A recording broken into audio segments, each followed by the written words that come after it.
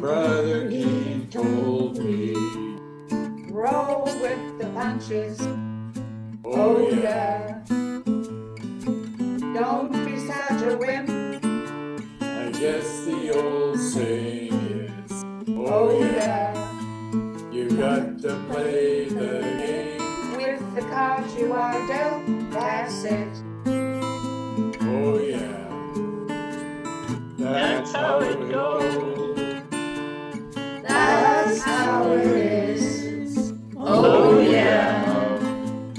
What do you do? You have to accept it.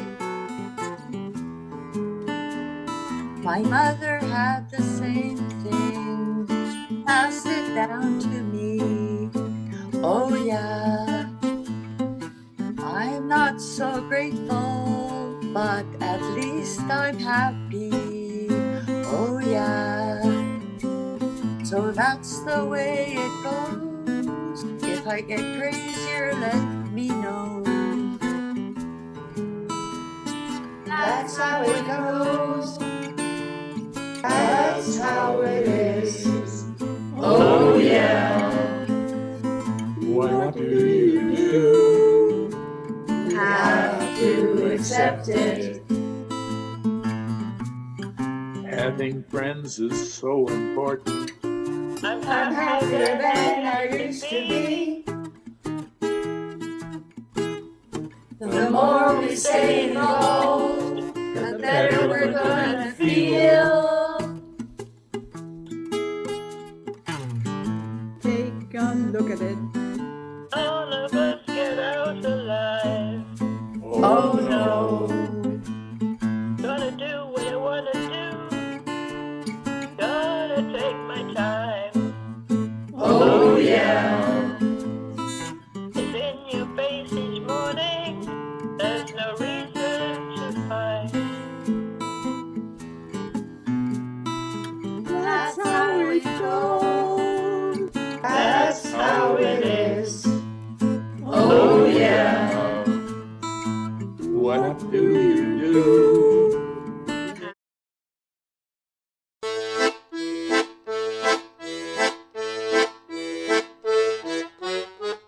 People say, oh, poor you. I say what's so poor about me. People who want to know me have to know. Sometimes I blank. We want to be seen for who we are and who we've been. We are more than dementia.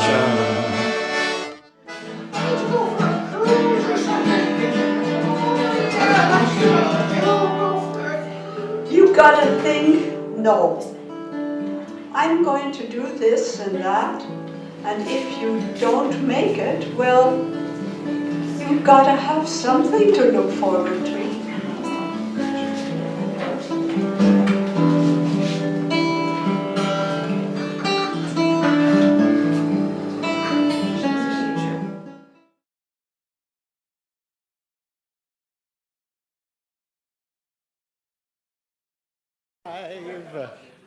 Welcome all of our online viewers. Welcome to Encore. Here we are. I'm Colleen Reid. I'm faculty in the Department of Therapeutic Recreation here at Douglas College. And running for his cue is here. I'm not even going to say his name because that's his line. Who are you? Are we on? Hi, I'm Bruce everyone. Devereux. I am the Recreation and Volunteer Coordinator at Christensen Village in Gibsons. Hey, nice to see you, Bruce. Yeah, thank you.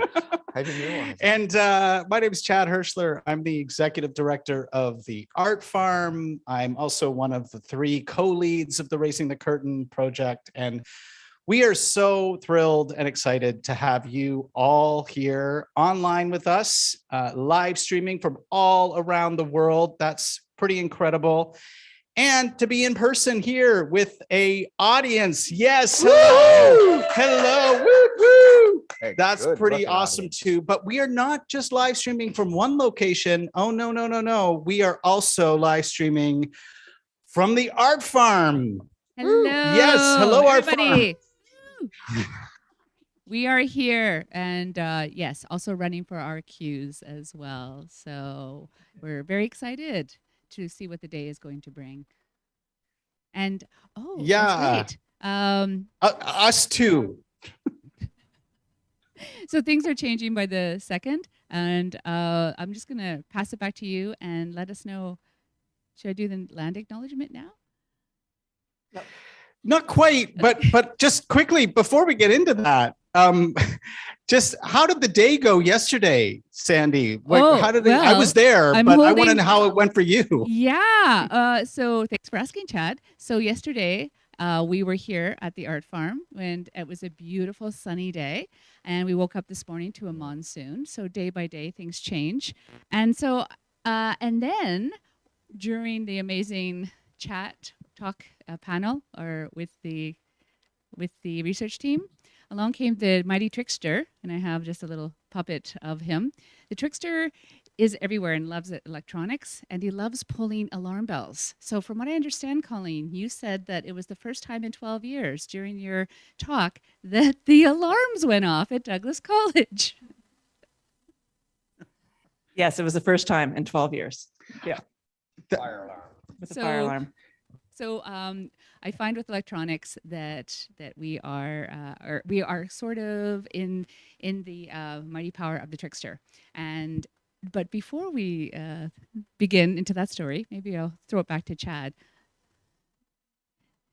All right, thanks, Sandy and Colleen. Let's take a moment to thank the peoples on whose lands we are live streaming from. I will. And I just want to say that unfortunately our college elder, Sandra, was unable to be here today. She had to cancel very short notice, unfortunately. So I would like to take a moment to honor and to thank those people on whose lands we are live streaming from. Here in the Aboriginal Gathering Place at the Douglas College campus in New Westminster, we're on the unceded traditional territories of the Coast Salish peoples of the Kakite and Coquitlam First Nations. Awesome. Yeah, I am so grateful to be here as well. It is such an incredible room we are in, and you'll get a chance, our audience, to get a better sense of all the beautiful artwork here. But now we'd like to give that back to you, Sandy, to do the same for the art farm in the Sunshine Coast. Thank you, Chad. And I just wish Sandra well. I was looking forward to hearing her words and blessings. My name is Sandy Buck, and I am one of the artists here at Deer Crossing the Art Farm. I've been working on this team for over 5 years. And I brought with me the mighty Buffalo Thunder Drum to hold space with us. Now, the internet doesn't really like drums, so I'm not going to play it for you, but I'm going to hold it. And I really want to thank the ancestors before us on the unceded territory of the Skokomish Nation, where we stand at the base of a mountain, the Mount Elphinstone, and then to the north of us is the Sechelt Nation. And we're very blessed to be living, working, and playing on these lands.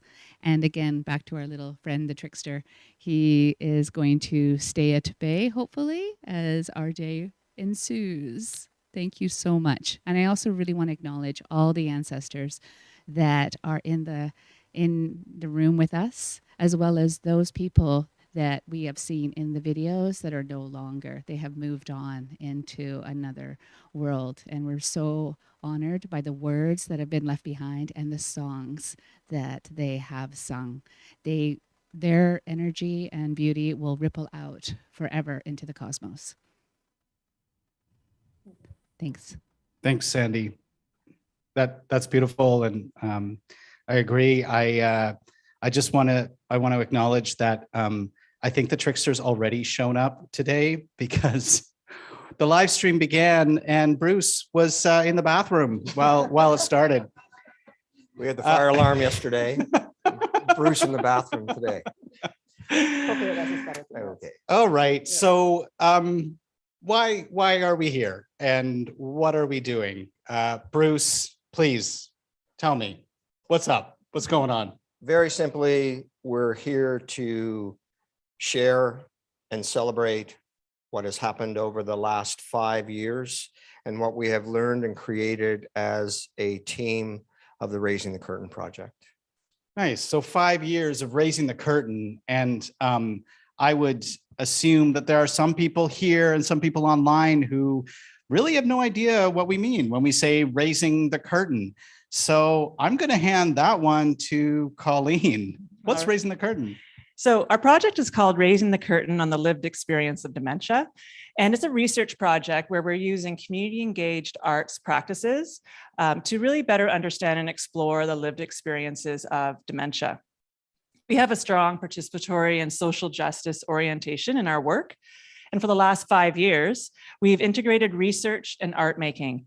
So we use research to inspire art making, and we use artistic creation as research data and also for knowledge translation. We've done over 70 co-creation workshops with people living with dementia and their care partners. And we've produced several events and showcases to share our work. Wow. Okay. Over 70 co-creation workshops. I don't know who did that math, but I was shocked when I saw that. This is probably a good time to look at that slide that we have. It's a timeline of our project. Okay, there you can follow the line and see we began in 2017 with our first workshop series. We actually have our first artifact from our first workshop here today. And through our first showcase, then we did a showcase on the road, so to speak, at the Heritage Playhouse in Gibsons. That was incredible. More workshops. And then, of course, it was 2020. We had plans. We were going to do a full theatrical production at Christensen Village. It was going to be, in the hallways with the residents. And that was going to happen in June of 2020. And so, of course, we all know what happened next. In March of 2020, the pandemic hit and we did that fast pivot and we turned everything online and we did our first online live streaming. So now it's old hat to us. This is simple. Backstage Pass, Dementia Lab, we were invited to do a similar performance then. Then we welcomed some people from around Canada to learn more of this practice, did more of the creative workshops online, and here we are. We're at Encore, and lots in between. But of course, all of this really didn't spring out of nowhere. We were inspired by many people who have brought us to this, that gave us the inspiration to do this. Let's take a look at the next slide. And Bruce, maybe you can tell us a little bit about where we fit in that. Yeah, and what's great is this next slide is also in these amazing booklets that have been assembled for this event today. But where Chad had mentioned, where you see, we've been inspired by several individuals, obviously, but 4 that we've profiled in the book, one being Ann Basting. Anne is a creative care coordinator based in Milwaukee and has really been the driving force of all of these projects. Emmy Kyoto, who is now used to be in Washington, D.C., who has now just been moved to Singapore to take a new position there.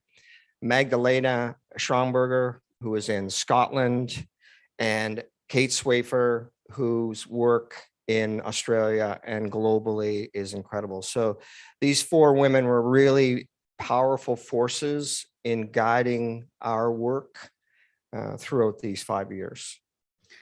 Yeah, indeed. I hope that everyone who's live streaming or here today, you get a chance to go online and look at some of the projects that they are doing and have done. All right, so back to us, back to our beautiful faces. Here we are, day 2 of our 2-day extravaganza. Colleen, can you set up day 2 for us? What's going on? I sure can. Get the hang of this. Can we get do we have a slide for this? We do. We've got. Yeah. Okay, perfect. Okay, so we're going to start with the first panel at 1 o'clock, and that will be the three of us. And in this panel, what we're going to do is really talk about the genesis of the project and some of our insights and learnings over the last 5 years. Kind of a bit of a conversational back and forth, really sharing our experiences. At 2:15, we're going to take a break. There will be food here for our live audience. Sorry for those of you online, but we do have food here. And we'll have a half an hour to eat a little bit, to take a look around the room, and to also explore the creative engagement table in the back corner. A little more on that soon, but there's Tom, Sarah May, and Rajan, and they will be more than happy to guide you through some flag coloring or flag making. So then at 2:45, we will have our second panel. And at this panel, it will be coming to us from the Art Farm, and we will have our care partners in conversation about their experiences and insights as care partners, living with and supporting people experiencing dementia. And then we will have another short break at around 4 o'clock. Maybe there'll be food left, we're not sure. And then at 4:15 till 5:30, we will have our last panel.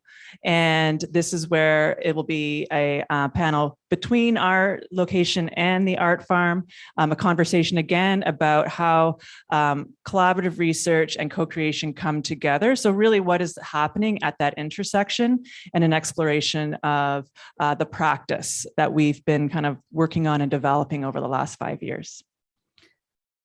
Thank you, Colleen. Yeah, that's we've got a lot for today, and so I hope those of you who are joining us online are here. You've got the stamina to stick around, and if not, I hope you can come back. We'll have these all recorded, so you can check out the recordings at a later date. I'm really excited about all of the panels, and so looking forward to the two that don't include me. So, okay, speaking of creative engagement activities, the ones that Colleen, thanks, Colleen. Bruce. No problem. Yeah, see you. We just wanted to take a moment to show the people who are joining us online. We descended upon the Douglas College campus on Wednesday, our entire team, and we were welcomed into this beautiful, beautiful space, the Aboriginal gathering place. It really feels like we're being held here, and we're grateful for that. And our team managed to set up an installation of work that has been created over the past 5 years. So we're going to take a moment. We have our live camera, and it's going to be showing some of that work. Well, here we are. This is looking at some of our mark making that was done by our collaborators. This was one of the workshops quite early on, where we were just exploring using quotes, using things that the participants had said themselves, and they would choose a quote, and then they would choose a quote and they would respond to it using the mark making tools that you will see a little further on as Joa proceeds. Oh, here we are. This is an installation. They were illustrative cards based on the theme inclusion and belonging. We see an elephant, the elephant in the room, and a heart. That these were worked on for the Managing the Unknown showcase. You're going to see a little bit more about that too later on. And here's the elephant again. The elephant features a lot in our project. As you see there's Ellie. Hello, Ellie. We got a little bit of a clip on the making of Ellie yesterday during the showcase. There's a really great 6-minute video that Joa made about this making of Ellie. And then we're seeing some of the flags that we made just recently. Here's more mark making. This is our first collective art making exercise when we came together in 2017. Who am I? Or the I am collage. I think everyone took a different part of the body and added their who they were to it. That was a ton of fun. Even one of us had to lay on the ground to be the body. And then we're coming to, this is the last installation that we co-created together, where our team was making flags. These are sort of slightly more complex flags than the ones that we're making today, but similar, just inspired by the theme of what are you standing up for? What are you fighting for? And there's the beautiful welcome pole that's the permanent installation here at the Aboriginal gathering place, and it's welcoming us and welcoming people from the river. And here we are. It's Sarah May and Rajan and Tom. They're working away on the flags. All right. Well, you know what I'm going to do is hand it over to Sarah May and Rajan, and maybe even we'll get us. Nope, just Sarah May and Rajan. And I'll let you guys talk away. How's it going there? Pretty good. Pretty good. We're looking at all of the images and the messages that are coming in and have come in since this project started a few days ago. On Monday, we were on the art farm making these flags with some of our participants and peer collaborators. Shall I show you some? Let's see. How about this one? Getting through the next 5 years. If you can see that on the screen too out there, folks that are in the room with me. And there's a wine glass. Whatever works, whatever gets you through those years.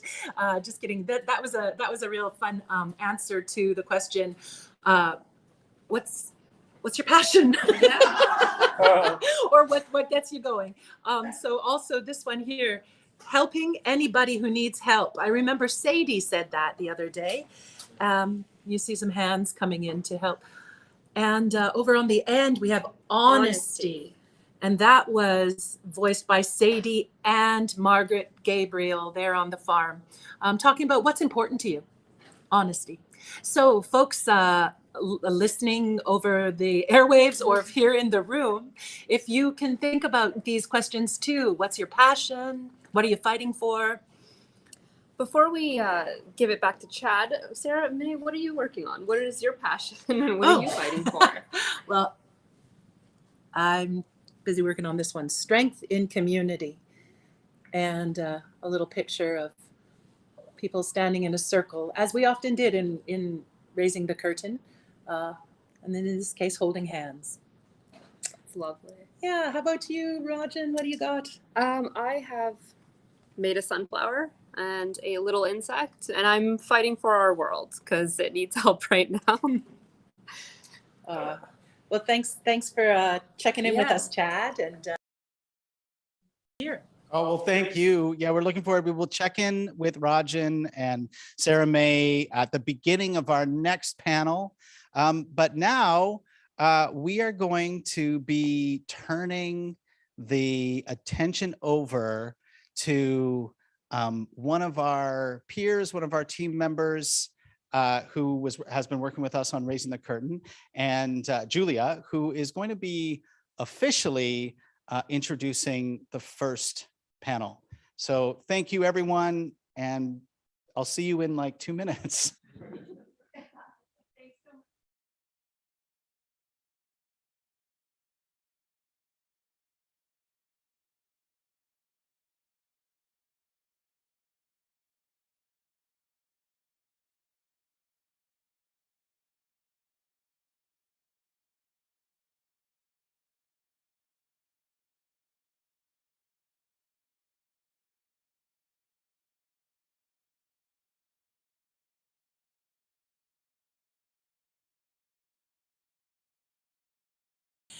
Bruce has a background in therapeutic recreation, and he's the recreation director at Good Samaritan Society,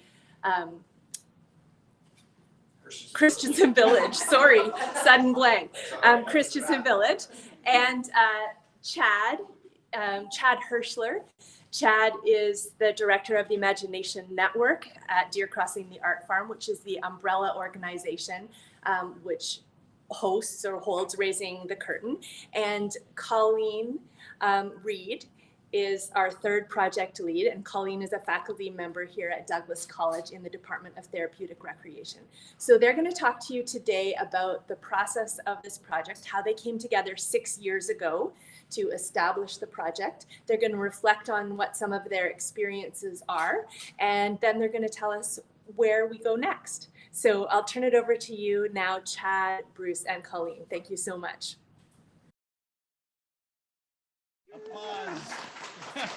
Rapturous applause. The crowd is going on. Thank you. Yeah, I promised you I'd be back, and I am back. Okay, so this is the beginning of our panel, which we lovingly titled it 3 Worlds, 1 Project, Revisions, Collisions, and Transformations. We spent a bit of time, I guess, together. Well, we've spent a lot of time together over the past 6 years, and gone through a lot together. The last 6 years of human history have been quite challenging. So it's we've been going through that with this project together, and so we wanted to take some time to look at what we've learned ourselves personally, what's been uncomfortable for us, what did we learn from that discomfort, where were the friction points, and then the kind of the highs and the lows, as you know, if you will. But we from the beginning, it's been kind of a I guess a beacon that we've held is to try to bring the collaborators that we've worked with, their voices to the forefront. That's been something we've held as sort of our top principle. And so we wanted to launch this panel off with a snapshot of Raising the Curtain that is a video of a song that was co-written. Sarah May and Tom Jones, you're gonna see lots of them later too, wrote a song based on words that our collaborators had spoken during many discussions in our over 70 co-creation workshops, and we put together a short video, a video collage with the collaborators singing along to and with these words as well. So the title of the video, very apt for us, is "Why Are We Doing This?" So let's roll that. Let's roll the video.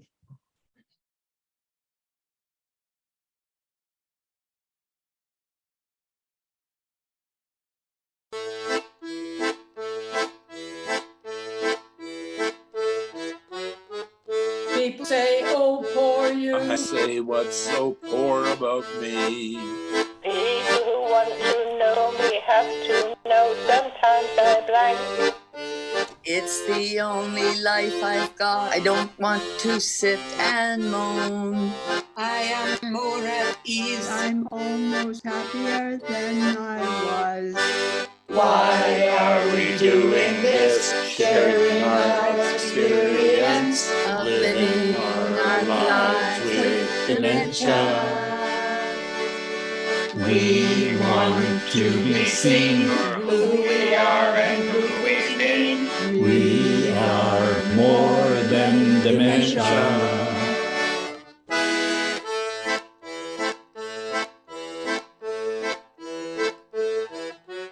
I think my generation's not going to take this lying down.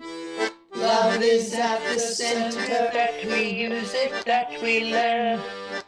I try to stay connected. Other take away the fear. So I'm making friends. I feel included while I'm here. Why are we doing this? Sharing our experience.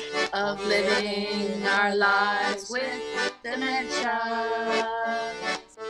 We want to be for seen who we are and who we've been.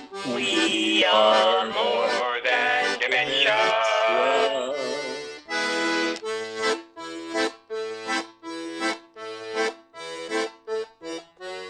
It's important that I stand And and say what I mean. It's like I've lost control. To someone else who wants to steer. I think I need to learn to be creative with this year. I want to be with people. Who are kind and loving and free. Why are we doing this? Sharing our experience Of living our lives with dementia. We want to be seen. Who we are and who we've been. We are more than dementia. We need another word for dementia. So Let's raise the curtain on dementia. Yeah, both. All right.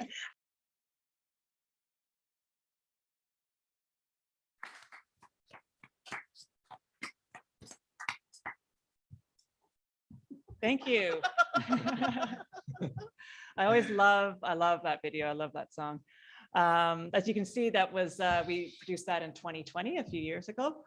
I think that video so nicely captures why our peer collaborators joined us on this project. And it really was a great moment for all of us in this project.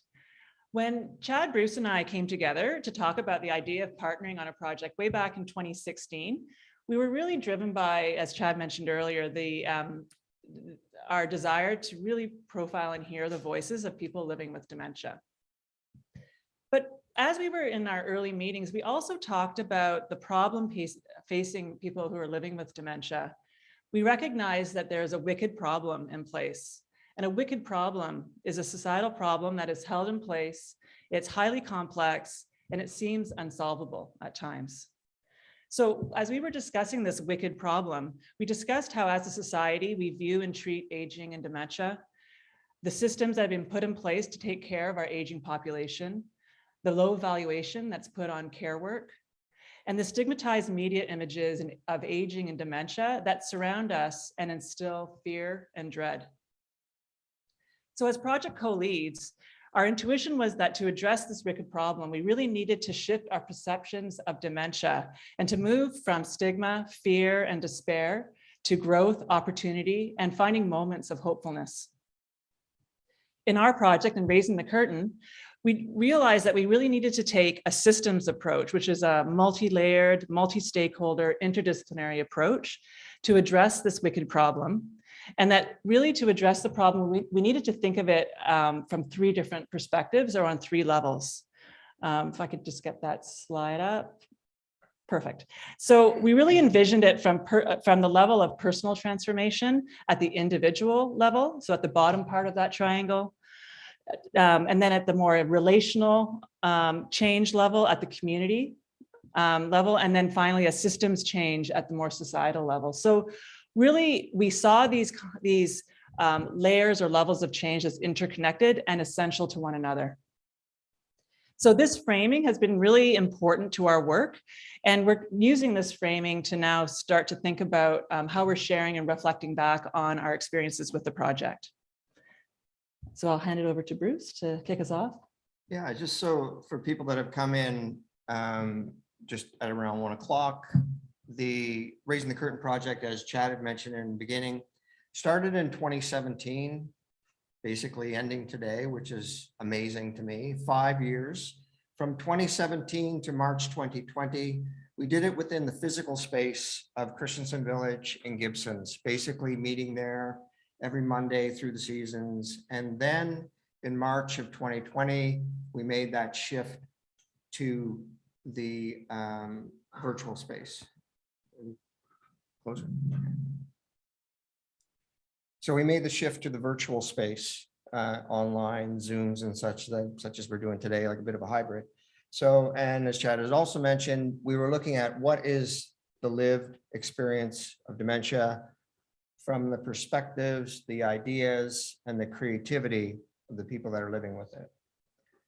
Colleen mentioned about the personal side and tracking back to my roots.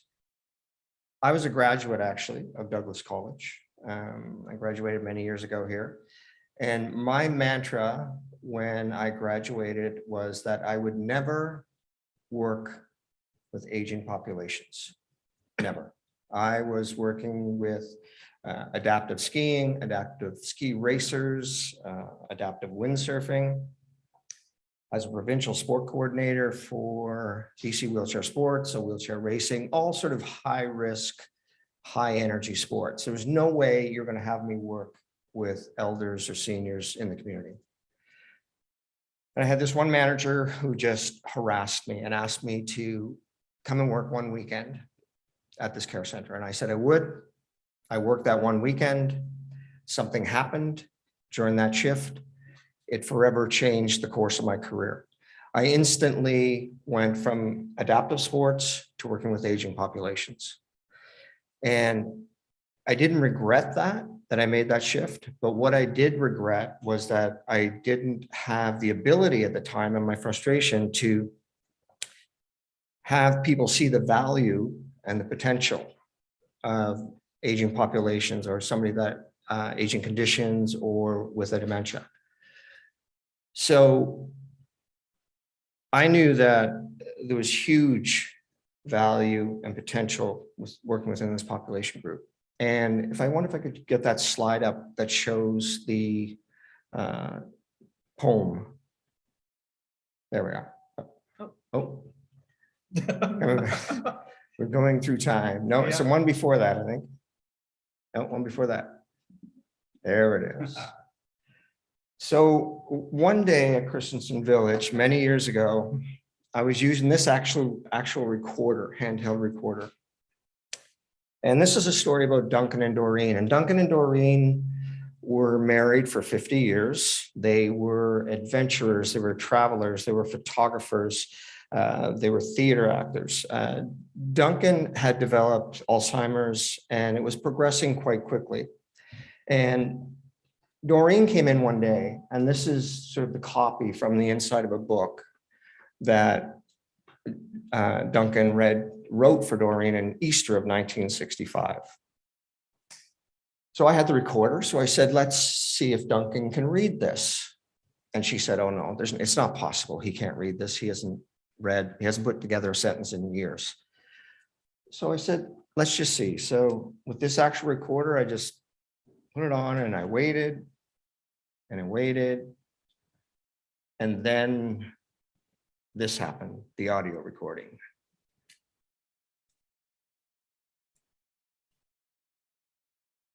It's gonna happen. That's about how long. Shall I compare thee to a day in spring?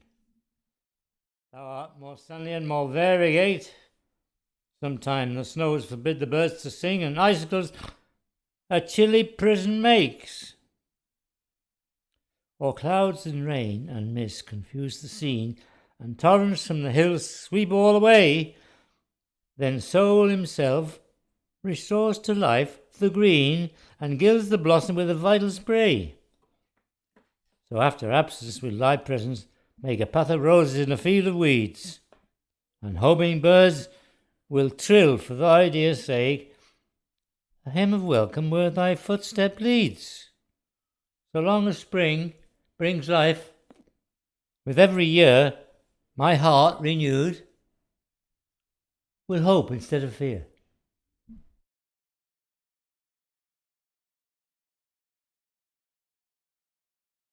Do you think that Duncan's wife Doreen responded after not hearing her husband speak for a few years, and then this happened? So it was one of those moments for me that was transformative, and we're talking about the personal, that I realized this huge creative potential. And that's when I discovered Anne Basting and Anne's work, creative care work, and in particular, her work with time slips. And time slips at the time was, and still is, an improv story creation technique that is based on imagination. So basically, forget memory, try imagination. So I have the book here. So this book, just to give you an idea, representative, there's about 150, 160 pages in this binder, and each page represents probably a 1-hour session with 4 to 7 people that we would do over the years. So as I started to work with the groups and get these stories together, I realized this was just such an incredibly rich resource based on the time slips technique. So I needed a collaborator. I figured I didn't have the arts background, and I had been watching actually Chad and Sandy for quite a few years with Deer Crossing the Art Farm. They're real community builders. So I figured, I bet if I was to give this binder to Chad, we kind of knew each other a little bit on and off with different things. I said, I bet if I gave this binder to Chad and he had a look at it, I bet I could convince him to do something together. So just like that, I handed him the binder. Okay, so I have the binder. So just to set the scene here, Bruce had plied me with, he said, come on down to Persephone, our new craft brewery. And I have something I want to show you. So there I was, we were, over beers at Persephone. And just to preface all of that, I had really never set foot in care center before. I think when I was in high school, there was a high school project where we went, but that was it, and I'd never gone since. And I hadn't had any personal experience with dementia. Bruce had known us. He had volunteered, I think, for our circus performance. A musician we had worked with, he'd done a project with him. And so he brought out this binder and and I think turned to like the first story and just read it. And honestly, before he was done the third line, I was hooked. Maybe we can leave this out for those lucky enough to be here to come and read a few of these stories, because they're just magical. It's like there's so much. It's so robust and rich with creativity and imagination and humor and all the things that sort of as an artist you're that's what you're looking for. That's what you want. You want those things, and there they were.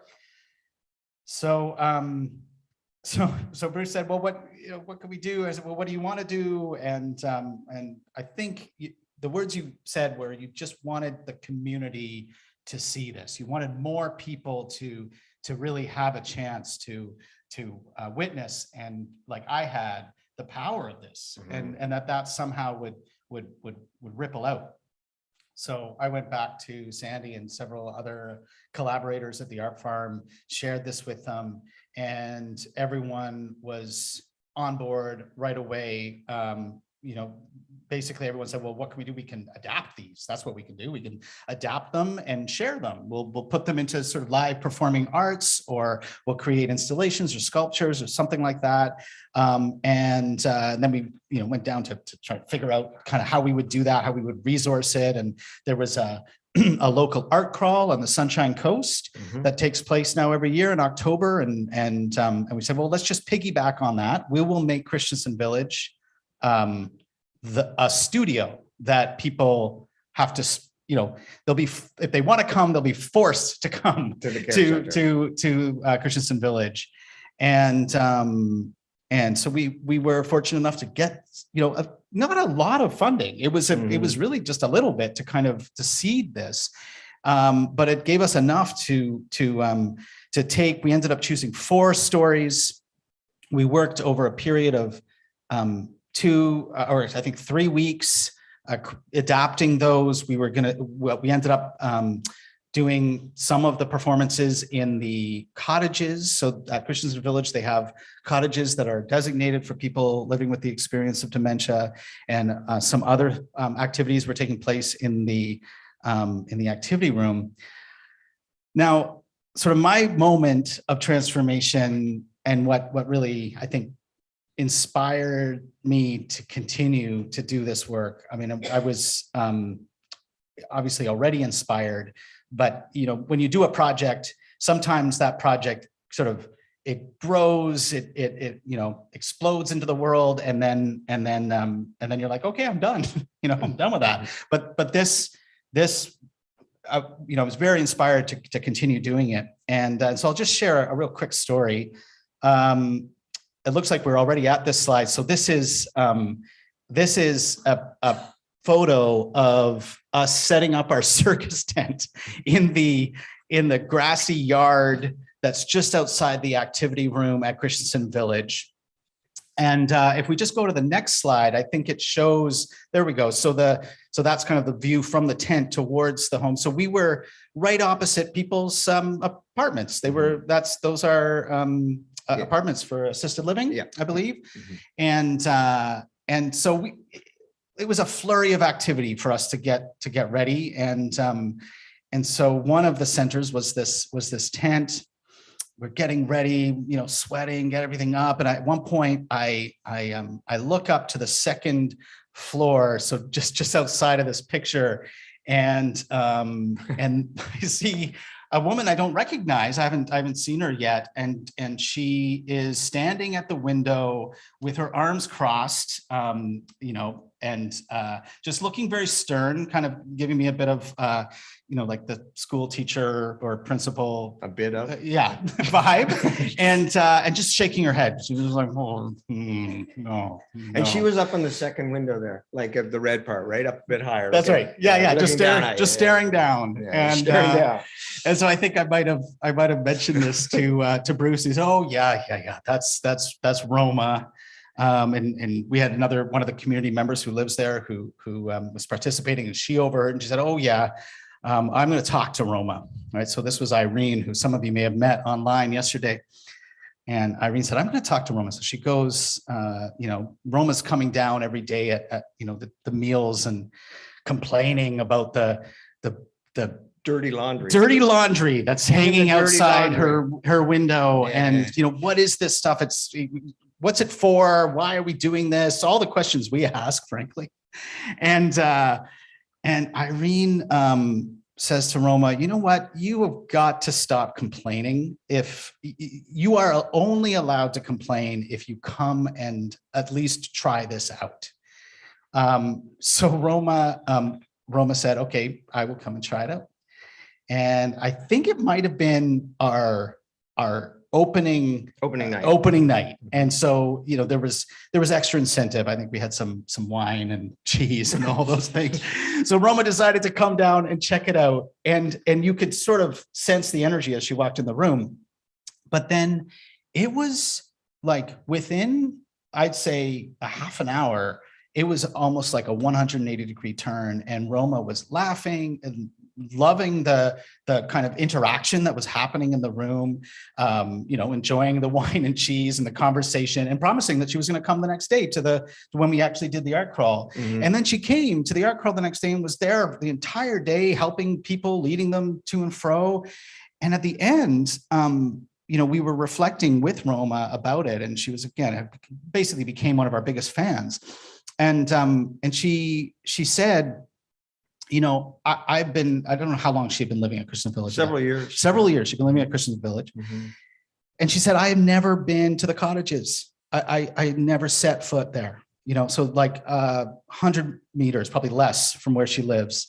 And there was something about that zone that scared her. And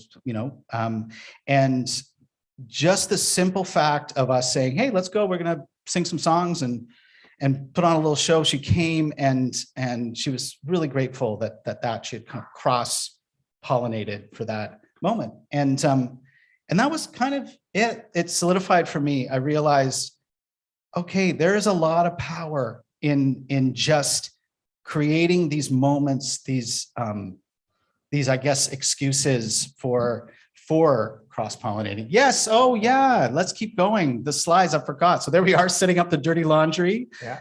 And then this is at, and then the next slide is Roma. We had one of our installations was butterfly wings and taking photos. Everyone would come and get their photo done as a butterfly, and that's Roma. who has since passed on, but so we Honor her. We honor her as well, because her energy, that energy that she brought. Sometimes it's the people that are the most resistant who actually bring this powerful energy there, because there is a transformation that happens right before your eyes, and that inspires you. So yeah, we don't have to go to that slide yet. We will come back to it. We can hang with Roma. Let's go back to Roma. There she is. Yeah. So yeah, the other thing that happened from that event, so the art crawl happened. It was, we really didn't know what to anticipate. We set it up. We thought, oh, it would be nice if friends and family came, and hundreds and hundreds of people showed up. And it was because of the nature of the Sunshine Coast Art Crawl.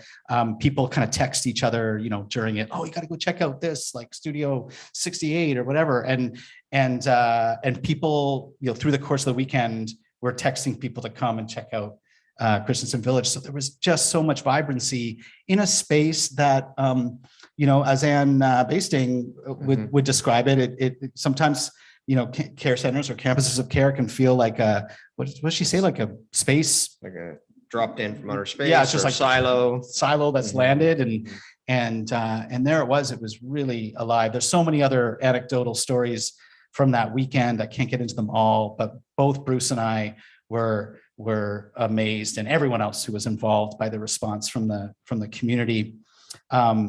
Bruce was like, great, I'm done. That's it. No longer working with the art farm. It's over. It's over. That took everything out of me. But something was niggling for me. I felt like, no, there's really something to this. So then we brought her in. Yeah. So we realized that the anecdotes themselves, they're powerful, of course. But we needed to ground this work in education. We needed that third partner that Anne Basting talks about: arts, healthcare, and education.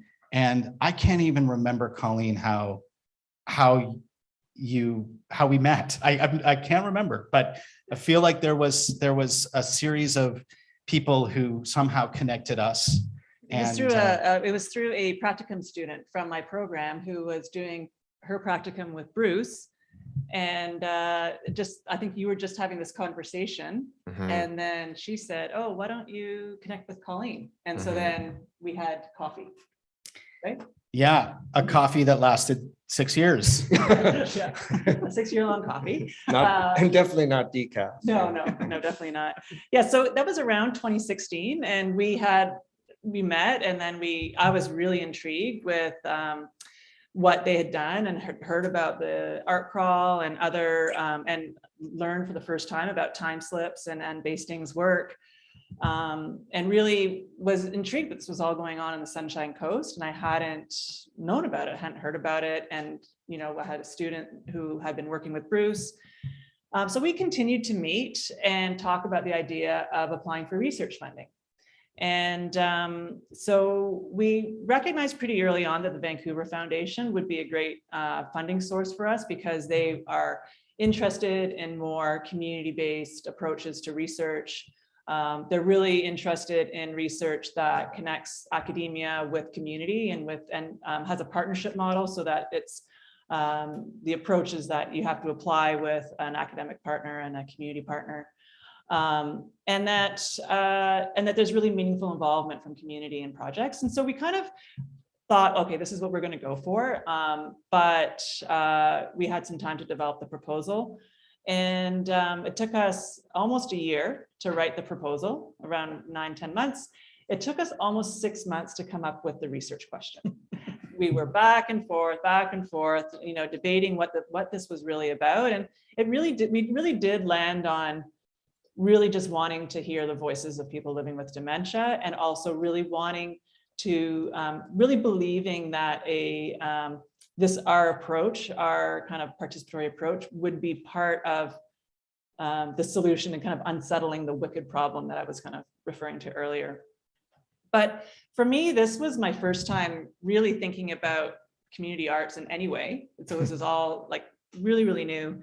I had done a little bit of arts-based research with the Photo Voice project, but you know, in conversation with Chad and Bruce, we're talking about using theater and visual arts, poetry, mime, music, puppetry, like all these things. I had like, what? Like, how does this work? But I was intrigued. I thought it was really an interesting opportunity, and I thought, okay, this is where we could take this. We could figure this out as we think about the proposal and think about what this would look like. So we did get the funding, of course, in 2017 for 2 years initially. We did get another 3 years, 2019 to 2022. And so, but all this time, I always really thought of myself as the researcher. That was my job. You know, they were the arts people doing their thing, and I was kind of along for the ride to help out with the research part of it. And so, you know, we got the proposal. I kind of took a lead in writing the research proposal. I took a lead in figuring out the ethics forms that are required by Douglas College here to kind of make sure that we're doing everything kind of above board and ethically. Also worked with our research manager to develop our consent forms and figure out how we're going to track involvement and how we're going to gather demographic information from our participants and how we were going to manage our data set and do that ethically and so on. So I had all these, you know, systems I was putting in place. So really, you know, even though we had talked about this notion of a third space, and we referred to it earlier, yesterday in our research talk quite a lot, which is really a coming together of disciplines where we're all researchers and artists and professionals and learners. We're all in it together.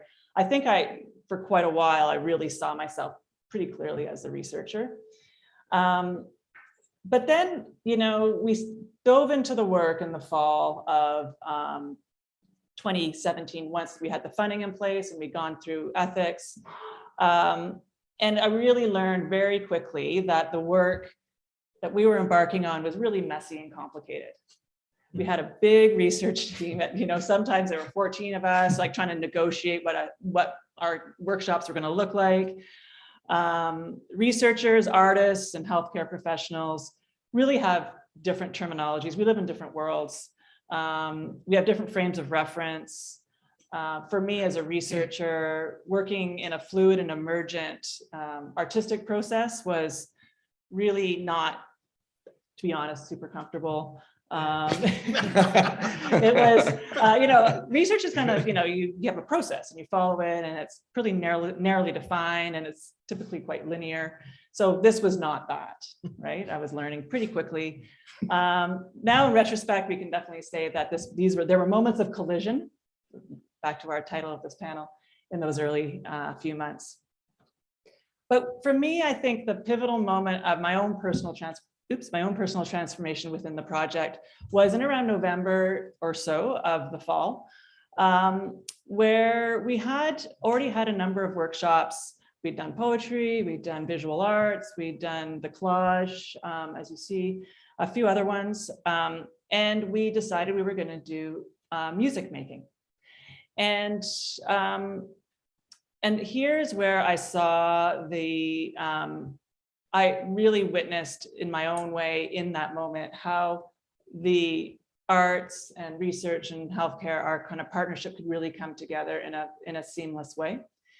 So I want to show you a clip of that session, just to give you a bit of a context. So you'll see one of our peer collaborators who had until this moment been relatively quiet, and she was a bit frail.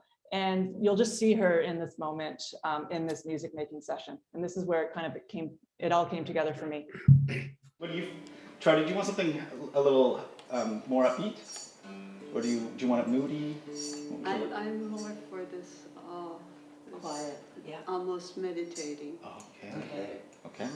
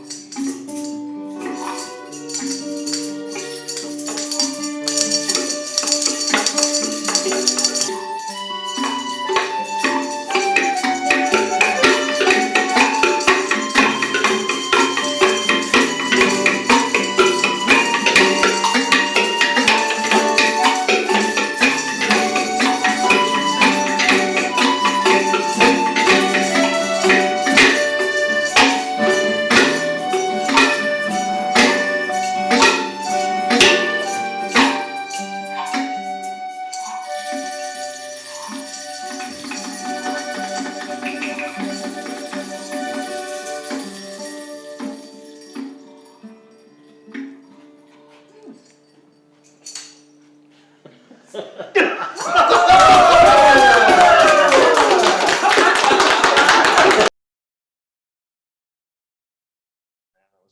that was a moment. Yeah. And if I noticed, Colleen, you were in the background at the table I was with the doing field laptop. notes in the background. Yeah. Forever transformed after yeah, that. That's such yeah, a moment. Oh it my was a gosh. moment for sure. And there were a couple of students, I don't know if you noticed in the circle as well, because that was a very memorable moment. And so this was very meaningful for me personally, but also what really this shows, as you can see in the video, is the community building that was beginning to form in the project. And this is where we really saw the power of our relationships and developing relationships and building a sense of community. So kind of more the change that can happen through that at that community level. And we really, from this moment onwards, we really learned that the importance of relationships and how they can really help to counter some of that disengagement and isolation that people living with dementia can experience. And also to how, when we were meeting in person, how meeting as a community could really build people's comfort coming into a care center. Mm-hmm. And that became our meeting place, and that became the place where we were doing creation, we were doing research, it was all happening in that space. And it became a physical space where we came, but also people from within the care home came and went on a weekly basis. In March 2020, as we all know, everyone did the big pivot with the COVID-19 pandemic, and so did we. We were able, because we had built the foundation of our community in person, we were able to pick up our work online. And we often talked about the fact that we couldn't have done it without those 2 years or 2.5 years of having worked together and met together. Mm-hmm. That really provided a foundation for us to be able to continue for almost 2.5 years online. In fact, we didn't resume meeting in person until a month ago. So we've been online for all that time, as many of us have been. But what we found was being online really helped keep the project going, but it helped keep us connected. And this was in a time when also many of our peer collaborators had lost all sense of connection to any part in their community. And so we, as a project, kept moving and kept going. And as we said in the introduction, you know, now that we have done over 70 workshops with our peer collaborators, that's a lot, but we just kept them moving through this time. So when we think about what we built at the kind of community or relational level, we saw that really within our team, how our roles started to blur and blend. You know, we all have our expertise that we bring into the project, but we also really saw connections between researchers, artists, people working in healthcare, our research participants, our research assistants, students here from the college, our care partners. Everyone started to become more connected and integrated. And we saw all sorts of relationships form, and you know, people giving each other rides to the care center, or you know, getting online and helping each other learn to knit or do various interesting things together beyond what was really happening in the project. And one story that I always I've heard a few times, but was when one of our peer collaborators passed on, and our team was invited to his funeral. And I wasn't able to go because it was in Gibson's, but a number of our team members went, and were really struck with how this peer collaborators, his family and friends, were speaking about him and the loss of him because of his dementia diagnosis. And our team members who were there really, you know, said, what, like, you know, he was such a vibrant and engaging and creative person. Mm-hmm. And when we were meeting with him, and so we had this insight into him that was really full and had his full humanity, and there was no loss in our experience. So it was just it really showed again the power of what we were creating in our community and what that enabled this particular individual to experience and to participate in. I also wanted to just say at the community level, where as you know, I'm always really, when it comes down to it, I am a researcher, and I have over the years, we have had a number of research assistants brought into the project. And I just wanted to take the slides up, if that's all right, where we were at, Harmon, thank you. Because I really want to acknowledge the many research assistants and students who've been involved in the project and the roles that they've played, how they have been brought in as students in second, third, or fourth year here at the college. Here's Laura. I'll just keep on scrolling through. Next slide. Oh, there's Anya. Although Anya's our project manager, research manager. Yeah, here we are on Zoom, and then we see Vanessa and Rajan. Yeah, dressed up. And we have more of us here on Zoom. I love it. Yeah. And here's Simran, who you see today. She's our event manager.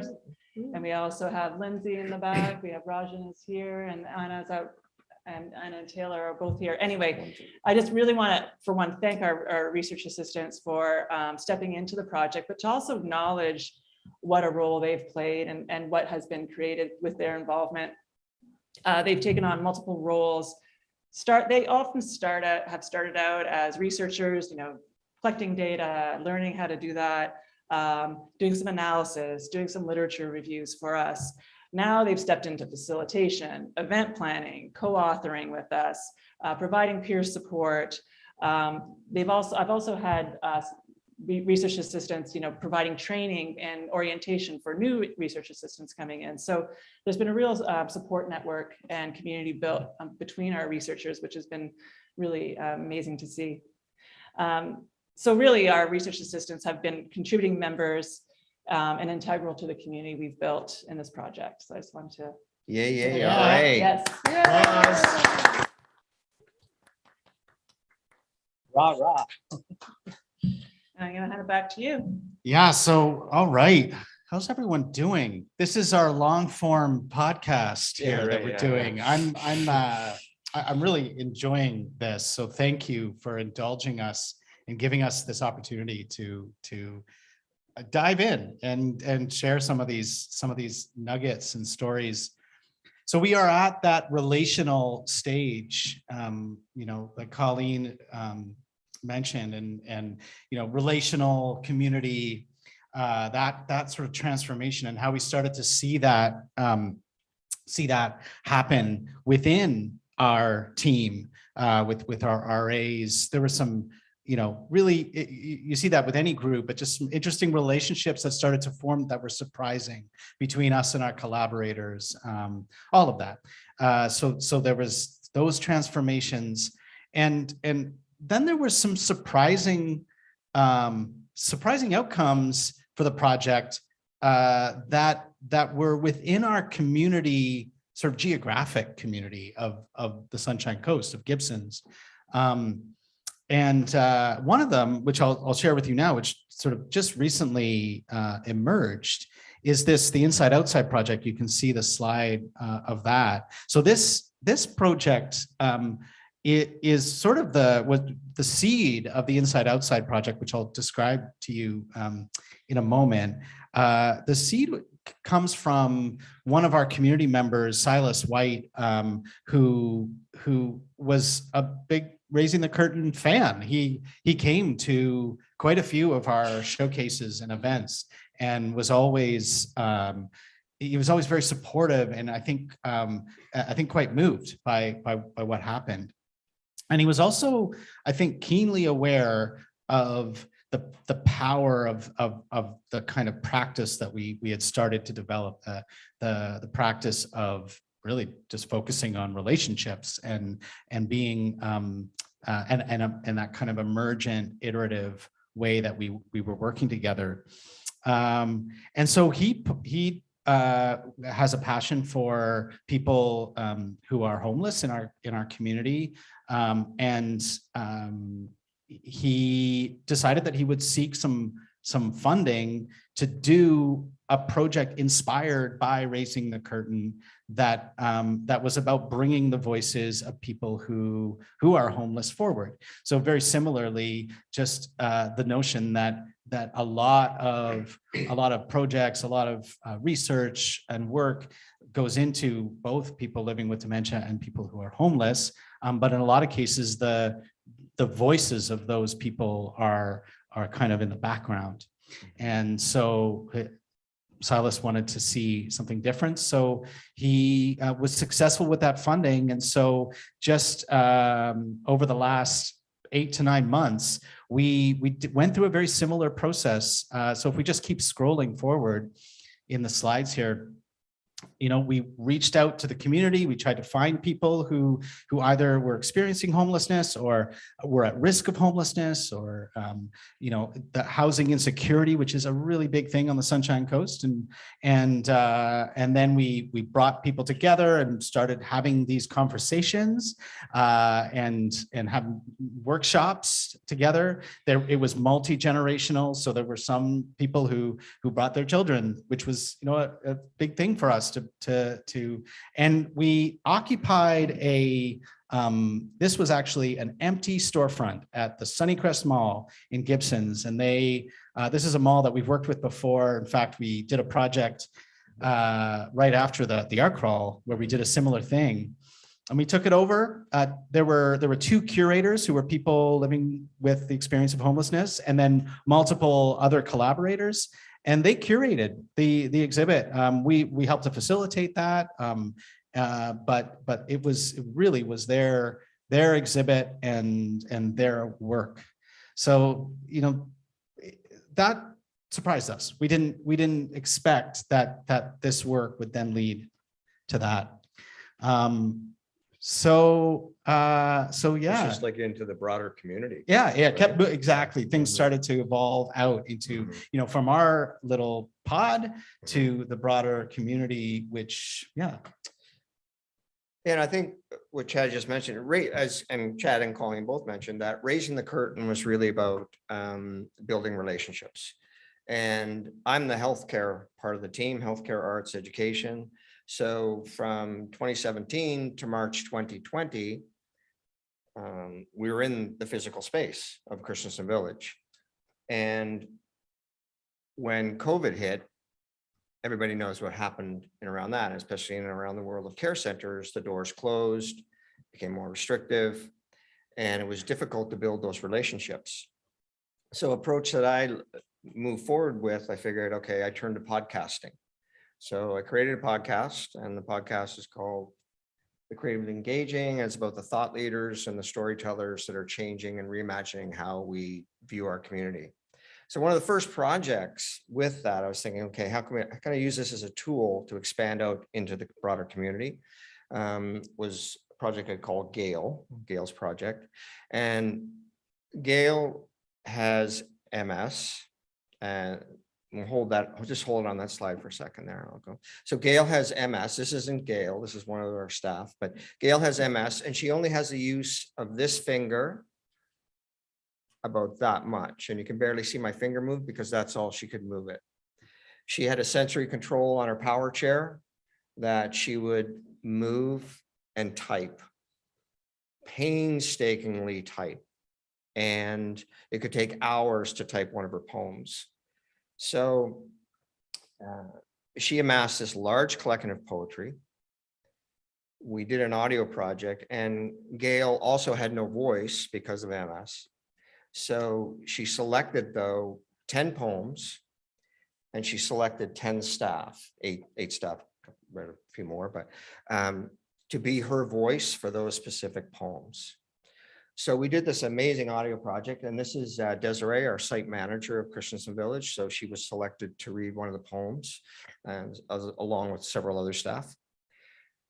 And then at the end of that, I thought, well, okay, let's turn this into a podcast. So we turned this into a podcast, and it inspired this young woman from Lithuania, who is now in Vienna at the School of Music, Monika Mashikanauskaitė. And if you, as a Maritimer, if you're wondering how long it took me to rehearse that last name, it took quite a while.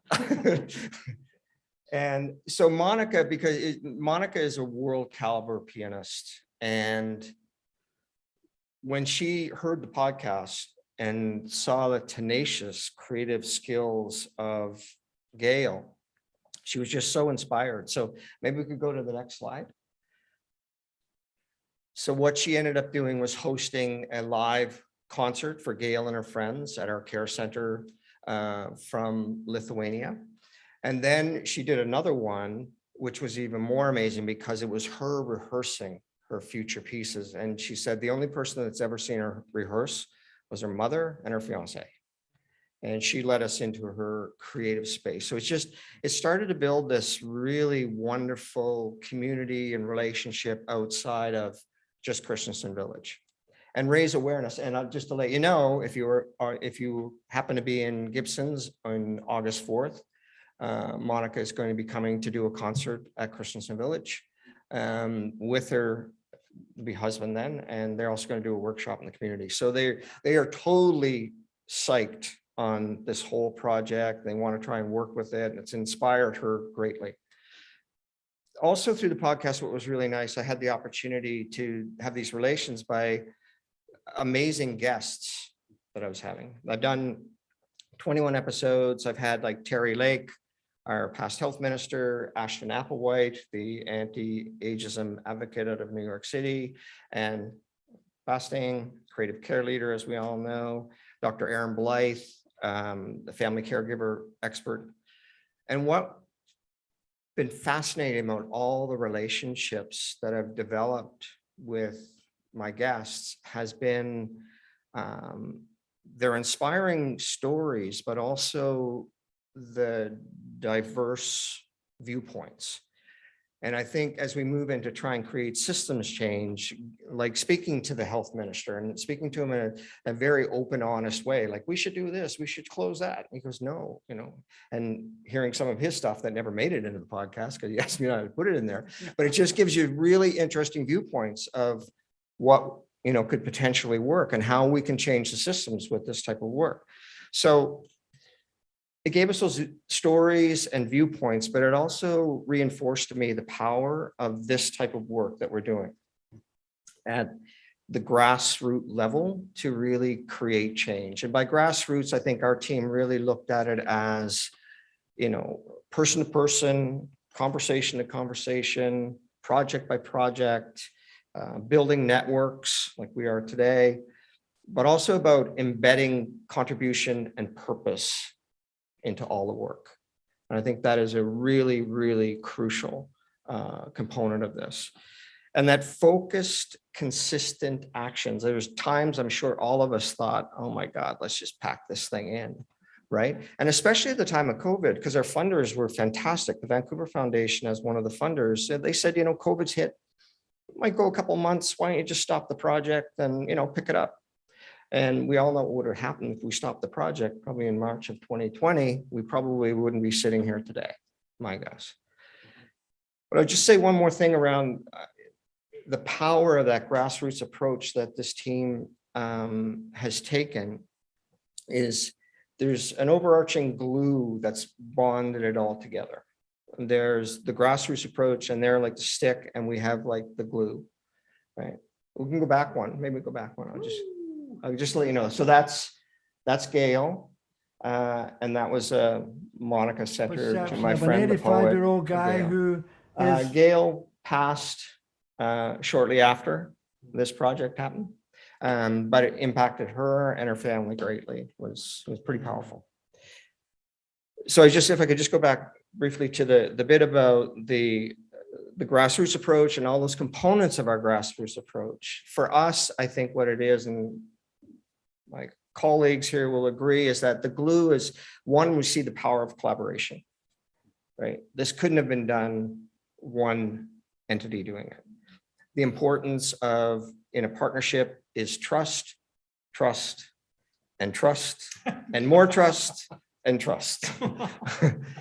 And 200% trust in our partners, but also in looking at embracing the challenges. We've had some pretty significant moments within this project that the wheels could have come off, but I think because of our strong foundation, we've been able to course correct and pivot and go in the direction that we need be. And when I look at that, I think I'll lead it to Chad in the future. It's like, what can we ask ourselves, right? Can we build a creative community of care? Yeah, that is the big question that sort of we've we've come out of this project with. I want to say, I think we've come to the systems level that very skillfully Bruce has taken us there. And we'll talk a little bit about that. But our hope is to open this up to a little bit of a conversation or questions from people here or anyone online. Please do put your questions in the chat. We have someone who's monitoring that. And questions, comments, we invite those, because this really is a conversation. Once we get to the systems level, it's a conversation. Because we don't have the answers at the systems level, so we would like to take yours. Okay, we'll hold off for 1 minute, and then we'll come. We already have a question. This is so exciting. Okay, so just to speak to the future, and where we are hoping to go with this. We, as Bruce was saying, and I think what I've really experienced through becoming intimately connected to two large-ish institutions, right? Good Samaritan Society and Douglas College. These are systems that are in place, right? And most of our systems, including those and everything in our kind of modern society, are systems that are focused mostly on control. They want to try to control outcomes, right?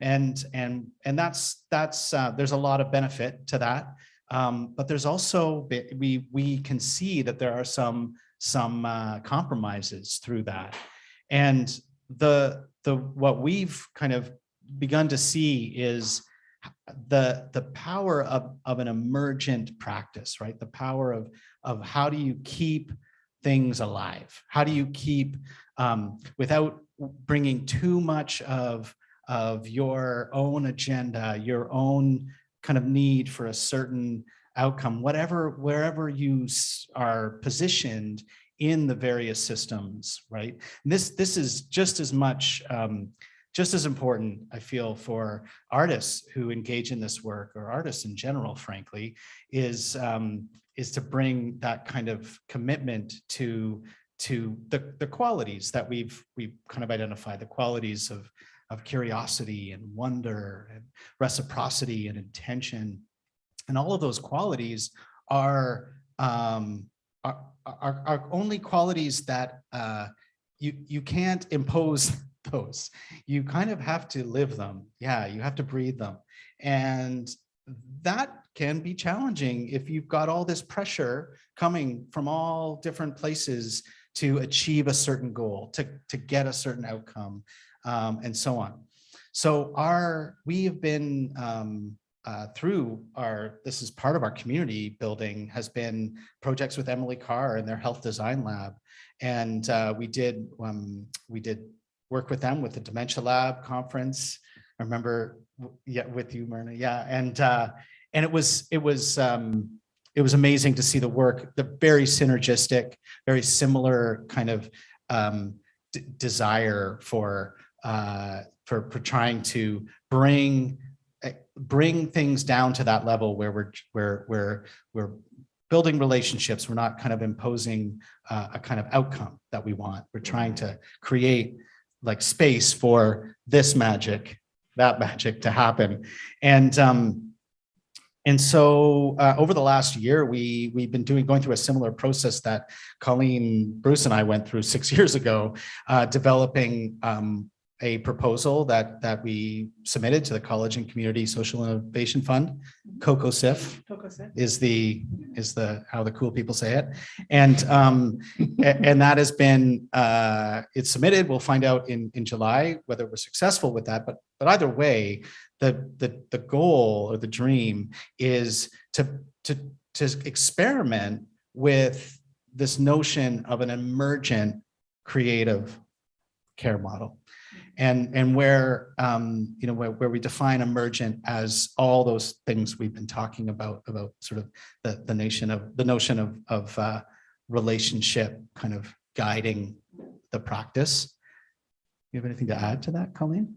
No, No, very nice, you said. Oh, thank you. Yeah. Just Just like a researcher. I think the intention now is to really take on our vision for social or system change and to really imagine how expanding our network can really help us to achieve that. So yeah, bringing in new partners, not only Emily Carr, but another care home on the Sunshine Coast and Vancouver Coastal Health Authority. So really trying to expand the work and yet keep it authentic and real to what it is. So that's kind of the balance, the challenge, and what we're hoping to step into later this year. Yeah. Mhm. And do you want to end with them? Well, I want to actually take, because there was a Well, we question. have acknowledgements first. Acknowledgement and the Bill's recording. Oh, do we want to, I thought we could end with that. Oh, okay. Because it's such a nice recording to go okay. out with. So You see how much we rehearsed this? So why don't we open up to questions and then we will end with some acknowledgements. yeah. Actually, you answered my question. I was just asking about if you had anything planned at the end of this, what was next? So you did actually answer that. So thank you. Thank you. Yeah. It's, I'd like to know how to get your podcasts. Oh, any of the podcast channels, Apple, Spotify, it's on all the major podcast providers. So you just put in the creatively engaging. there are, Really great. yeah. Really great podcasts. Yeah. How many do you have now? 21. 21 right now. 21. They're longer episodes. Most people like really short podcasts, but mine are all sort of, focused more on character. So one of the last ones I just did with David Greenberger, probably know David's work, and Beth Harrington. And yeah. They're good for dog walks. I listen to them. Yeah, the good dog walking. Yeah. Good dog walking podcast. It looks like we have a question at the Art Farm. This must be coming from us, from our online audience. Let's go to Sandy. the Art Farm. Hey everyone. That is wonderful watching you three. I actually learned a lot and I've been with you the entire time. And so there is a couple. I'm married to you. Yeah. Oh yeah, and married to that guy. So we had a question online, a couple. Can we mail the booklets to them? Yes, we can. So for those people who are watching online. Let's answer that with a yes. Send us your address and we will mail it to you. We've had a lot of fun with mail with this project, actually. Sandy, share one of because you were the one when COVID hit and of course the big challenge with an interactive relational project with COVID is how to continue to sustain that online. And so one of the solutions was mail. Yeah, can you share that? Yeah, thanks, project? Chad. Snail mail. It's becoming an art form in and of itself. And we were working with one of the participants who has passed on. And I think her level of dementia was quite advanced. So we were all separated and, well, who doesn't like receiving mail and opening up a package? So this idea came where we would put different things in the packages and we would mail it off and then open it together. And so I was working with Rolf at the time, and Rolf is right here. I'm going to get him to stand right in, and maybe we can talk about that because I want him to be part of this. So Rolf, do you want to talk a little bit about what happened during that time when I'm totally, oh my goodness, when the person opened the package? I'm sorry. I wasn't expecting to come on, so I'm drawing a blank. Okay, so give me a name. I know. Who was it? Who did we send it to?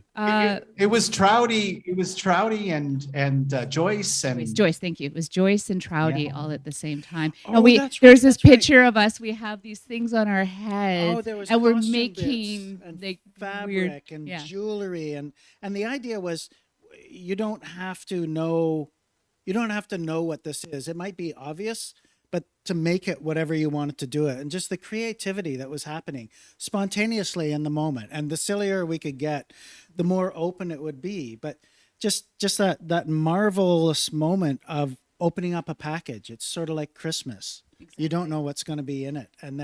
But we're sharing it on Zoom. So it's sort of like in Christmas when you hand somebody a present, you watch them open it. we're able to see each other do it and then play. Engage with it. And I was standing in line. I remember this quite clearly. I was standing in line, I think, to vote, and I get a phone call from the participant's husband. And he says, "Oh, Sandy, I just have to tell you that Joyce looked at that package the next day and said, I like that." So she had remembered, not that we're trying to recall memory, but it was a physical recollection of that experience. And he was so enthusiastic and joyous. And I think it was his response that was my pinnacle moment of, wow, that really, because we didn't know. We said, oh, let's just try this. And we had a lot of fun. But he had to take time out of his day to call and tell us that was a great way of responding. Yeah. So I have another question, though, and you may not be able to answer. It seems like a big question for the panel. And how would other communities do this? How would they do what you're doing, like other small communities? So throw that at you. What was that? Here we go. How would other communities do this? Colleen, you want to take that? Very easily. No. Well, we've been actually in the project really trying to build up our resources and to make available to, can you hear me? Yeah, to make available to other communities, but that's still kind of a work in progress. So we've been working on it. I think we've talked about this to some degree in that the key thing is the partnership. And so finding in any community that, an arts group or an artist to work with an educator and someone in healthcare, and having those three key partners come together, I think is the starting place. And then getting the resources and figuring out what it looks like in that particular community is what happens next. But I think we've really imagined that would be the first step, is to kind of, where is there the energy, where is there the will to step into this kind of unknown new work and to work together to create something like Raising the Curtain. So I don't know if you have anything to add. I do. I want to add that, one of the other elephants in the room that with this project is money and resources, and how do we make this happen, right? I know that I've gotten that many times, and yet the research component of this project, because of the research, that's really the bulk of the resources, right? So if you're planning to do a research project, there's funding for those sorts of things.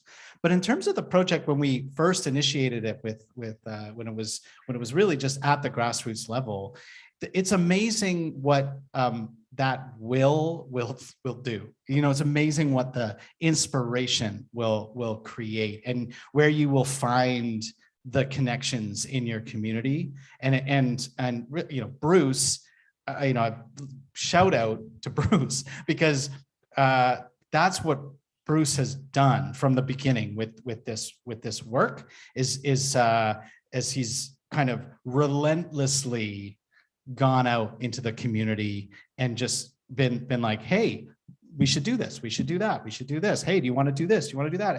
And certainly I can't speak for all artists, but it's exciting. This is exciting work.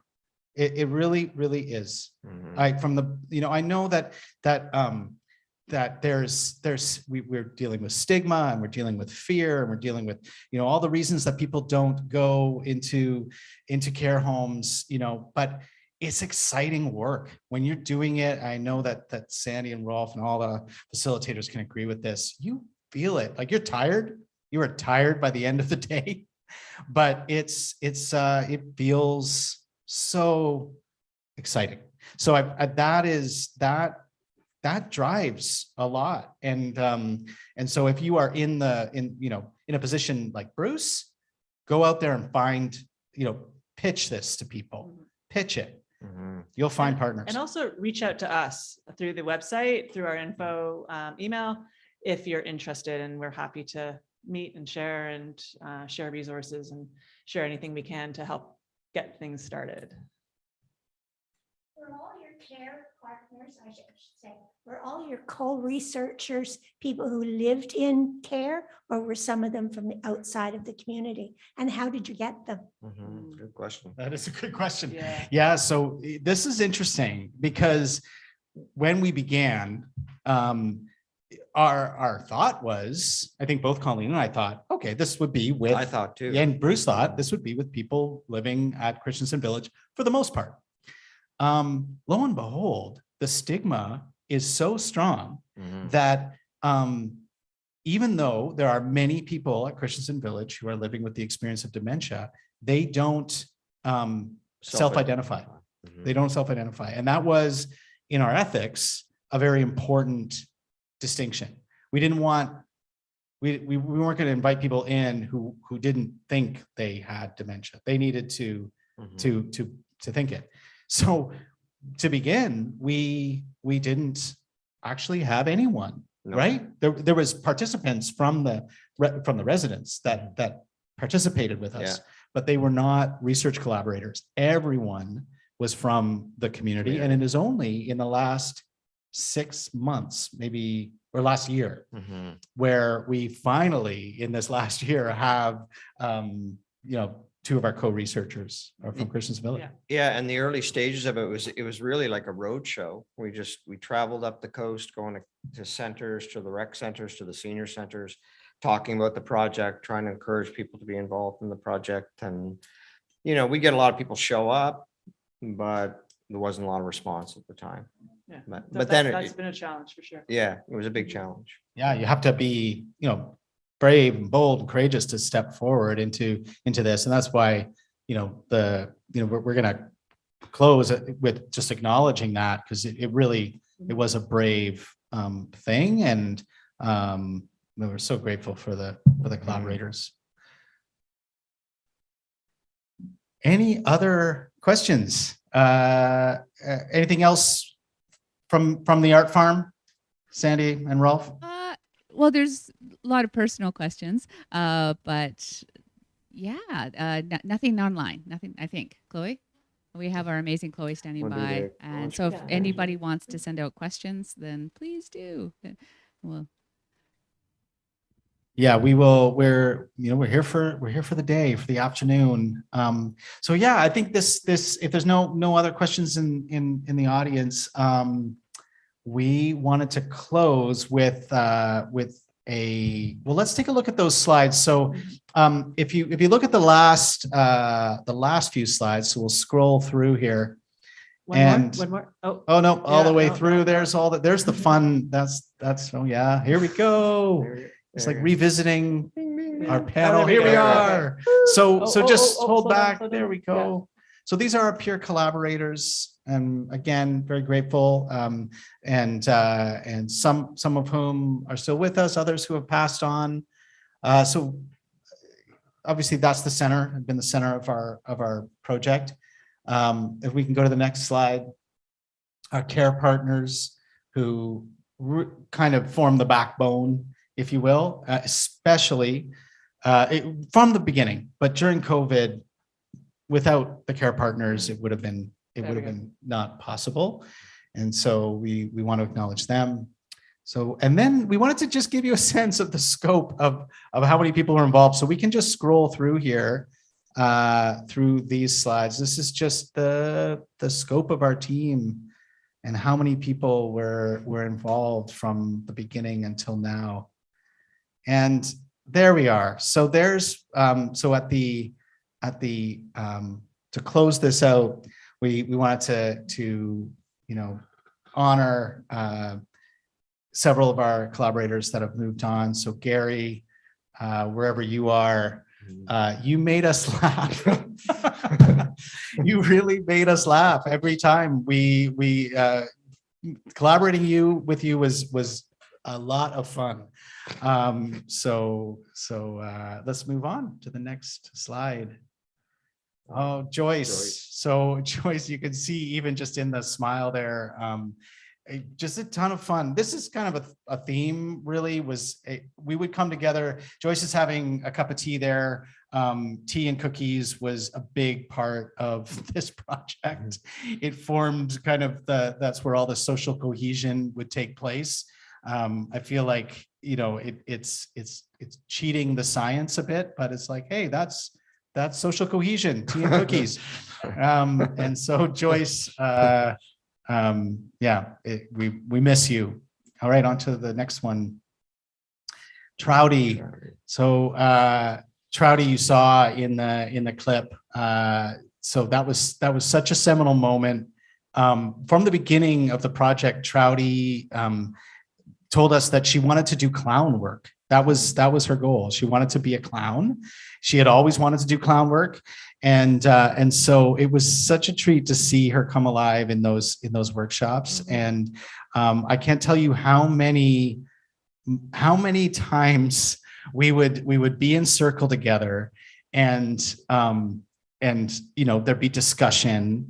And Trouty was soft spoken, and it would take her sometimes a while. She was living with the experience of Lewy body dementia, which just meant there was a bit of shaking and sometimes challenge to find the words. But someone would notice that Trouty wanted to speak, so we would say, okay, yeah, and then we would stop, and it would be we would all have to shift our kind of clocks. We would just shift our clocks and listen, and she would blow us away. It would sometimes be 7 words, but it would just blow us away. And so countless moments like that. And Trouty, I know that you're here with us. So thank you. And then our last slide is for Bill. Now, Bill was not living with the experience of dementia. He was in his 80s and was just a remarkable individual that really wanted to be involved. He really, really wanted to be involved, and he came in and just participated and did whatever he could to contribute humbly. This was a man who had 60 plus years of transformational change, professional work, and he really brought this humble self to this project and just contributed however he could. And Bruce, I'm just going to let you share then lead us into the audio that we have. Yeah, I think in a moment we're going to hear the audio clip. Like Chad had said, it was interesting with Bill because in his 80s, he discovered Raising the Curtain. He discovered the project, and he felt like this could be some of the most powerful work in his life. And I think I interviewed him for the second podcast. It was just going to be a test of equipment, like an audio check. But it just turned into this really wonderful conversation and became probably one of the most popular episodes I've ever done. And I think we're going to hear a little clip from how impassioned Bill was about this project and about creative care and the importance to create that change. Perception of an 85-year-old guy who is doing well. Some people have said to me recently, you're really lucky, Bill. You've got terminal cancer, so you don't have to worry about all this shit in the future.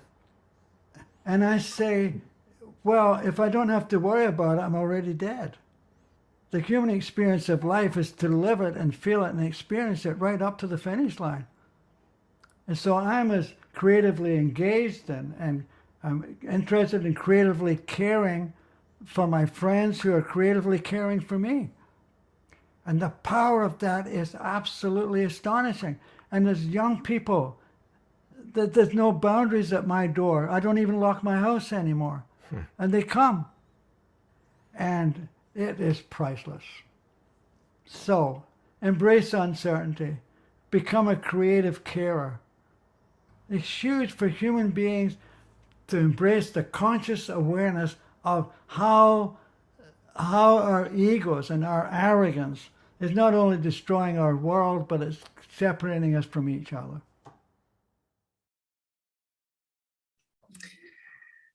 So that's Bill. Thank you, Bill.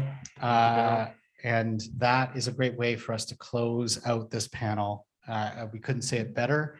I just want to say to everyone online, we will be returning at around 2:45 for our panel with the care partners. So this is a really this is something we've been wanting to do for a while. We haven't had the opportunity to, and so we're going to have a rich, spacious conversation with the care partners. And for those of you who are here joining us, please make a flag, eat some food. Please eat that food. I see it. It's there. And thank you for joining us. We're really looking forward to seeing all of you in about half an hour. We'll check in with the flags then too. Okay. Until then. That's it. Thank you. Hey, thank you.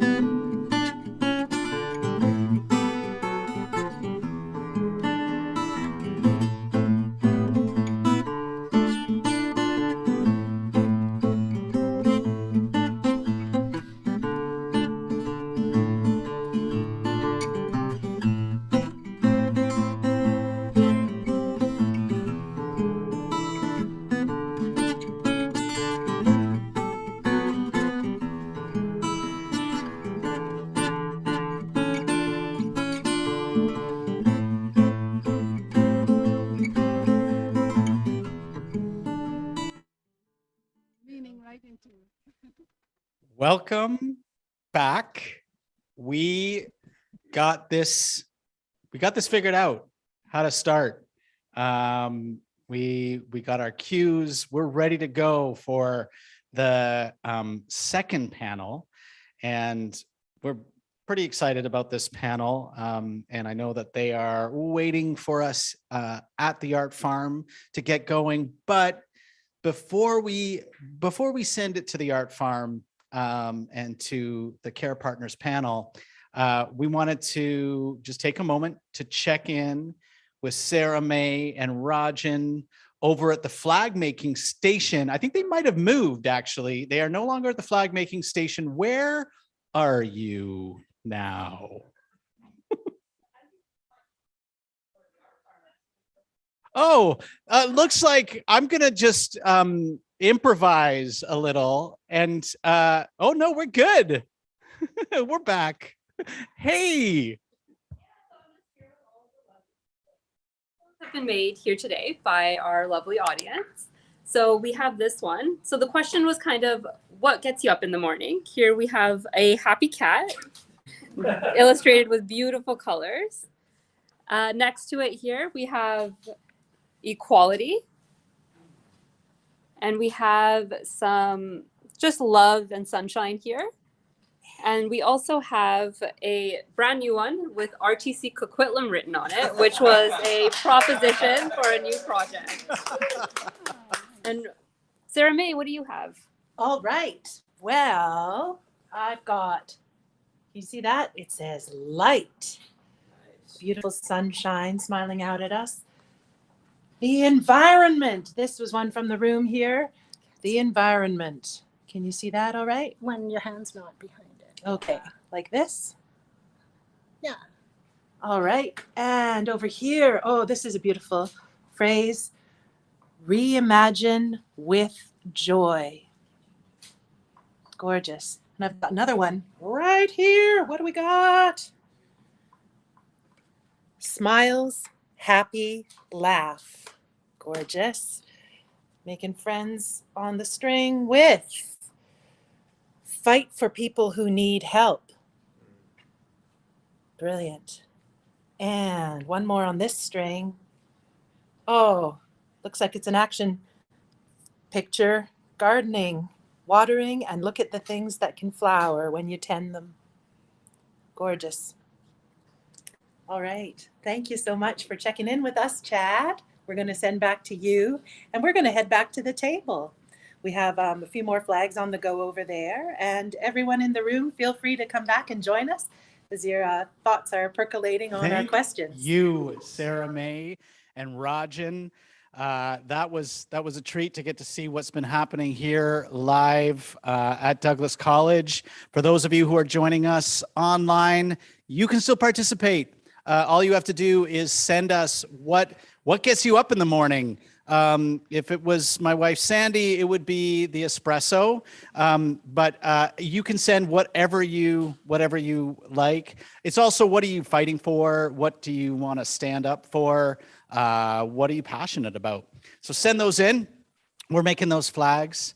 And so now's our chance to send this live stream back all the way across the water to the Art Farm. Art Farm, are you there? Go from the Art Farm. Hey, welcome. That's amazing. Well, I'm going to hand it over to you, Anya, to more formally kind of welcome us and introduce us to this panel. But we're really looking forward to it. Thank you to all the care partners who have showed up today to do this. So over to you. Thank you, Chad, and thank you for sharing the beautiful work that the audience is creating at Douglas College. You're all keeping busy, and it's very inspiring and beautiful to see your creations. So my name is Anya, and I'm a research manager on Raising the Curtain. Welcome, everyone, to the Care Partners panel. Our session today is entitled Beyond the Brochure, Forming Meaningful Partnerships in Care. Before I introduce today's panel, I would like to acknowledge the role of all the care partners in Raising the Curtain. Over the last 5 years, you all of you who are here and those some care partners who are not able to be with us today contributed in a very meaningful and very important way. You supported your loved ones' involvement in creative engagement workshops in Raising the Curtain by providing encouragement, by helping with transportation, and offering a technical support with connecting to our Zoom sessions. You also joined excitedly in the fun when COVID-19 restrictions forced us to move the creative engagement sessions to online. So really big thank you from us, and your work and your ongoing support is very much appreciated. Joining me live today is a group of care partners and team members. And right next to me, we have Cheri, who is a care partner with her wife, Judy. Sitting next to Cheri, we have Sandra, who is a care partner with her mom, Sadie. Next to Sandra, we have Rolf, who is an artist facilitator on Raising the Curtain. And then next we have Leagh, who is a care partner with his wife, Margaret. Joining us today also is Joan, and she's a care partner with her partner, Margaret. And finally, we have Vicky, who is a knowledge translator coordinator on the project. Welcome, everyone. Before we get into our live discussion today, we would like to share with you a pre-recorded video from an interview with Tegan and Michael, who are care partners with their mom and their partner and their wife, Marguerite. So let's hear now from Tegan and Michael. Is there anything that you would like to start the conversation with in terms of your experience with Raising the Curtain? My initial impression when we first started quite a few years ago was absolutely amazing. And it continues to this day. Unfortunately, I haven't been able to be involved to the extent as in the past. But I'm totally blown away by the, what shall I call it? Raise the curtain. I'm totally blown away how the people reacted, how the caregivers reacted. Mm-hmm. You know, how respectful it was. It was just quite beautiful. It was wonderful. It brought me to tears many times, just, you know, at the activities, seeing it go on. Mm-hmm. So that's my initial reaction. Mm-hmm. What about you, Tegan?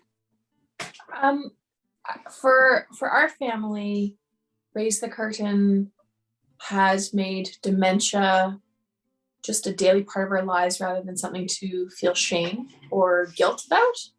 Mm-hmm. It's really taken a lot of the... Well, it's given us insights. It's given us insights into what it is, what dementia is. It's given us a community, people who are going through similar journeys. And it's given my mom peers, people who she feels safe around and who she is safe around, because so many people don't know how to interact in an empowering way with people who have dementia. Mm. And it's very important. It's been very important for us to feel that we're safe and that she's safe in an environment within a community. And that we develop community out of it as well. Yeah. Yeah. Yeah, we have a huge community through Raising the Curtain. Yeah. Yes, it seems like you know, we all often associate dementia with a very old age, but that's not always true not for all the families, right? Like some of us are faced with this challenge much earlier in our lives. Yes. Mm-hmm. And I want to pick up on something, Tegan, that you mentioned.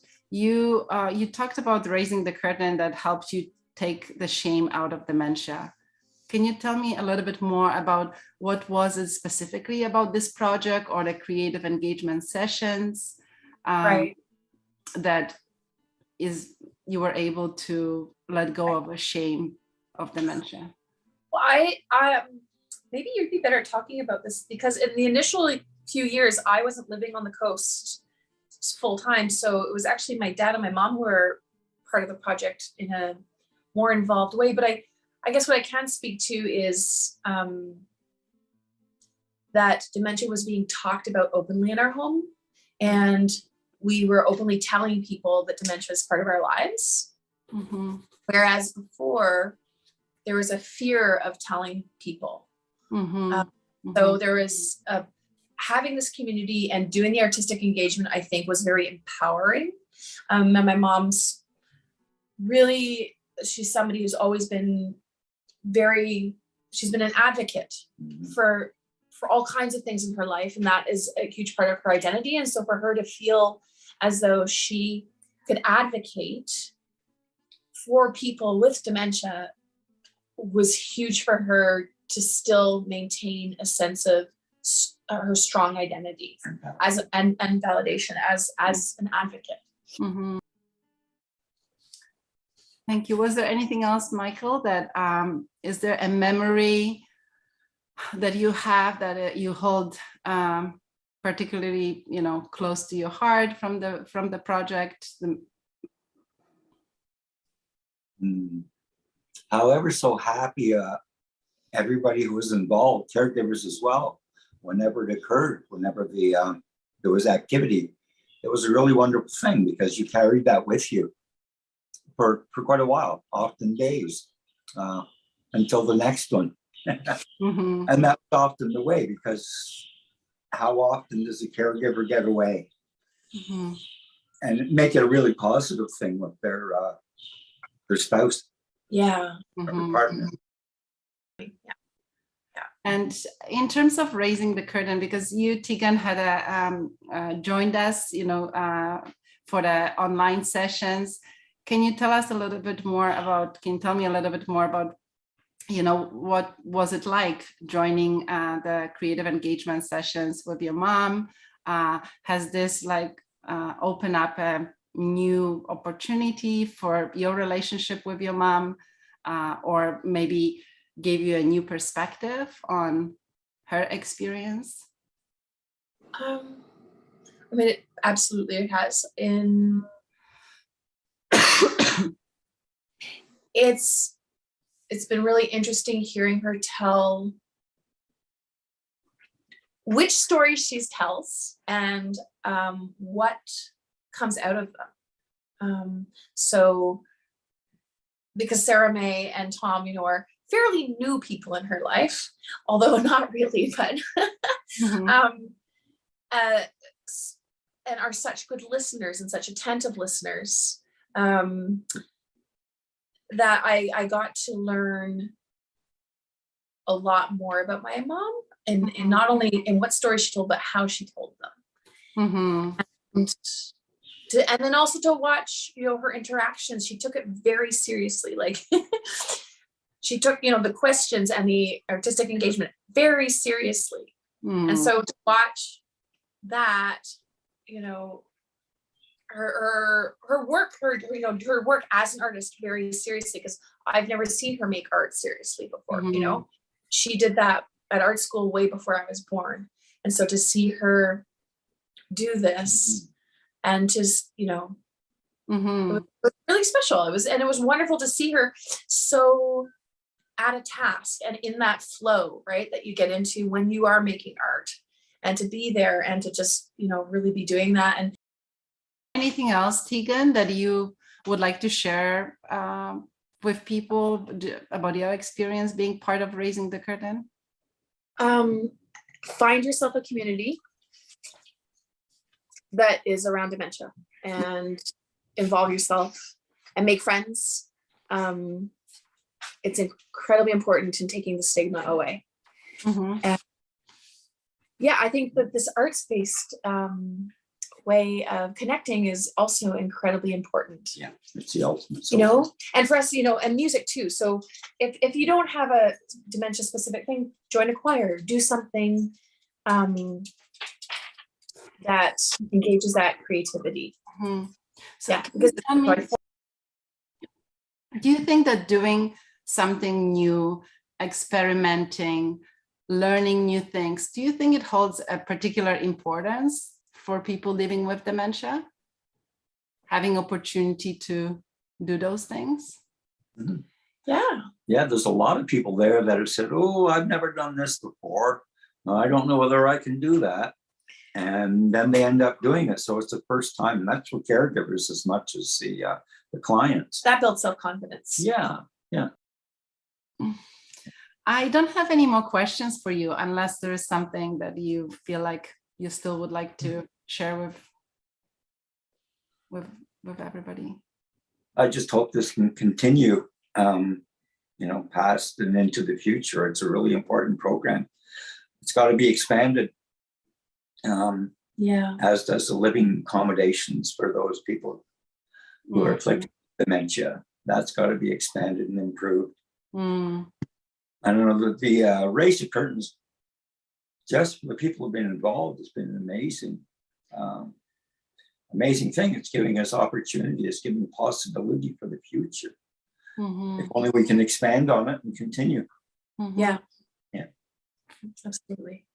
Thank you. I think the way you described it, it seems like it played a role in improving quality of life, quality of the 100%. 100%. Absolutely. Absolutely. I don't know how this would be without Raise the Curtain. Yeah.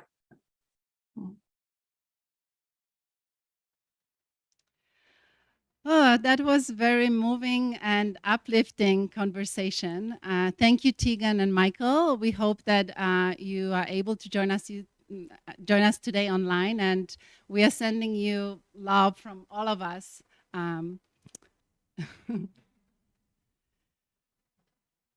Thank you. I would like to open now our live panel discussion with a question for you, Cheri.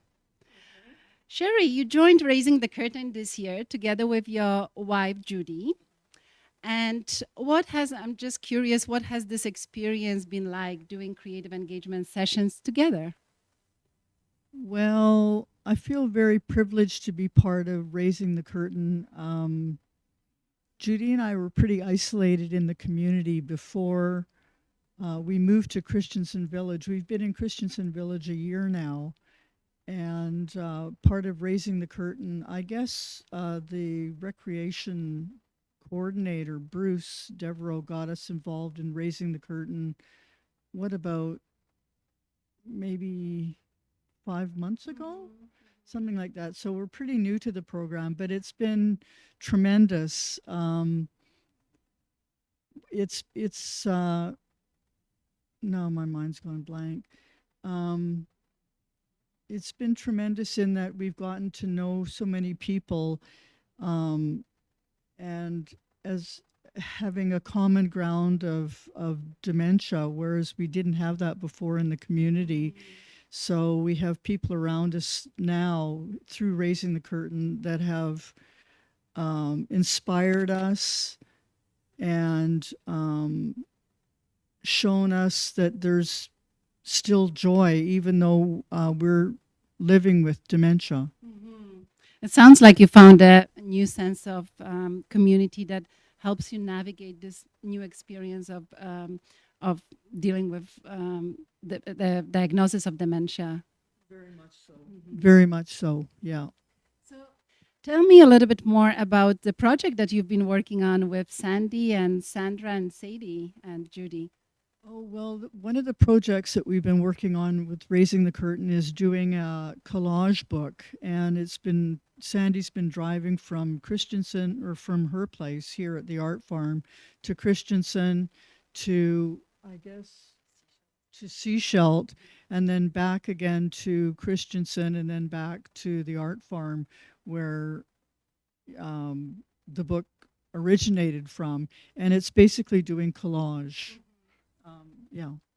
How has this been like having this art project, working together with Judy and then collaborating with another partner? It's been very inspiring and a lot of fun. Great. Well, thank you so much, Cheri. And we can pass it on now to...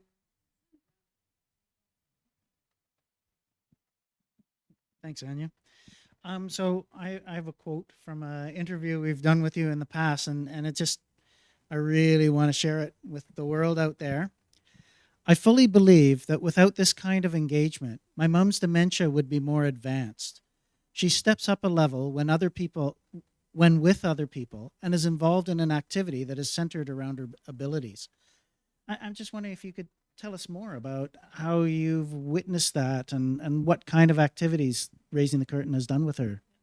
I've noticed that the stimulation, there are two aspects to it. There's the social aspect. My mum is incredibly gregarious. Nobody here is going to argue with me about that. And she walks into the room and she sees people that she recognizes, that she feels welcomed by, that it's her community, her people. And immediately her brain steps up a level. It's instantaneous. As soon as she comes into the room, sees everybody, she wants to be engaged. She's completely in the moment, and it's incredible to see. And that aspect, I think, is incredible, and it definitely influences her sort of state of mental activity is by the social aspect. The critical, I also think is critical, is the creative engagement, where the collaboration between the people in the group is phenomenal, and she loves it. There's no prescribed outcome or a prescribed route to get from A to B. There's a general theme that everybody kind of listens to and takes to, and the work that people do together is amazing. And I think that also makes her step up another level or two, even the creative engagement aspect of it. And the people with short-term memory loss, there's nothing wrong with their intellect. Their senses of humor, as you only just spend a few minutes with this group, and you realize that they still have an incredible sense of humor and so much to give. And here, there's no judgments. There's, sometimes my mum is concerned that she's going to do something wrong or she's not going to get it right. That doesn't happen here because there's no, no matter what happens, a spontaneous break into song as she does routinely. It's everybody just joins in. It's applauded and people encourage, and that definitely. I'm sure if you tested her abilities before she came in and after she left, her executive functioning, for instance, it's way higher, and the feeling of belonging and being amongst friends and the stimulation from the creative engagement lasts long after we leave here. And I've said before, by the time we drive to the end of the road, there's a good chance my mum will forget where we've been and what we've been doing. But the feeling of having been part of something and just the having been in the moment and having been thinking and using your imagination and having fun, that feeling and that creates, within her, just lasts her through the whole of the rest of the day and into the evening. And it's incredible to see. And I'm very grateful for her to have been involved with this and to have met all these amazing people. Wonderful. Thank you. And like you say, your mother, she's primed to engage. She loves to engage. So it's been just wonderful having her step into the room because she brings that lightness. And it's just wonderful to see everybody jump in and share that light, her light and their own light. It's just wonderful. Wonderful. Thank you, Sandra. Leagh, question now for you. What have you seen in Raising the Curtain that you would like to see instituted in the world at large? Some of it is much the same as Sandra was saying, recognizing that, well, one of the things is they're very much in the moment. I get jealous of Margaret sometimes because she's so much here right now. When I'm thinking about things to do or things in the past or something, she is right here, which is also one of the advantages anybody stepping into the journey would get, which is if you get mad at them, as we sometimes lose our patience, 5 minutes, I give her a hug, 5 minutes later, it's gone. Whereas with me, somebody gets mad at me, it lingers all day. So, and the recognition, and also I share that this has been an amazing community. For me, Michael and Tegan were on the screen there. Well, I helped Michael renovate the house that Tegan is living in. And I got to know him through Marguerite's involvement with the Alzheimer's Society and so on. So I find that my community has expanded in very unexpected ways. And it's been a wonderful journey. And I found, much as Sandra was saying, Margaret's a bit, she's not quite as effusive as, say, Sadie is, but she's actually 12 days older than Sadie. So they're very much of a generation. And it's fun to see them together. Sadie is very much out there. Margaret is a bit more contained, but she still laughs and she's really involved. And much the same, she'll sleep all day, but when she comes here, it's like, wow, you know, she's wide awake. And I know it stimulates her. Yeah, so I just like to see a lot more recognition of, as people, that they really do have a lot to offer. There's a change. I'd like to see it like, okay, someone has, I'm so grateful she doesn't have cancer. I'm so grateful she doesn't have some of these terrible diseases out there. She's got memory loss, but she's still here. She's still herself. I am just very, very grateful. And I appreciate how Raising the Curtain is bringing this whole thing out into the larger community, larger world, and the stigma is disappearing. And I'll go more into that later. Well, thank you, Leagh. And what I'm hearing from both of you is about the social aspect, the engagement that's happening. Like, this program is focused on arts engagement, which is asking people to step into a world of play that they might not be familiar with. But what most people seem to be reflecting is about the love and the connection and how all of that carries on. It almost could be a sports group or anything. Yes. Respect. Respect. That's really important. Thank you, Leagh. Thank you very much. And I think that's at the core of the love and the joy that we share as we do the engagement. Thank you. I'm going to hand it over to Vicky and Joan now. Joan, thank you for being part of it today. And so in some of our conversations and during the creative engagements, you've shared about things that are important to you in your life. So what did it mean for you and for your partner, Margaret, to share about things that were important to you, like cooking and knitting and gardening during the creative engagement projects? Well, the cooking was never my forte. I never cooked ever. I was always abandoned from the kitchen immediately because I was in the way. So that was the biggest shock of my life when Margaret ceased to cook. But bless her heart, she's never complained. So I went out and bought a whole new kitchen assembly because I wouldn't use the big oven because I didn't know how. So I bought the latest gadget with the water where you can do your vegetables in there and your meat in there and things like that. And that has been a big experience, and the internet has helped me immensely because every time I wanted to cook something, I'd go on Google, write down the recipe, and then cook that particular item. So I got quite good at it in the end, and it turned out very nice. And so we've been very healthy on my diet that I've introduced. So there's no cakes and cookies afterwards. But it's a hard journey, especially watching Tegan and Michael. They've gone through so much crises in one family that it's very hard.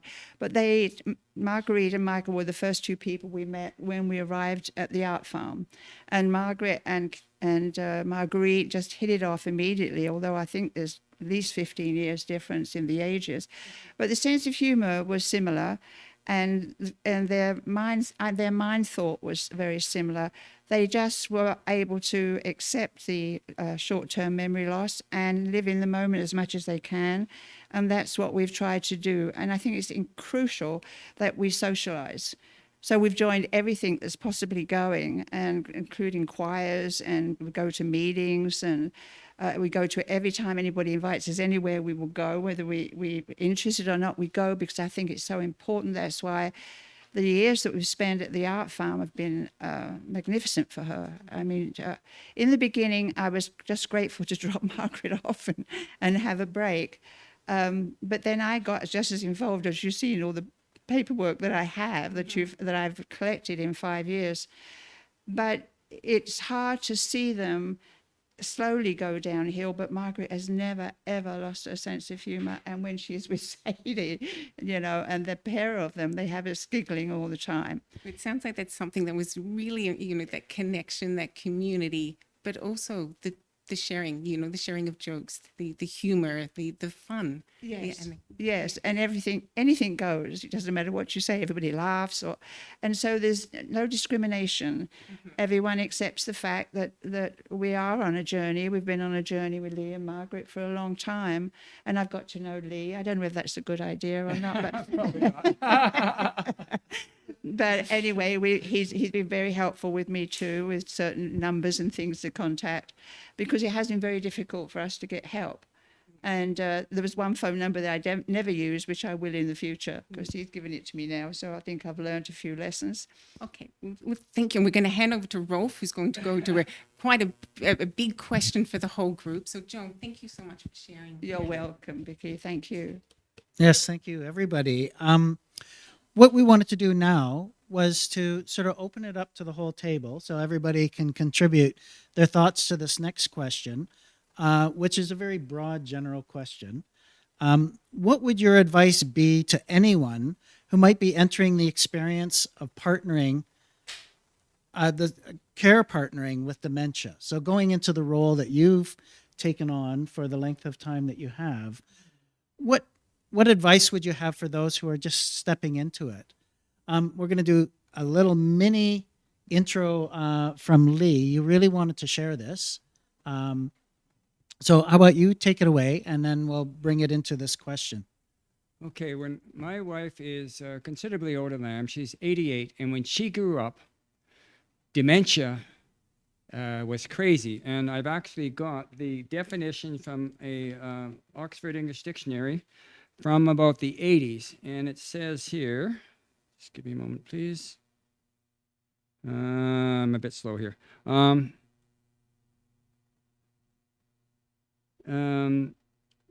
there it is. Dementia. This was the definition in the Oxford English Dictionary. Insanity consisting in loss of intellectual power due to brain disease or injury. Now, it mentions brain disease, but I saw a recent definition about 2 years ago that says cognitive changes in the brain. When we started this program, Margaret was saying, ugh, she didn't like the word dementia at all. And I said, it's a medical term. It means this now. And during the course of this program, she's accepted it. And that to me is a major change. And I just feel so grateful. And Raising the Curtain has had a lot to do with that. I'm very happy to see dementia now treated as a disease rather than a form of insanity, because it's one of the things, if you treat it as insanity, people get very scared. They get scared at losses. I'm also very grateful for Margaret, because we were at the senior center one day and she repeated herself and somebody made some sort of snide comment and Margaret said, well, I've got memory loss. And she was integrated, and immediately the whole atmosphere around the table changed. It was like, oh, okay, well, got memory loss, I got this. So she was just a person with a limitation, that's all. People didn't go running away screaming. No. Which is what they would have done if she had said, well, I'm insane. Yeah. Or if she responded as, but she's always been a very good sense of herself, largely because of me, Well, I think you bring up a really important point that I'm sure everybody who's dealing with themselves or their partner receiving the diagnosis of dementia is the stigma that comes with it, with the old concept of being demented. And that was something we definitely had to process a lot in our arts engagements. So that issue, or what other support in terms of advice you would give to people out there who are stepping into the caretaking role? What advice would you have? I think everybody's mentioned it. Get involved in as many different clubs and as you can, and make a community of people, not just for the person whose memory is declining, but for the caregiver also. It's huge to have other people who have a really good understanding of what's happening in your life. I mean, I consider myself to be lucky because I'm not on my own with my mum. I have my own partner living with us, but I'm very much aware that everyone else that I, in this community is actually dealing with their person that they're caring for by themselves. And I think getting out, making community for yourself and community for for the person that you're caring for is critical. I really do think it for both the care partner and for the person whose memory is in decline. Yeah. Yeah, that's a great point, and that's something that's really come up through all of our experiences is building the community. It's a natural extension of the work, and it just seems to be so essential. Cheri, I'm curious because I know that stepping into this role and receiving the diagnosis and all of that is somewhat newer to you than many of the people here.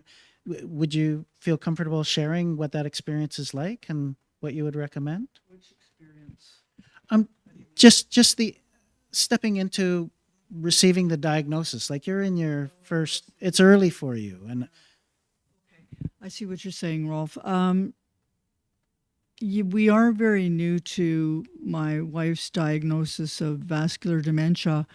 But I agree with Sandra here that it's very important to develop a community, and that's what I'm starting to do right now. Judy and I are both reaching out to be with other people that have the lived experience of dementia, and that it's so critical to connect with other people so that we're not so alone in the diagnosis. that's great. Again, it just keeps coming back to community. There's so much about how we can support each other. I remember at one point, Joan, we were having some discussion. I think it was the first meeting we had when we were playing with the Play-Doh and talking. And you spoke quite well about that people keep offering you support and you care, and you were speaking about what you wanted to see in terms of support for your partner. Do you have something to share about that? Yes, I think when people offer you things, and only in my case, but if people say to me, I'll sit with Margaret for a couple of hours while you go out. Well, I'd go out, then I'd worry about Margaret for 2 hours, or I'd miss her for 2 hours, and it's not really what I need. And it's often offered, and it's offered a lot, and I'm very grateful to people that say that to me. But that is not my need, and I might be different from a lot of other people, but I don't need to be separate from Margaret. I'm just desperate because my partner is fading from me after 33 years of togetherness. I don't have Margaret anymore. And so when people say, you can go out and do, what would I do? I wouldn't know where to go. Go for a walk for a couple of hours, or it's not what I need. Maybe it's a lot what some people need, but not my need. So what I hear you saying is that you need your partner back. You miss your partner. That's it. Right. I see that in my own relationship with Judy, that there's parts of her that used to be there that are fading, and that makes me very afraid. Yes. So it's a lack of understanding on people's parts, I think. They're being generous and kind, but it's not what we need. Joan, I just what I'm also hearing is that you and your partner needs a community. You don't just need community for your partner or a companionship for your partner, yes. But there is a need for a community for both of you. Yes, I've been just as involved with Raise the Curtain as Margaret, as you saw by the paperwork that I have. Yes. I mean, I've been there for 5 years all the way, Mm-hmm. and I've made dear friends like Vicky and other people from Purchasing Village. Mm-hmm. And so it's been a journey for both of us, not just for Margaret. Yes. I hear that when we were talking just before the panel and you were talking about your experience, I feel the closeness that you feel to, as much as Margaret, to the project and to the team members and other peer collaborators. And also, I think, I know it's around the world now, but it is really the only thing we've heard about in Canada. I think they're doing similar things in Toronto, but I've not heard quite something like the Art Farm is doing. So, they give you brochures, but they do nothing. So you are the only place that I've seen that's actually performing things for people to join and be together with. And it's very, very crucial for people with dementia is to be engaged like Sandy said, it's important. We go to everything that's open that people call us to go to, we go to. Because I think Margaret has to be out there talking, and she loves to be with people. Bringing up the brochures is quite timely. We actually phrase this panel as being beyond the brochure, based on that very point that you brought forward. Is there's lots of superficial statements about it, but there's not a lot of programs presently, certainly in our community, and they're growing. But that leads me to the question of what changes would you like to see in the world? What would you suggest? I'm hearing more of our programs. we certainly mandate for that. I'm wondering if there are other aspects of your lives in terms of your roles as care partners, for yourselves and for your partners, that changes that you would like to see in the world. Just getting together with other people, people in general, whether it's for like a cup of coffee or I don't know, even things like going to a movie or something like that, just that we're connected to other people. I think that we've talked a lot about community, and truly there is an amazing community here. But I think that the creative engagement aspect of this is something that is very different to that. I take my mum to other things, or she goes to other things with other caregivers. But the creative engagement aspect of this program, I think, adds a whole other dimension to the stimulation. It's not just the talking and I think that the collaboration and the fun and the encouragement to use your imagination and your intelligence, and that there's you can do anything. I think that and the love, and I think there needs to be more opportunity for that kind of thing. I just think that's incredible, and I very much hope that this continues and expands. Yeah, I that sort of circles me back to what you were doing with the Oxford Dictionary and talking about this very limited perspective and very pejorative look at what the experience that your partners have been going through. And I have to say that this program over the 5 years has really opened my eyes up to the fact that it is so easy to be fear-based or ignorant in the sense of not knowing.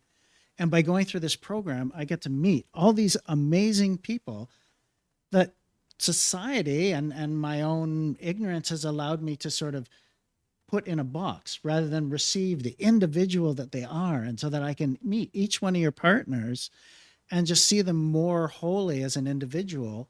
And that's, I feel like the arts engagement is sort of doing that. It's just, let's meet you at your level and you can be whom you are. And I don't know, I just got on a little soapbox there. Is there? Yeah, I had a couple of things. One was something I heard years ago.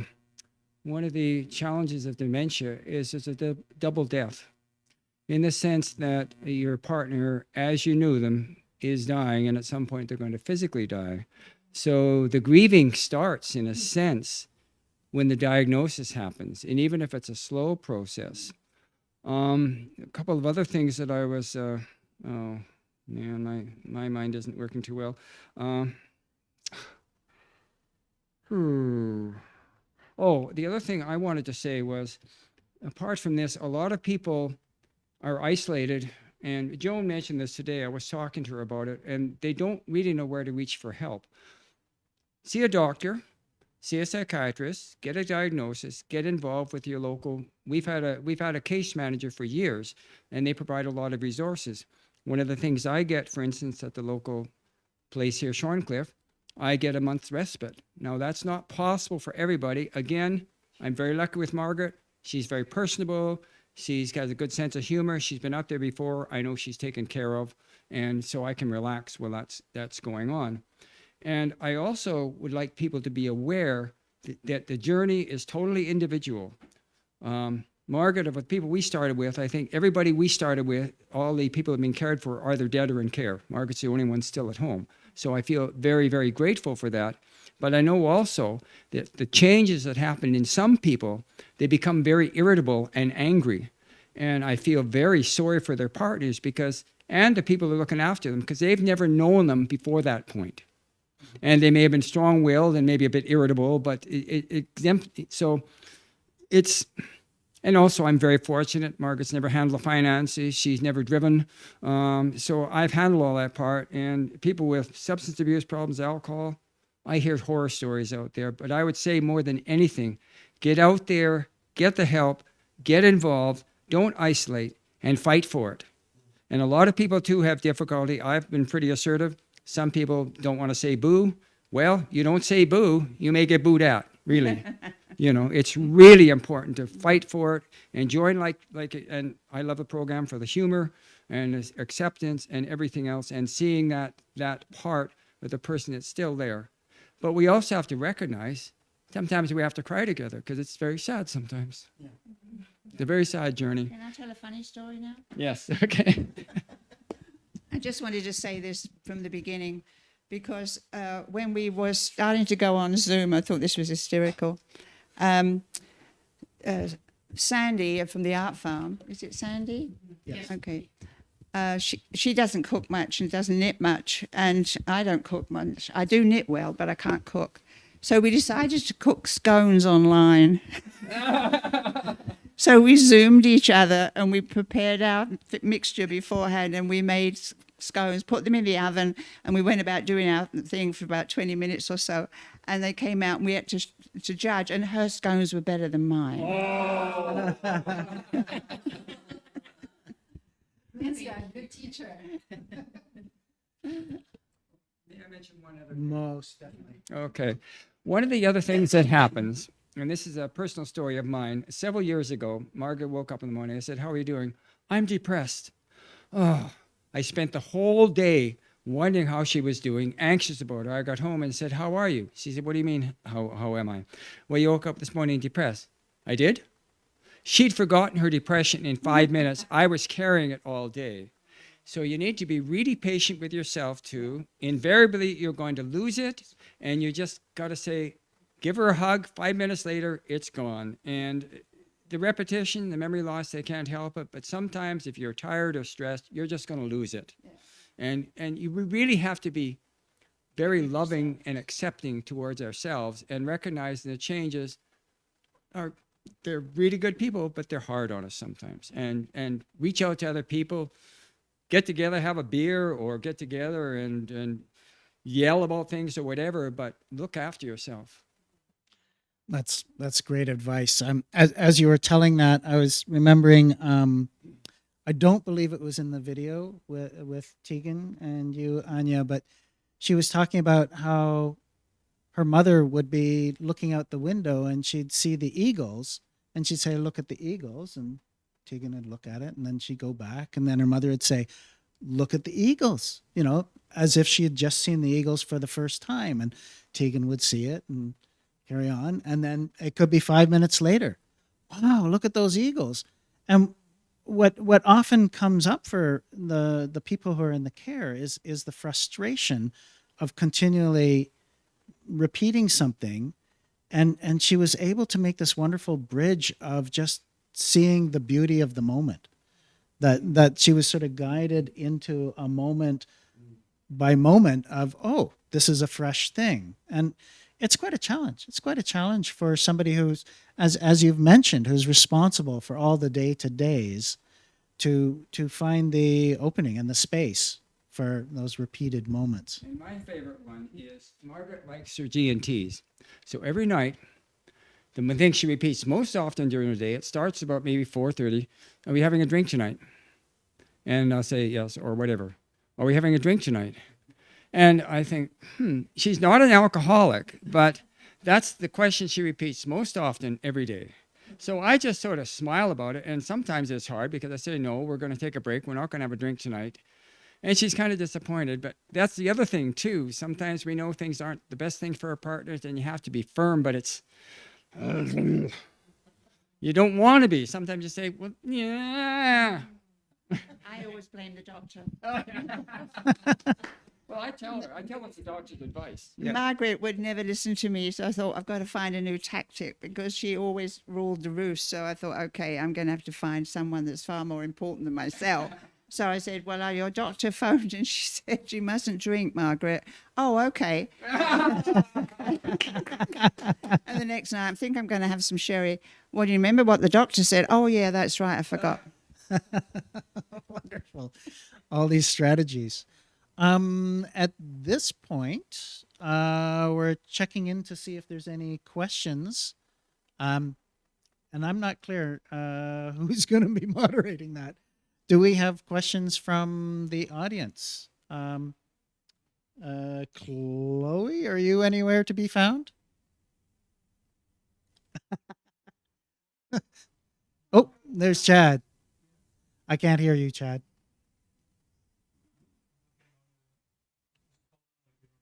Just mime. We can hear you now. Thank you, Chad. Yeah, you can hear me now? Okay. We can hear you now. There he is. So Great. you were just asking if there were any questions in the audience? Yes. Or online? Okay.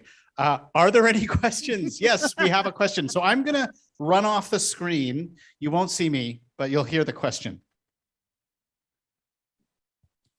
It's not actually a question. It's just I wanted to express some gratitude to all of the care providers. I found that very powerful and very insightful. And I wanted to just thank you for sharing your experiences and wisdom with all of us here in the room. So thank you.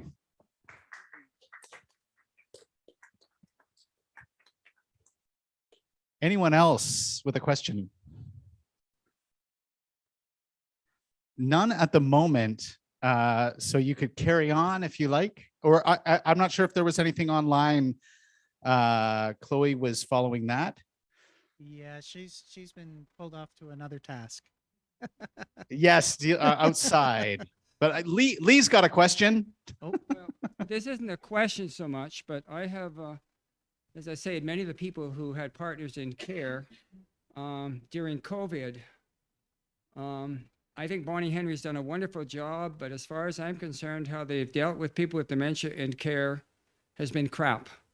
People go in for half an hour a week. Their partners valued the physical contact. One person had cochlear implants. The main contact he had with his wife was physical. She couldn't hug him, but she could take him out for 8 hours to go to the dentist. And I know it was about protecting lives, but what I've seen in seniors' homes, I'm quite convinced that many of those seniors had a shorter life because they weren't having the social contact with the loved ones. And I would really put out to the government, check it out, think carefully about what you're doing. Is life more important than quality of life? And I just feel, I know, and the suffering these caregivers went through, not, being able to hug their partners once a week for half an hour was horrible. And Bonnie, you've done a wonderful job. Wonderful job, but this is part where I think you've really fallen down.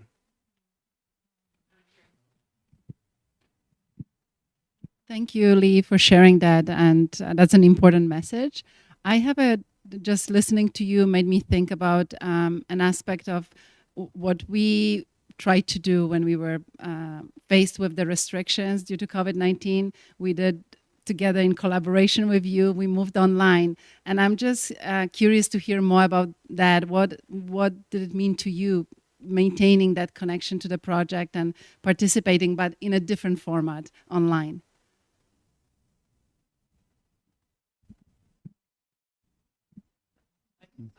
This is open to yeah, I would say it did actually work remarkably well. The initial attempt when we had a screen that had, I don't know, 15, 20 people on it didn't work very well because it was a little bit too confusing. But once we went into smaller groups with 2 facilitators and 2 participants with their caregivers, that worked really well. And my mum was still, and me too, I was completely engaged with what was going on. And for my mum, that small group worked really well. But there was a stark difference in the degree. I mean, there on the computer, she was there in the moment and participated, but the feeling of collaborating on whatever they were doing was not quite the same. So the degree of stimulation obviously was not the same, but it worked, and it kept the connection going. And it was something when I would say we're doing Raising the Curtain, or she'd say, are we going? I'd say, no, it's on the computer. She'd say, oh, okay. But once the people appeared on the screen, she engaged with them completely. So it was great that was able to carry on. But I'm so pleased that, once everybody got back together again, that worked just so much better. But I'm glad it was able to continue. And I'd just like to mention, I know they want to put this to an end, but I just want to mention that we did lose a few people that came to raise the curtain.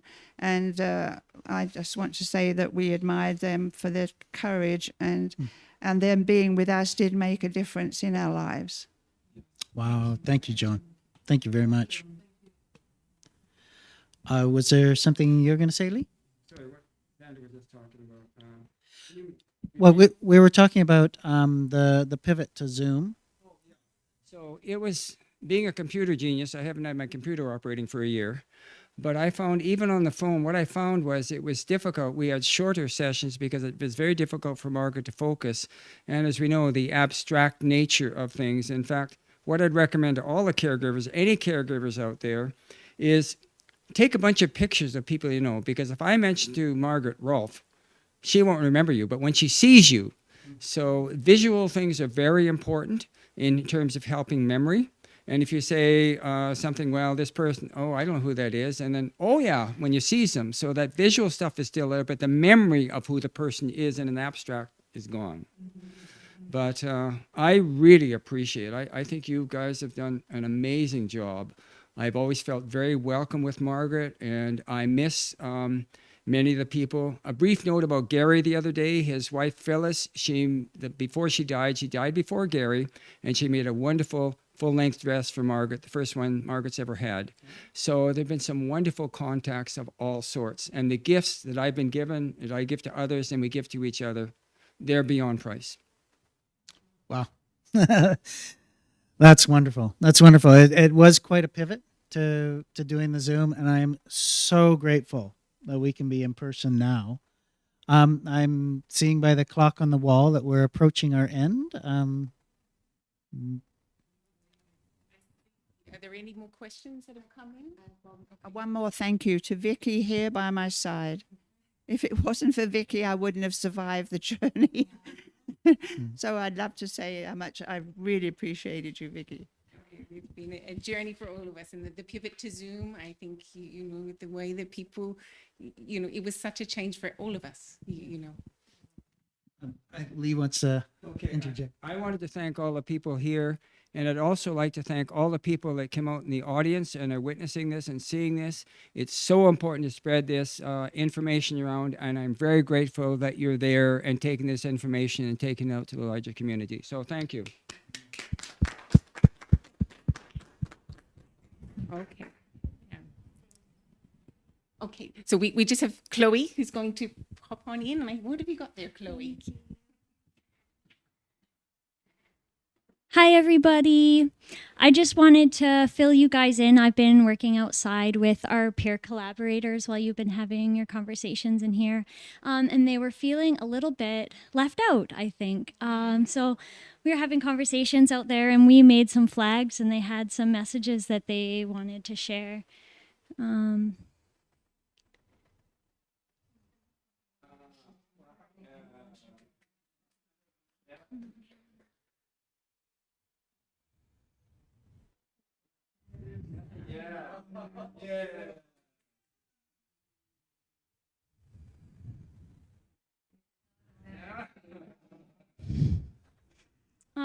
I also want to thank everybody who's been watching.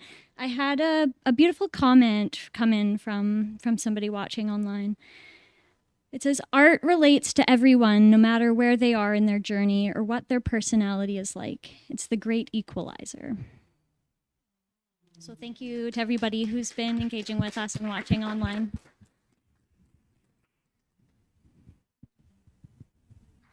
Thank you. So wrapping up this panel today, we want to thank you all, Cheri, Sandy, Leagh and Joan, for all your time and your contribution and your sincerity today, sharing about your experiences as care partners and exploring the role of projects like Raising the Curtain in forming meaningful care partnerships. We also want to like to express our sincere thanks and thanks to yourselves and all of the other care partners who are part of the project, for your support, your trust, and for coming on board for this journey together. So thank you. I think we'll hand back over, I think, to live at Douglas and see what you're up to over there. So thank you, everybody. Thank you, everyone, for listening. Thank you. Oh, wow. That was such a rich hour of our lives. So I will echo all that gratitude, and I think I'm going to go and revisit all of this in the future, because you really gave us a lot to think about, and I hope we can continue this conversation. So thanks to everyone who's joining us online. We are going to take another short break, and we are going to come back with our third panel. We're also going to get another check-in at the flag making station. And this third panel is pretty exciting. We're going to take a kind of window look into one of our collaborations, the song that was created over the last year called Resistance Track, just looking at just a deeper dive into how that unfolded, and the kind of research collaboration. So I hope you can join us for that. There is also a special live performance in that. So please do stick around, and we will see you at, I believe it begins at 4:15, around 4:15. So we look forward to seeing you back. And to everyone at the Art Farm, thank you again. We'll see you in about 20, I don't know how long. We'll see you soon. Bye.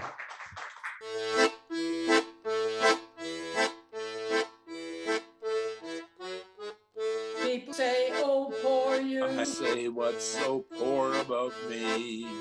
People who want to know me have to know sometimes I blank. It's the only life I've got. I don't want to sit and moan. I am more at ease. I'm almost happier than I was. Why are we doing this? Sharing our experience of living our lives with dementia. We want to be seen for who we are and who we've been. We are more than dementia.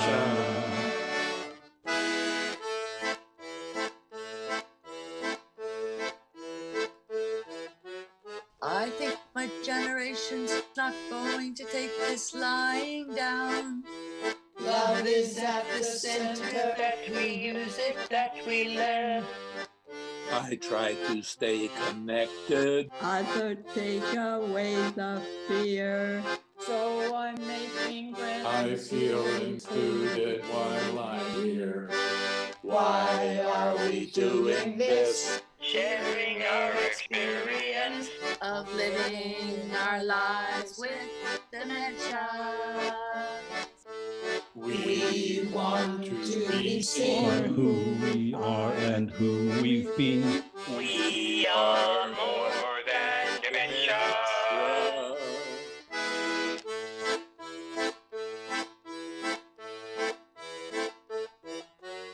It's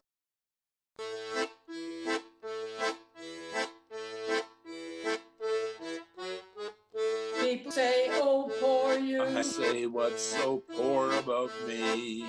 People who want to know me have to know sometimes I blank. It's the only life I've got. I don't want to sit and moan. I am more at ease. I'm almost happier than I was. Why are we doing this? Sharing our experience of living our lives with dementia. We want to be seen for who we are and who we've been. We are more than dementia.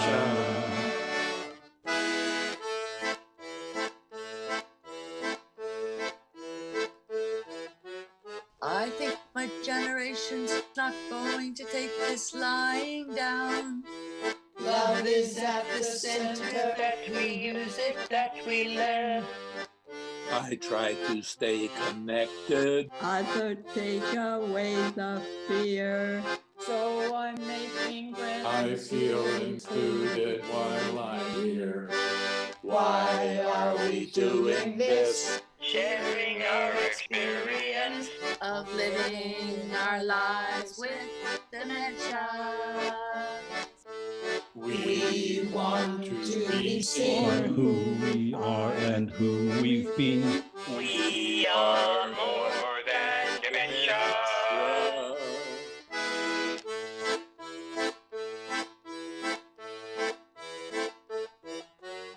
It's important that I stand and say what I mean. It's like I've lost control. To someone else who wants to steer. I think I need to learn to be creative with this year. I want to be with people who are kind and loving and free. Why are we doing this? Sharing our experience Of living our lives with dementia. We want to be seen for who we are and who we've been. We are more than dementia. We need another word for dementia. So let's raise the curtain on dementia. Yeah, vote. All right.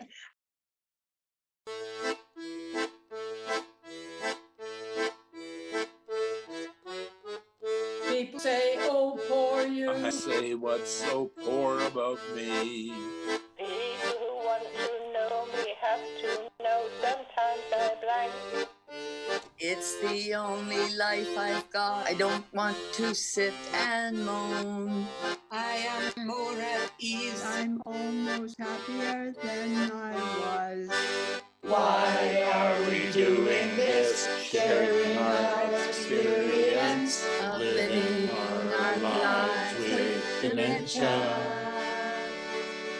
We want to be seen for who we are and who we've been. We are more than dementia.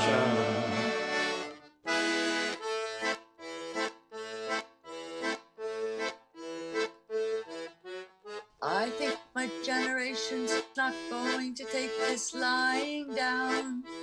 Love is at the center, that we use it, that we learn.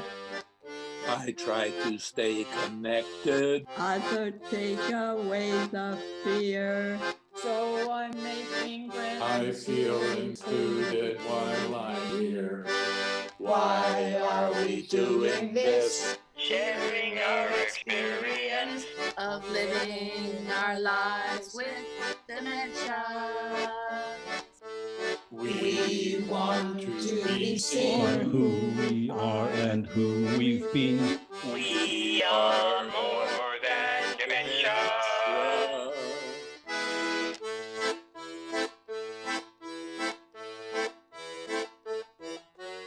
It's important that I stand and say what I mean. It's like I've lost control. To someone else who wants to steer. I think I need to learn to be creative with this year. I want to be with people Who are kind and loving and free. Why are we doing this? sharing our experience Of living our lives with dementia. We want to be seen for who we are and who we've been. We are more than dementia. We need another word for dementia. So let's raise the curtain on dementia. Yeah, vote. All right.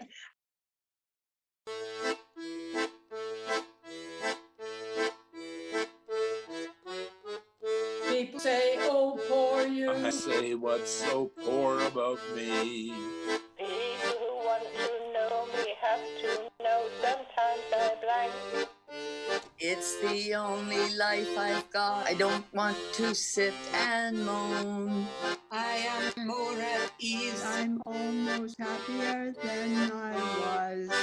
Why are we doing this? Sharing our experience of living our lives with dementia. We want to be seen for who we are and who we've been. We are more than dementia.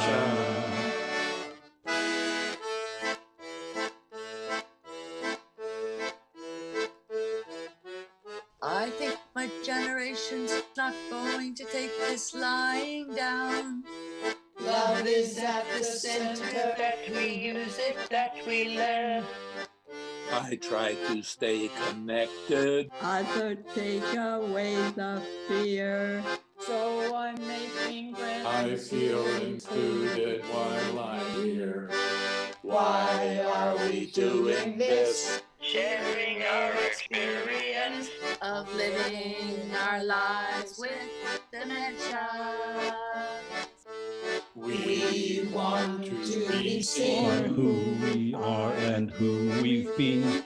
We are more than dementia.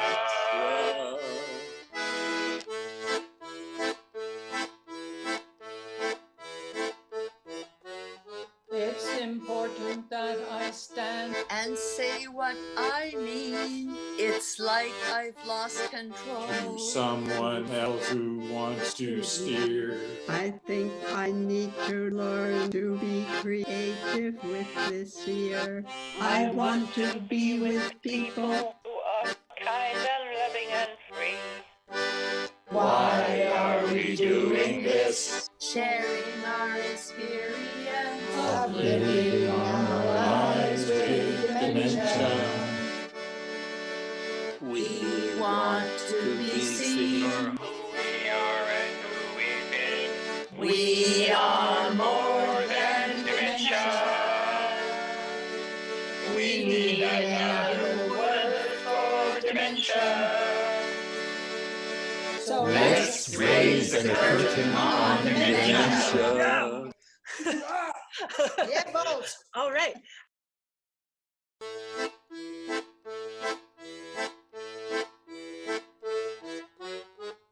People say, oh, poor you. I say, what's so poor about me? People who want to know me have to know sometimes I blank. It's the only life I've got. I don't want to sit and moan. I am more at ease. I'm almost happier than I was. Why are we doing this? Sharing our experience of living our lives with dementia. We want to be seen for who we are and who we've been. We are more than dementia.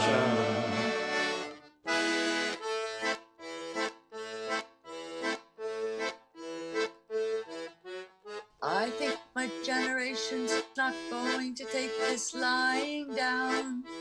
Love is at the center, that we use it, that we learn.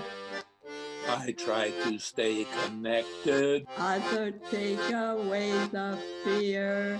So I'm making friends. I feel included while I'm here. Why are we doing this? Sharing our experience of living our lives with dementia. We want to be seen for who we are and who we've been. We are more than dementia.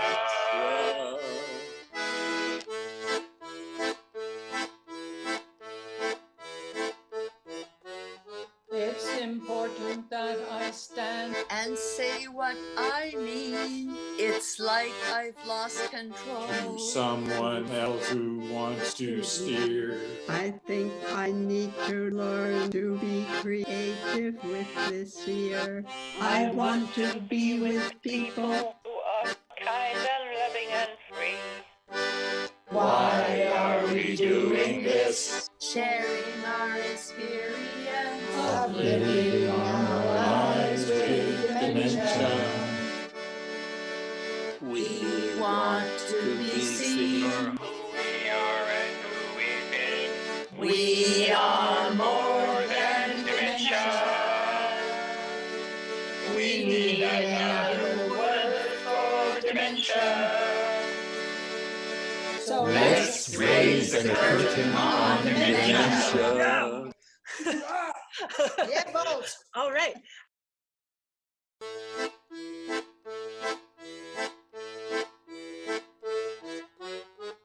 People say, oh, poor you. I say, what's so poor about me?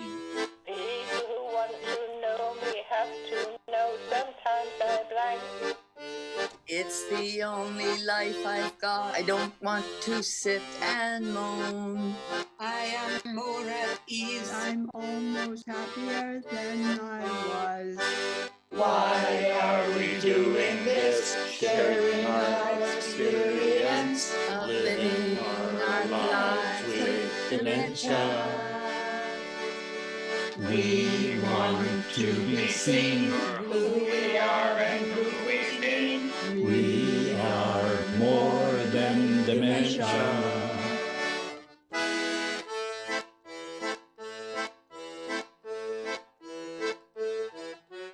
I think my generation's not going to take this lying down.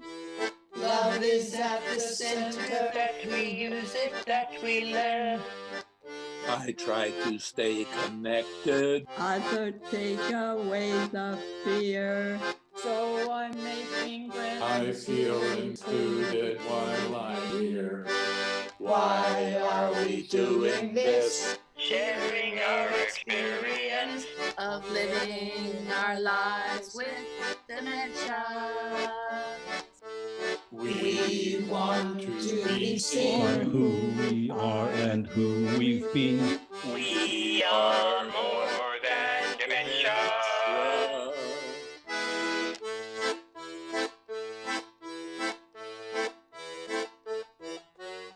It's important that I stand and say what I mean. It's like I've lost control. to someone else who wants to steer. I think I need to learn to be creative with this year. I want to be with people Who are kind and loving and free. Why are we doing this? sharing our experience Of living our lives with dementia.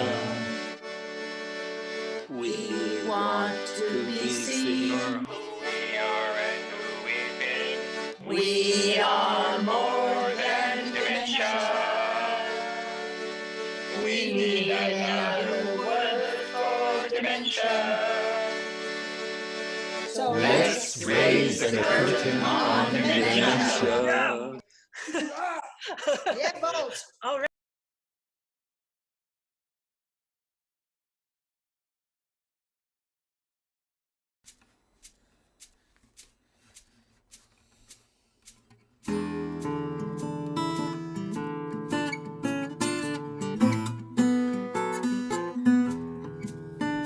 My brother, he told me, Roll with the punches. oh yeah, Don't be such a wimp.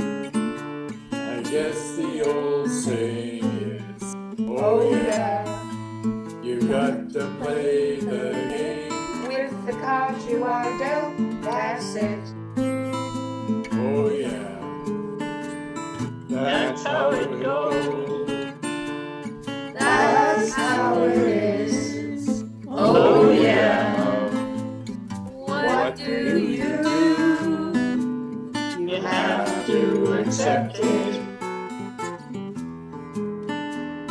My mother had the same thing, passed it down to me. Oh yeah, I'm not so grateful, but at least I'm happy. Oh yeah, so that's the way it goes. If I get crazier, let me know. That's how it goes. That's how it is. Oh yeah. What do you do? Have to accept it. Having friends is so important. I'm happier than I used to be. The more we say no, the better we're gonna feel. Take a look at it. All of us get out alive. Oh no. Gonna do what I wanna do. Gonna take my time.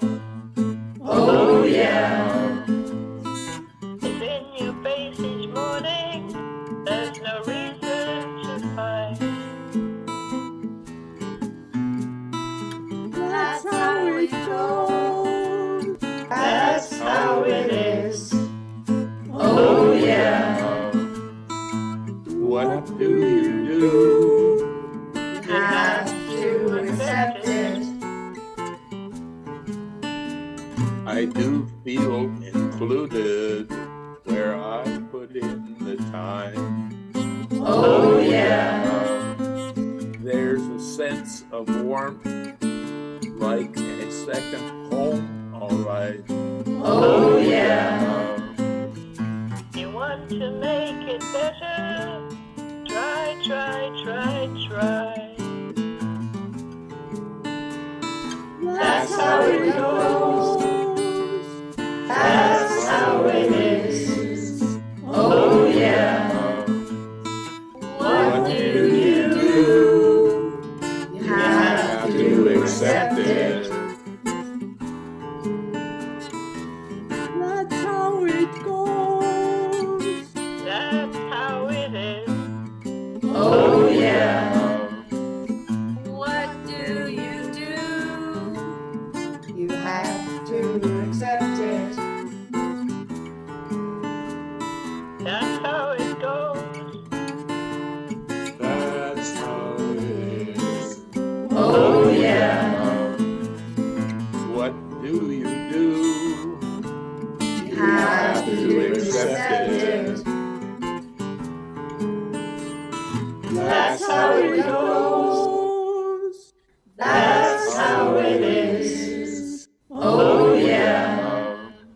What do you do? You have to accept it.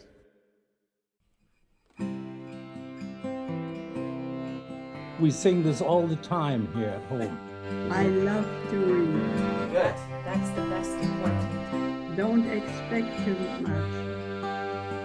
Perfect. You think so? Yeah. Yeah.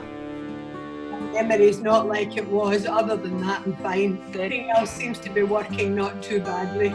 I'm glad to hear it. You want cookies first? I know. Where's the union break? Yeah. Can I Where do I get my cookie? talk to Chad? Yeah, we gotta get back to Christensen Village with all the goodies. My tea. Oh, tea time. Oh, you mean we're not done? No. Now it's time for the hard part. I didn't hear you at all. I think you cut out there. Okay, so give me just hang on a sec there. I'm going to use my cell phone here. Oh, you sound great now. Oh, we do? Okay, Yeah. sorry. So Okay, well, let's go again then. Some of us get out alive. Oh, some of us get out alive? None of us. Oh, okay. Great too. Unrehearsed. Good. Unrehearsed, I know. On the fly. Amazing. Okay. Stitch it together and see what we get. What? Yeah. That's a good ending. Be serious, he's recording this, for heaven's sake. That's all you got for me today? That's it. That's all we got. Do you want to see the website? Hallelujah.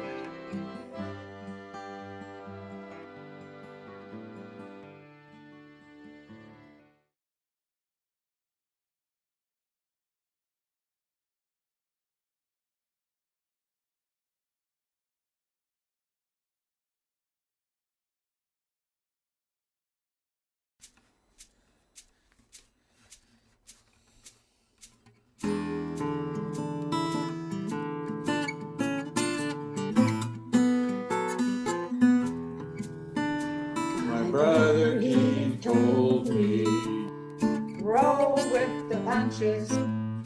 oh yeah, Don't be such a wimp. I guess the old saying is, oh yeah, you got to play the game. With the cards you are dealt, that's it. Oh yeah, that's how it goes. That's how it is. Oh yeah, What do you do? you have to accept it. My mother had the same thing. Pass it down to me. Oh yeah. I'm not so grateful, but at least I'm happy. Oh yeah. So that's the way it goes. If I get crazier, let me know. That's how it goes. That's how it is. Oh yeah, what do you do? You have to accept it. Having friends is so important. I'm happier than I used to be. The more we say no, the better we're gonna feel. Take a look at it. All of us get out alive. Oh no. Gonna do what I wanna do. Gonna take my time. Oh yeah. It's in your face each morning. There's no reason to hide. That's how it goes. That's how it is. Oh yeah. What do you do? You have to accept it. I do feel included where I put in the time. Oh yeah. There's a sense of warmth, like a second home, alright. Oh yeah. You want to make it better. Try, try, try, try. That's how it goes. That's how it is. Oh yeah. What do you do? You have to accept it. That's how it goes. That's how it is. Oh yeah. What do you do? You have to accept it. That's how it goes. That's how it is. Oh yeah. What do you do? You have to accept it. That's how it goes. That's how it is. Oh yeah. What do you Yes, it is.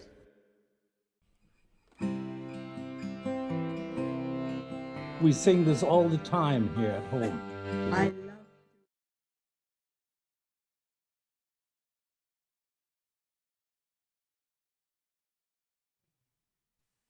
love Okay, we are back. We are back live with you here from the Douglas College campus in New Westminster. Thank you for joining us online and in person. A shout out to our audience that has stuck with us.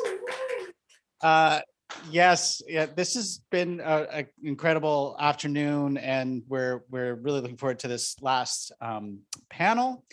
I promise you that apart from right at the end, this is the second last time you'll have to look at my face.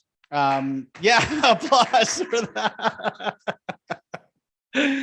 But before we go to this next panel, we want to do one last check-in with the flag making table, and two of our the flag makers are now on this panel. So we have new flag makers. So let me shoot it over to Anna and Taylor and Simran. It is now your show. Hello. Yeah, so as Chad mentioned, we're replacing Rajan, Sarah May, and Tom. So we've been at the table now. And yeah, yes, these are new RAs on the project, so Taylor and Anna. So they will talk a little bit about some of the flags that we've been working on here. Yeah, so the first one, my flag, I drew a butterfly. To me, they represent hope and lightness and transformation. And when we look at the RTC, I hope to learn more about dementia and the transformation that this project is doing.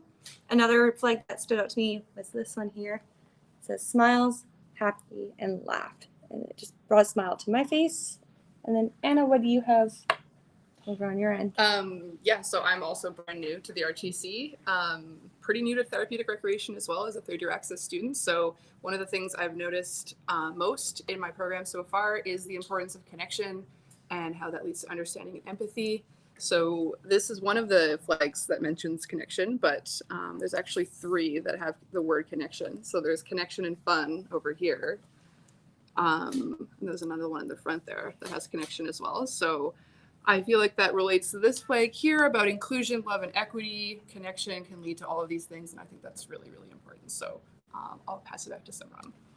Yeah, so we'll continue working on these flags throughout the show, and yeah, we hope you guys can still throw us your ideas for different flags and throw your words, even from the live stream up in the chat, or text the number that was said earlier.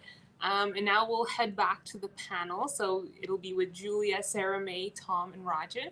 And they'll take a little bit more of a deep look at one of the creative engagement projects that we've been working on. So yeah, I'll let you take it off, Julia, and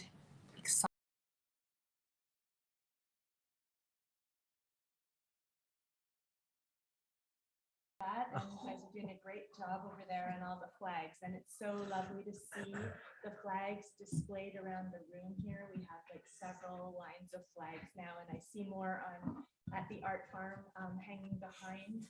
We have our friends there, our colleagues. So this panel is called Collaborative Research Meets Co-Creation, a window into raising the curtains emerging practice. So as you've heard earlier today and yesterday, we talked a lot about how this particular project is really unique in that it incorporates collaborative participatory research and creative engagement, and those are interwoven processes. And we have quite a large team involved in doing that, both human and non-human, as you can see over there at the art farm. And so we have representatives from the different areas of our team here today to talk to you including the non-human, the beyond human side. So we're going to talk about this process.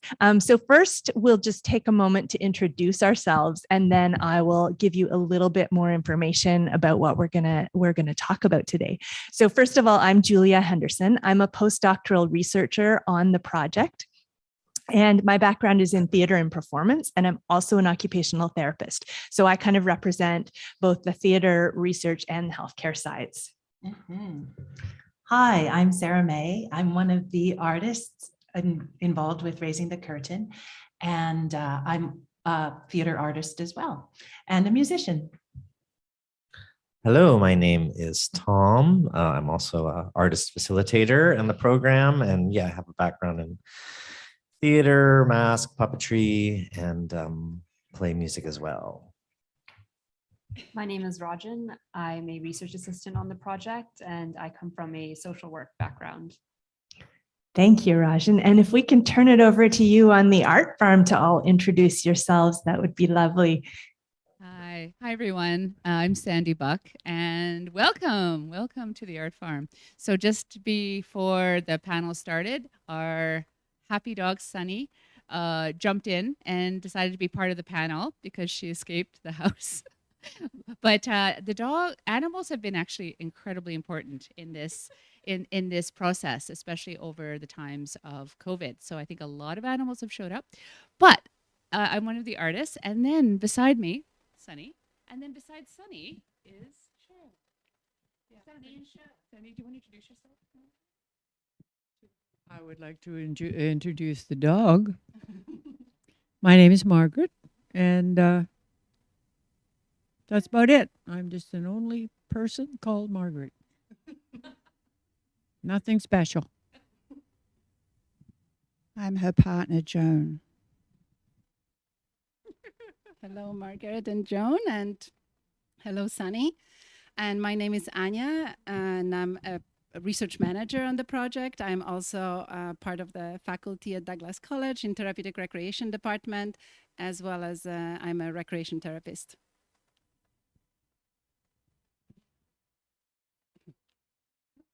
Margaret and Joan are representing our care partner, peer collaborators. Thank you. we're as much as we love the creative engagement of Sunny, I think Sunny is maybe going to take a little walk. But this really represents the spirit of the project and the improvisational nature. So thank you, and see you later, Sunny. So in this phase of the project, sort of from the new year on, or the fall in, we've had, we're calling this our most recent session. So we had 5 peer collaborator and care partner dyads involved this time, and they were working together in 3 different groups, and each group had artist facilitators working with them, as is our usual process. And they worked on a range of creative engagement activities that really emerged out of their interests. So in the earlier panels and yesterday, you heard some more examples and saw some more examples of other creative engagements. But today, what we'd like to do is take a real deep dive into just one example of the creative engagements that happened this session, and really explore what the process was in terms of both research and creative engagement to develop the particular example of the protest song.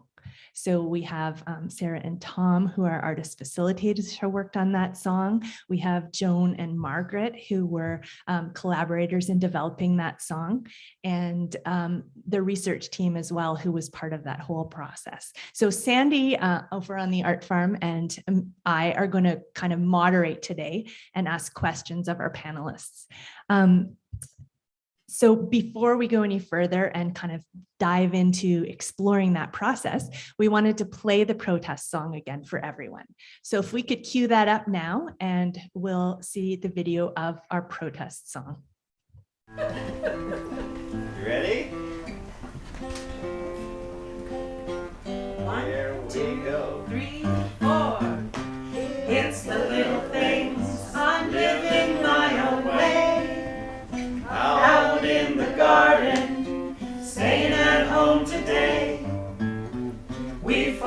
power.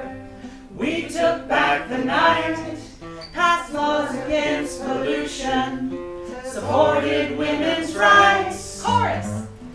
What's your passion? What are you fighting for?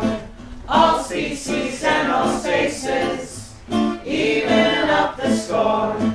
All ways of stating truth, all forms of pushing back. What are you gonna choose? Sing your resistance track. If I was a younger me, I'd tie myself up to a tree. I'd stand before the pipeline, I'd bodyguard the bees. Extinction rebellions, bodies on the land, crossing over the line, reaching out your hands to the bridge we filled with water for the birds to bathe in. It's a friendship statue, a people celebrating dogwood mother's favorite, fuchsias from next door, bees on dandelions, early hellebore. Chorus! What's your passion? What are you fighting for? All species and all spaces, even up the score. All ways of stating truth, all forms of pushing back. What are you gonna choose? Sing your resistance track. Next verse. Just getting together is an act of protest. Yes! Against the isolation. Sharing we are blessed. Reaching over fences. Speaking a little truth. Listening to our elders. Lifting up our youth. Chorus! What's your passion? What are you fighting for? All species and all spaces, even up the score.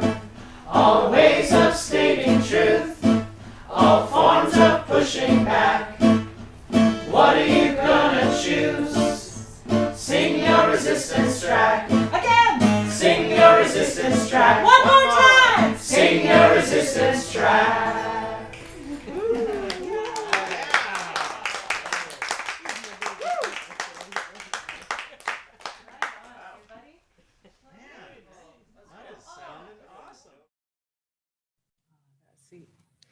Okay, thank you so much. And Sandy, I think you had some questions. Well, we were having a lot of fun singing along.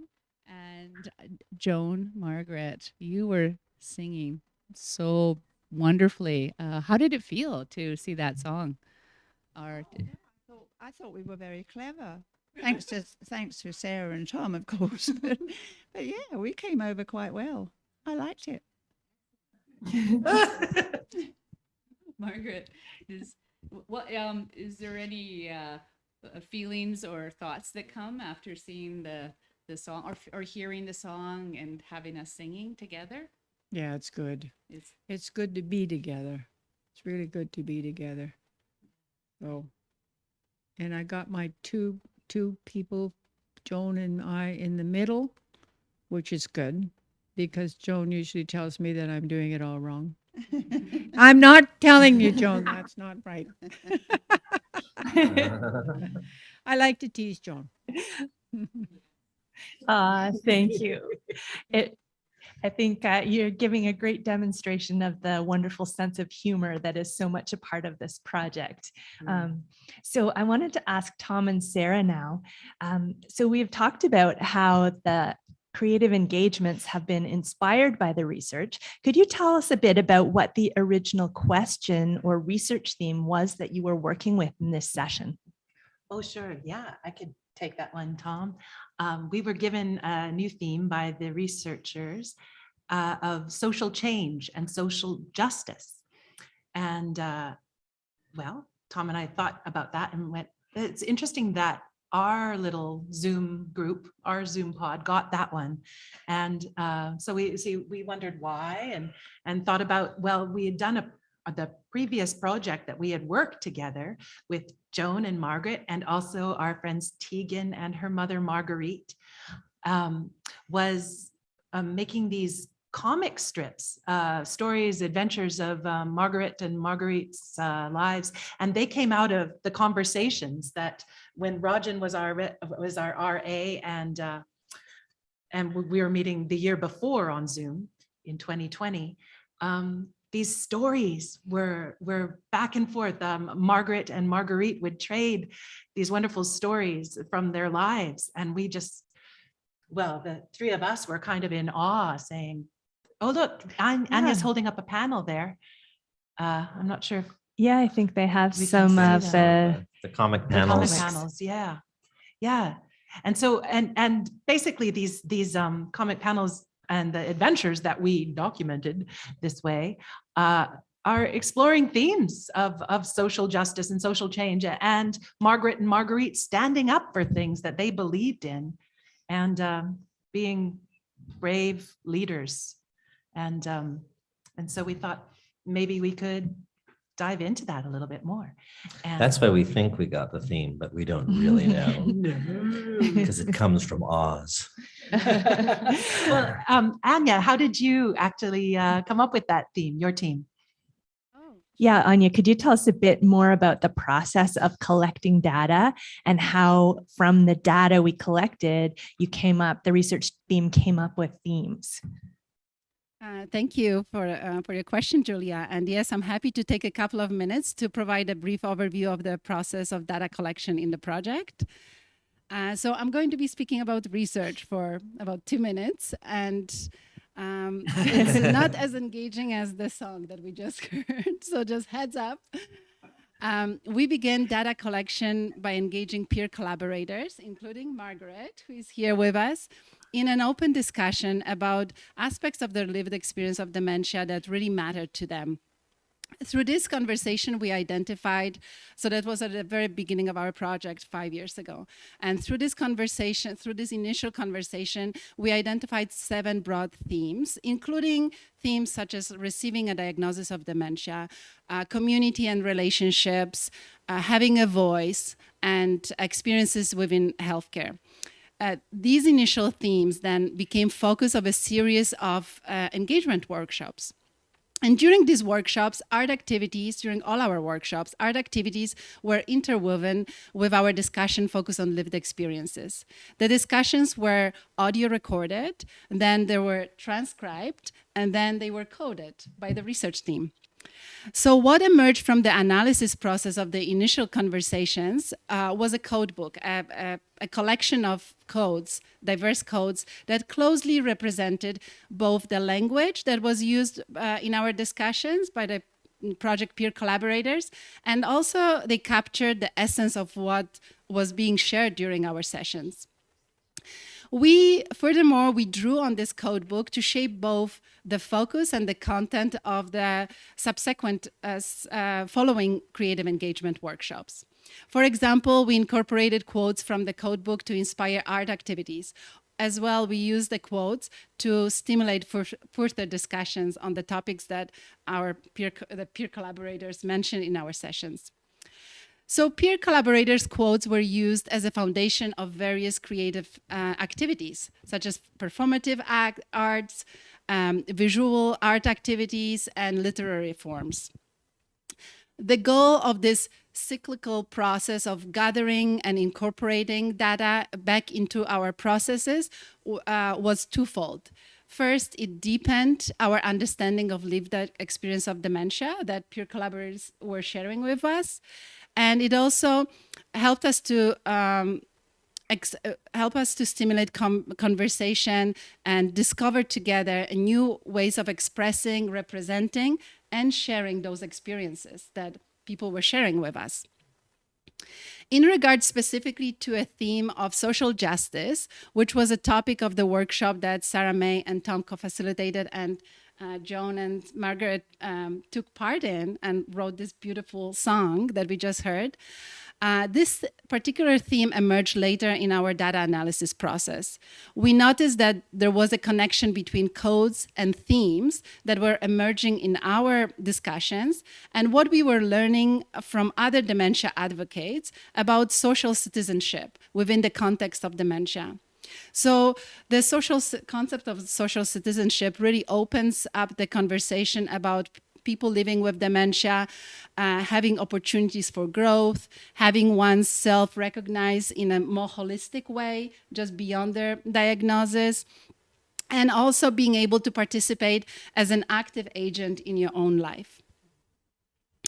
At that point, we realized that strong peer collaborators' emphasis in our project on the topics of advocacy, agency, and importance of being heard deserved more explorations.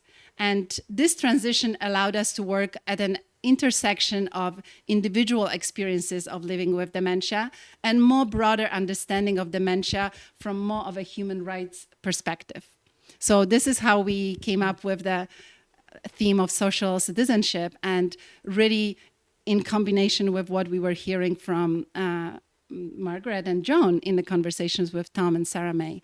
And that led to a further exploration of that topic. So I hope that sums it up. I hope it wasn't too long. Everybody is still awake. That was great. That's great, Anya. Thank you so much for that insight. Sandy, I see you pick up the mic. Did you have a question you wanted to ask at this moment? All of this stimulates many questions. And I'm just in awe, actually. I'm looking at these panels, and the theme that we talk about of social change is so strong in your lives, and I just think it's important that that really. Well, I'd like to go back to Tom and Sarah about the process, because it's not as simple as, well, is it as simple as writing a song, Tom and Sarah? How did this just come together? I feel, being an artist, I know it didn't come that way, but I'm wondering if we could dive a little deeper into some of the conversations that maybe Margaret and Joan can add to. So do you want to question? Yeah, sure. First of all, I wanted to say, first of all, I want to say thanks to Trent, who edited that video quite quickly, mostly off that one session. It looks really great. And that Rajan was also, which isn't just our RA, she was there for all of our meetings for quite a long time. And we'd have discussions after and decide what to do next week, and often just meet on our own. And so we're all equal parts in this. Another thing I wanted to mention before I get to your question is something Sarah and I talked about earlier today was, well, like, how did we do it? How did this even work? Part of it was when we made this, the song was made after we made the transition to Zoom, as were those comic strips. And that wouldn't have happened if we hadn't have had the years before of connecting and building trust and knowing each other. So we were asking ourselves today, like, well, one of the questions is like, how did you connect? And we really connected by connecting. And one thing Sarah brought up is like, our meetings were really fun and funny. And we just talk for 20 minutes or 25 minutes about dogs or tea or the garden or the weather or how everyone was doing. And then at some point, Margaret would go, okay, what are we doing? And we'd have to get down to business. As far as the song, Sarah actually had the idea. Do you want to talk about that? Oh, just that because Tom and I had written songs before using the data that the researchers had been compiling, and we had just drawn text and put together verses for songs that we made back in 2020 for that. For this project. This time we thought that it would be a lot more fun to do it together, to generate lyrics and be more conscious about doing a collaborative song.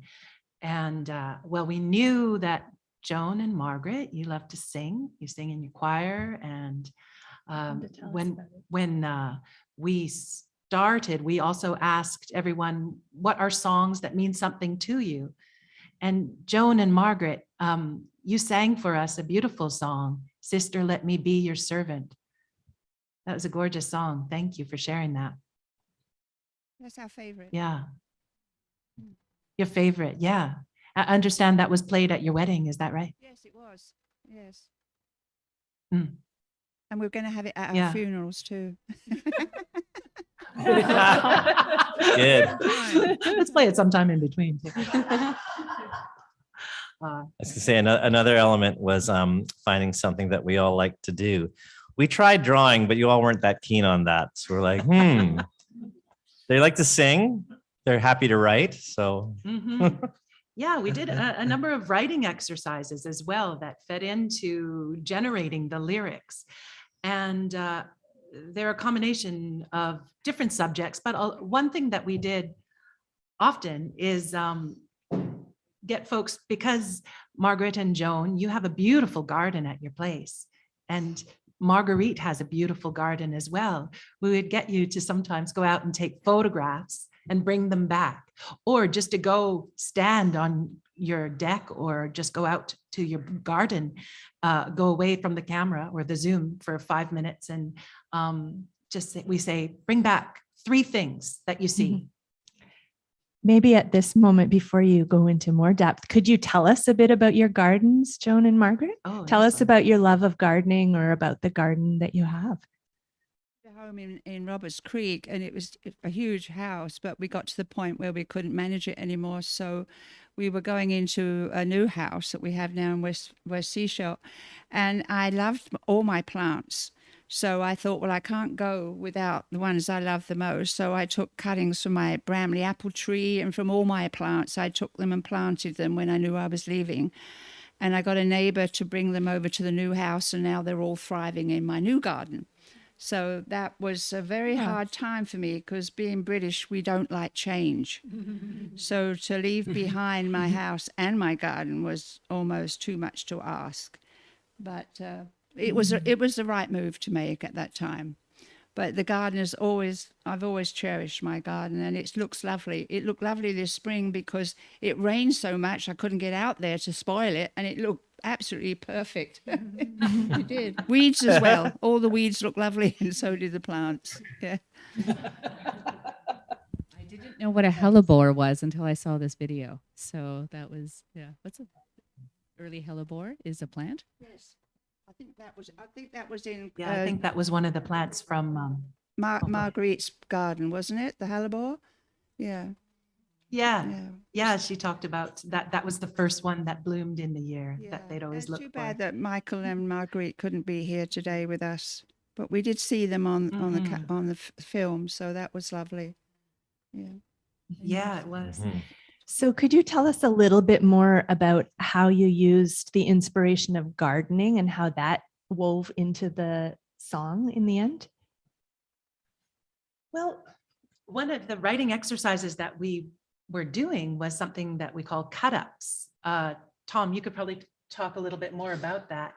But just to also say that we ended up doing cut-ups of different things, like the conversations about the what are you fighting for, the social justice angles, as well as the garden, and cutting them up together. But maybe Tom, if you could tell us a little bit more about the cut-up process. Sure. Cut up is kind of a beat poetry era, just style of making poetry, where you often write a lot of just do a bunch of free writing and start chopping it up with scissors and rearrange it, type of thing. So yeah, like Sarah was saying, we would get these folks to observe their garden, sometimes just make some notes of things that they saw or write little poems about it. And we just sort of collected the stuff out over a while. And I don't actually remember when we got the idea to kind of mash the two things together, but there is something about the garden and the observations and the sort of natural world connected with, protest songs can be, sometimes they can be quite boring, or they can be, kind of intense and kind of hard. And there's something about that really softens it. It's a nice weave, I think. And I think we had a slide of the cut-ups, didn't we? Do we have that slide? Yeah. Oh, yeah. there. Do you want to just maybe describe that, Tom or Sarah, a little bit? Sure. So you see that we'd get, for instance, Margaret would write and Joan would write, and then they cut them up and then rearrange together to create different orders of things. And it's kind of, it allows for surprise and discovery when you sort of, especially when you put two things that maybe you wouldn't think of writing together, all of a sudden are together.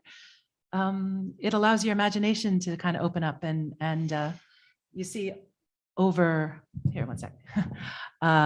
If you see over on the far side, the typed words, those are some of the lyrics that we were already assembling. And then even they too could continue to get chopped up and moved around until there was an order that we all kind of felt right about.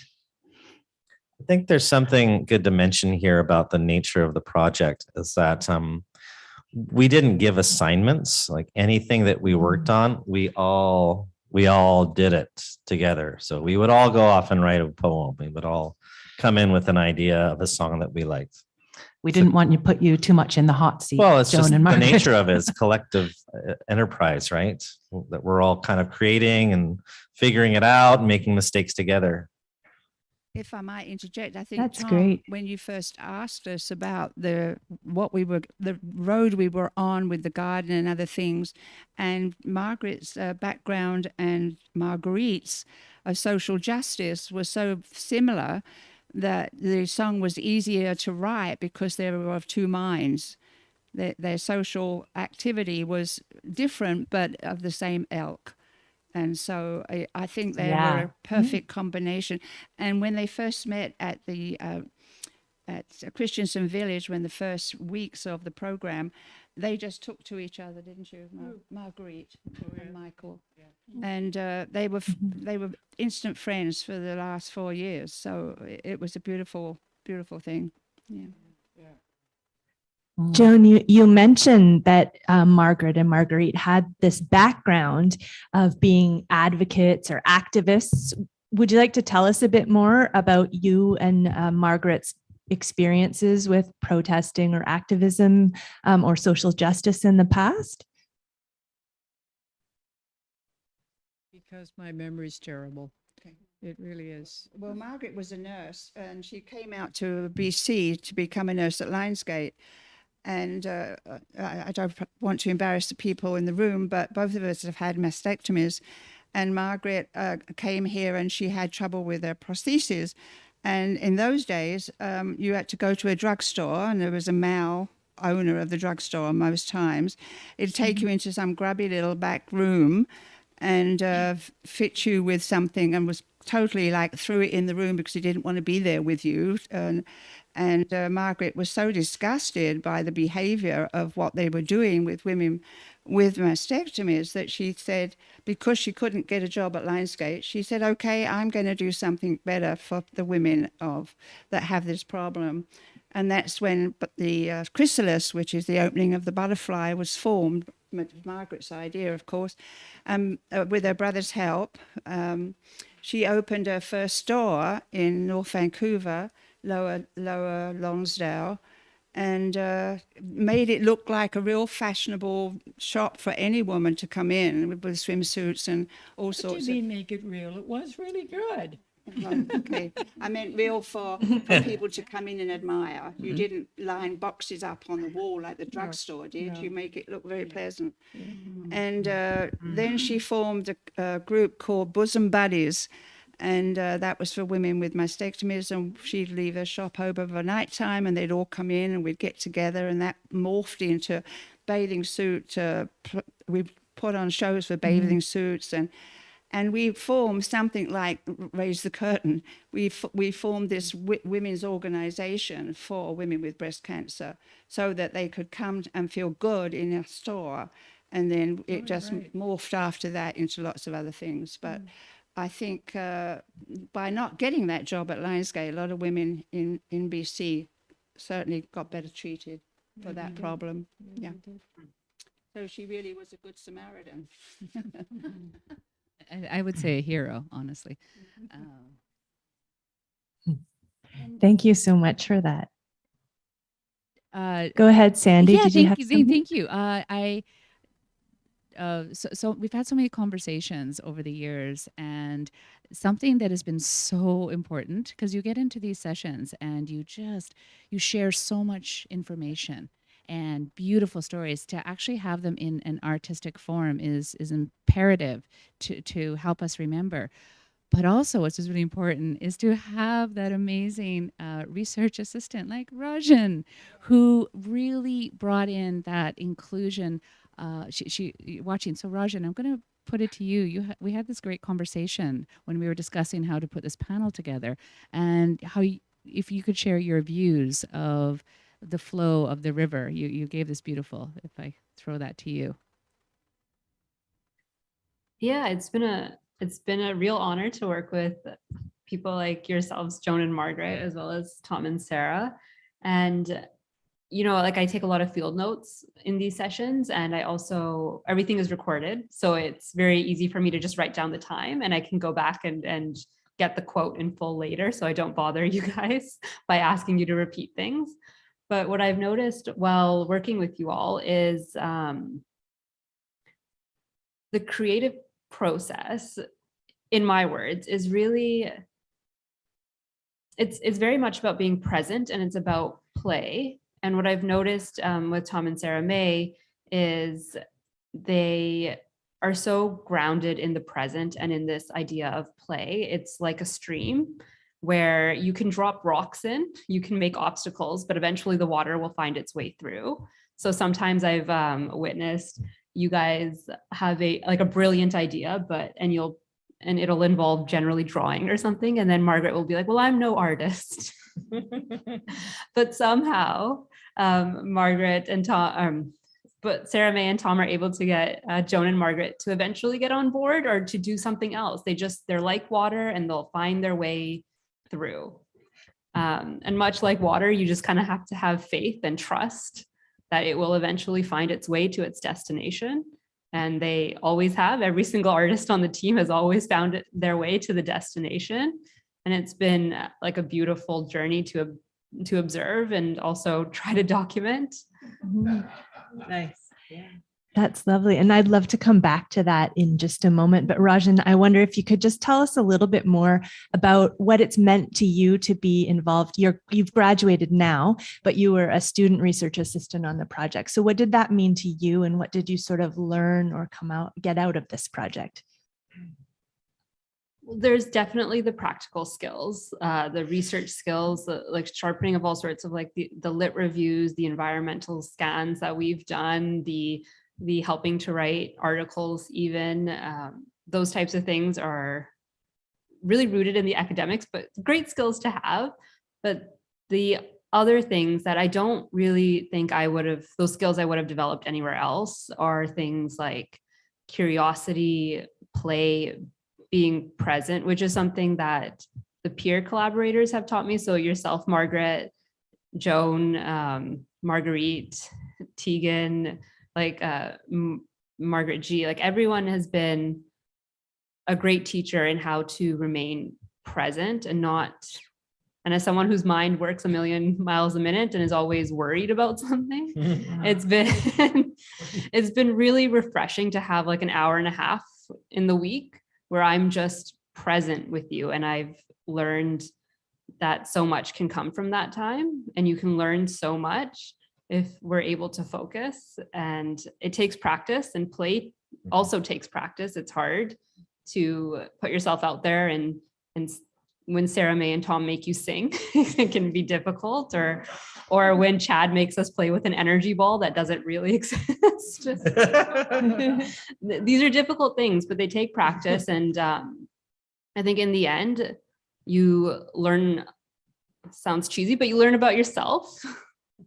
But you also learn, you also learn how to connect with one another in a different space. And it's been great. Mm-hmm. Thank you so much, Rajan. I think, let's give Rajan a clap. Thank you. Rajan, you mentioned some things like presence and curiosity. And I know these are some of the kind of principles or approaches that the team has had. And I wondered, Sarah and Tom, or anyone else, if you have any further reflections on those kind of principles or approaches that are really important, the things that are really important to your approach. I think something that came up in the last panel that Rolf kept mentioning was community and connection, and just that over time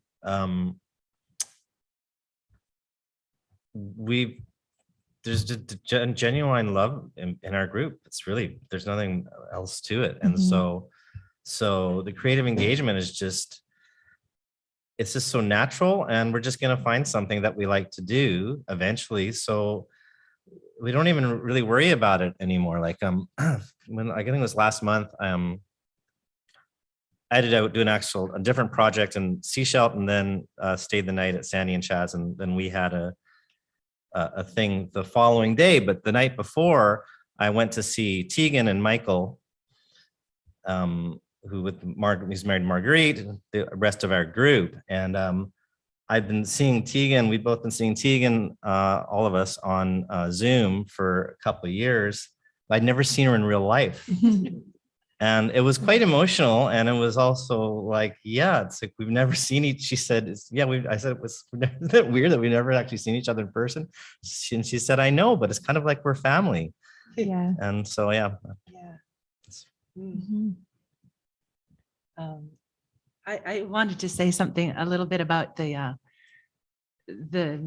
rolling with it, or just the being present and accepting what is. And Margaret, you always remind us you have to keep laughing, and I love that. I love that. And I was just reflecting about the interpretation of social change that we went with our song, and that we went with in our conversations. I wonder if one maybe predicted or tried to predict what we might have come up with for social change with a group that's all about dementia. Well, and again, Margaret, I'm going to say that I remember you saying that, well, we've got dementia, that's that. Now what? Now what else, right? Get on with it. And that the issues that we discussed are very relevant to everyone here in the world alive right now, the environment. What are we gonna do? Like all these things. And it was great to have those discussions with you. I really appreciated those. Well, I've heard an awful lot of things about me, which is very nice. A lot of it is kind of, you're making it really good. But I've got somebody next to me that without that.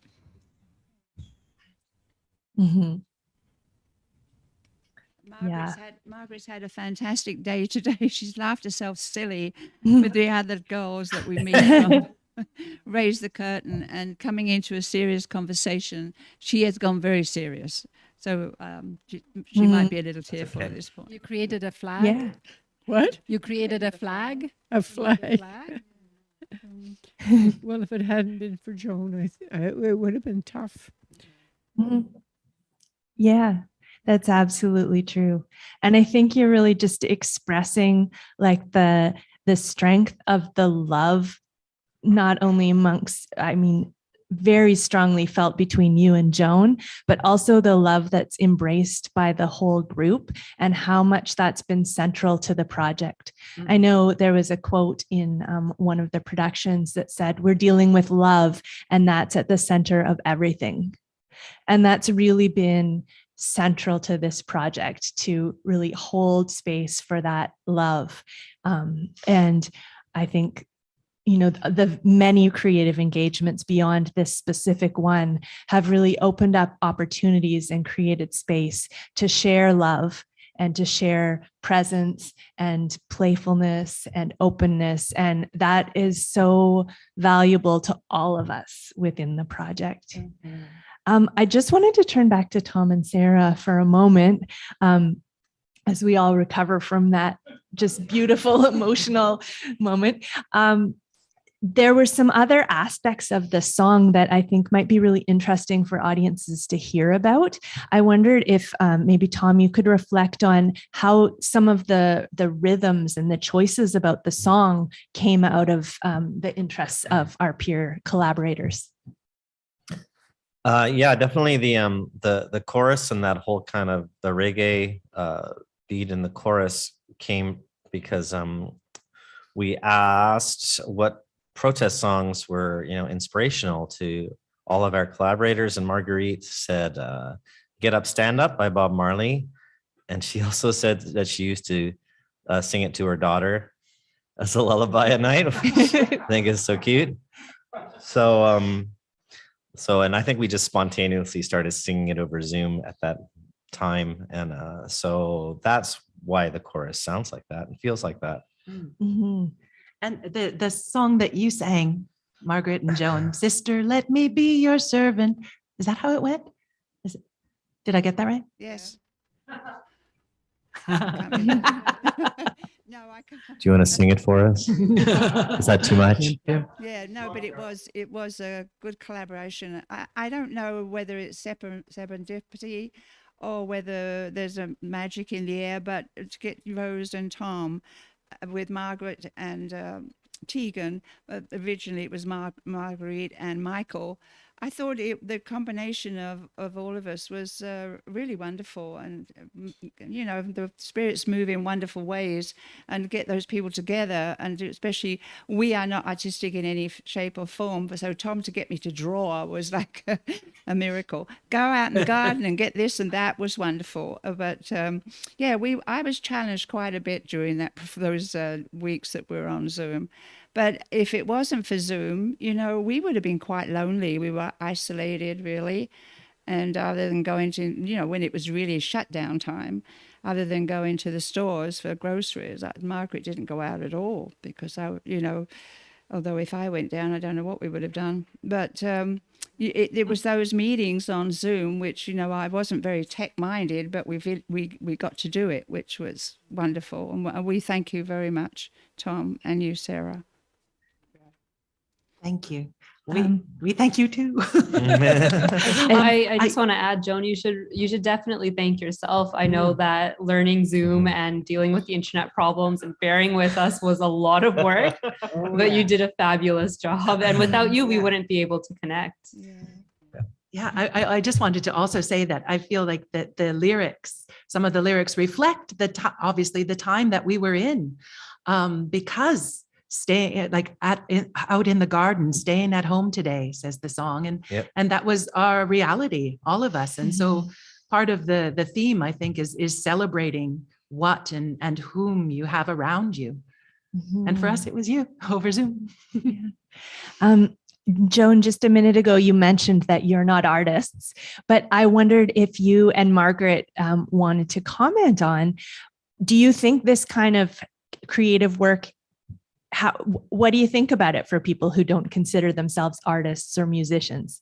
Is this still valuable work for anyone? Yeah, I think, I could have said, no, I'm not going to do it and walk away. But I thought, them not bothering what it looked like, or just try. And I'm always willing to just try. And even when we went down to Christensen Village, when they first did the program, one of the people that were participating at the time was an artist, and he taught me how to draw a rose, and it was quite nice. And I colored it in, and I was absolutely thrilled, thinking I could actually do that because I don't have that side of the brain at all. And so Tom pushed me into doing a lot more than I would have done normally, because I'm not a creative type at all. So thank you, Tom. I know I was a challenge to you on occasion. But yes, we did well. Great. I wanted to wrap back to research for just a moment to mention that another way that we kind of cycle back to research is we sometimes have engaged in in-depth performance analysis of the various performances that we have done. So we haven't done that yet with this performance because this is new, but in the past, some of the other performances like Managing the Unknown and Backstage Pass, we did a performance analysis to discuss how those performances really challenged more traditional negative narratives around dementia and how they worked to maybe reshape or reimagine some of our cultural understandings of dementia. And some of that analysis have been published in book chapters and research articles. So that's another way that we kind of continued the cycle of research and creative engagement.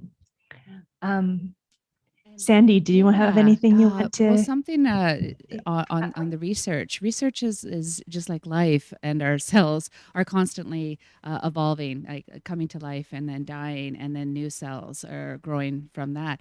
And just in the conversation that we had outside, you shared some information about just even the word dementia itself needs to be well, we need to change that word. and Margaret is somebody who is, and I don't even want to put that word on you anymore because of the conversation that we've had. So I feel like already our research that has been so integral to get to this space now is already needing to, I think, be upgraded from Margaret's perspective. Yeah, and that means we have to do another 5 years of grant writing. But so much in what was shared, and Tom, you mentioned the love in the room, and definitely as one of the artist coordinators or the artist facilitators, it's that sense of trust, and in that sense of trust, you have the opportunity to open up and try those things. And I've never seen a braver group than the people that we've collaborated with in the past 5 years. This isn't actually a question, so I did have a question. Yeah. Maybe I can. Would it be okay if I jump in here? Yes. Or did you have a question, Sandy? Sorry, I couldn't tell. Go ahead, Julia. No, it's all good. Sure. I wondered if we can maybe go around at this point and ask people if they have any final thoughts that come up about the interwoven processes of research and creation and how that's been for them. So maybe I could start with Tom and Sarah. Do you have any final thoughts or things you want to share about the creative engagement process that you were involved in? Any things that you think the audience really might want to know or that you haven't shared yet? Well, something that's important, I think, in any creative process is to start to create limitations as you get more concrete about what it is, what your project is going to be. And well, that can sometimes be a challenge for artists to just choose the one thing or whatever. So it's quite natural and delightful to work with researchers who are collating the data and handing it back to you and reflecting. And then we can go, okay, I can use this and I can use that. And then therefore, I think it becomes a bit of a happy feedback loop, because then they'll go, oh, it's interesting that you do that. And so nice. Thank you. What about Anya? Oh, did you? Sorry, Yeah, Tom, just go ahead. quickly, Yeah. One of the things I read in sort of little précis about what we were going to talk about today asked about if we had conversations about how we're going to, approach this. That's the latest thing that we worked on. I thought that's really interesting because we didn't really have conversations with it. I think the thing is we just tried stuff as opposed to talking about it, right? Which can be a real thing, especially, if you're in a creative process. You can spend 2 weeks of your grant sitting around a table talking about what you're going to do. And another thing that came up today was mentioned. Trouty said that she wanted to study clown. I've done a lot of that kind of thing, and it's 100%. I just think it's really prescient of her and where she was at, that's what she wanted to do, because it's 100% about being present. Like a 3-year-old is at play. And I don't mean childish, I mean like childlike, totally focused, full imagination, just ready to go there, right? That's really, I know, a huge value for a bunch of us. And try something. If it doesn't work, just like you said about water, flow into something else, right? And just be there, just be together. Yeah. Maybe we can turn to Rajan and Anya now. Do either of you have any final thoughts about the research process or the interwoven processes of research and creation that you'd like to mention? Anything that you haven't had a chance to share yet? Anya? Sure. Yes, I would like to echo a lot of what has been said mentioned by Margaret, Joan, and Rajan, as well as Tom and Sarah May, that about being present. I think coming from the more research lens, my tendency would be to have a more prescribed approach, to have a more structured approach to our sessions. So I think being part of the creative engagement that was incorporated from our team meetings to our creative engagement session, it really forced me to be more in the moment and trusting the process. It allowed me to be more present and I think ultimately more vulnerable. So putting myself more in a more vulnerable space, which that's what we were asking all the collaborators, to step out of our comfort zones and allow ourselves to be challenged and be vulnerable. Yeah. Would you like to comment on that, Margaret? Very good at talking about this. No. No. Yeah. No. Okay. I think Margaret said a happy day, a very long but happy day. And she's a little tired. So if you want to get into the mood with Margaret, you have to have a joke. If you've got a good joke to tell her. If you've got a good joke, she's with you. But she's had a busy day today. Yeah. Yes, I think that's also reminds me that importance of the sense of humor that everybody brought, the positive energy that you shared with us, and jokes were priceless. So that really made I think for me, it made those days that we were gathering together. That's what makes my days. Oh. When I can feel that I can laugh. Oh. And laugh. So we are really alike in that way. This guy. Yeah. Thank you. She's been with me for years and years and years, and I don't know how I would have made it. And I think you point out another really great point, Anya, that is so important to this project, is just really thinking about time and how long, creating space and time, but also being aware of people's experience of time and when they're getting tired and when they're getting fatigued and when it's time to wrap things up. And on that note, I think people are starting to feel the end of a long day here. So if I could now, I'll just open it to the audience to see if there's maybe 1 or 2 questions, and then we have a final little performative moment for everyone. I'd just like to make a comment that I think, I don't think you could have closed this conference, these 2 days, with a better workshop with Anya and Joan and Margaret and Sandy and Rajan and Tom and Sarah and Julia. It was really interesting listening to you speak. You did a wonderful job facilitating and wonderful job, everybody that responded. But I think for me, what it did, it really gave me a creative insight into some of the Zoom sessions that, at Christensen Village, we were physically together so we could see them and experience them. And we knew, Zoom sessions are going on, but today you made it feel like we were present at that Zoom session. And it also, with the song, the Resistance song, it almost feels like, when you watch a movie, and you realize at the end of the movie there's going to be a sequel. Listening to you talk about the Zoom and then the Resistance song, it feels like the lead into a sequel of the Raising the Curtain project. Nice. Chad, so get at it.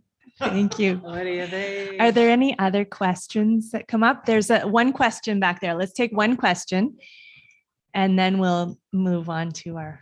I'm going back to that, not a loop, but maybe a spiral that goes between the creative engagement and feeding that into the research for analysis and then coming back.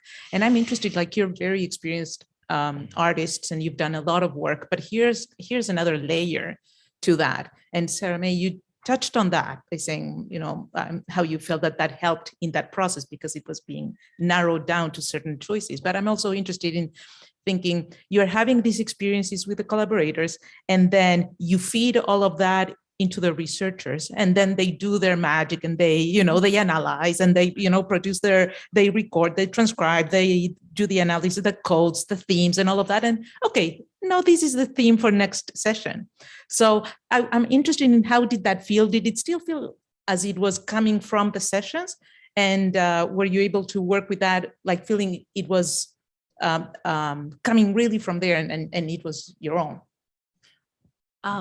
I'll start to answer that. Yeah, yes, absolutely. I felt, again, because we got the theme that felt so connected to the project that we had just finished, it really did feel like a natural focus for our group to continue with and have an opportunity to do something different. We did the drawing and the coloring and the recording of the storytelling.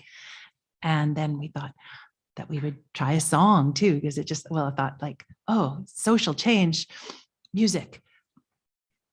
Yeah, let's make a protest song. So yes, it felt very, very natural in terms of organic. Tom, I'm sorry to interrupt. Yeah, it was quite organic, the process. Yeah. Oh, sorry, Tom. Margaret just wanted something to say. Yeah. So I hate to interrupt, but Margaret. Please. Yeah. Yeah, I was listening a lot, and it's a. It's okay. We got you. We got you. I get a bit of now emotional, but I wouldn't be here if it wasn't for Joan. Yeah. Yeah. And I know I've said it And twice. It was really rough, Joan. She was so important, and we got along so well, and we've just been partners, haven't we? Yes, it's been a great team. Yes, we've been a great team, and we're still alive, Yeah. and we still fight, and we still laugh, and we're still happy. Yeah. And I think that's. So I pass this night No, back. it's important. It is very important. I mean, the number of years, and I mean, there's some times when we don't really get along that well. Because I've scripted this, Margaret has to say it.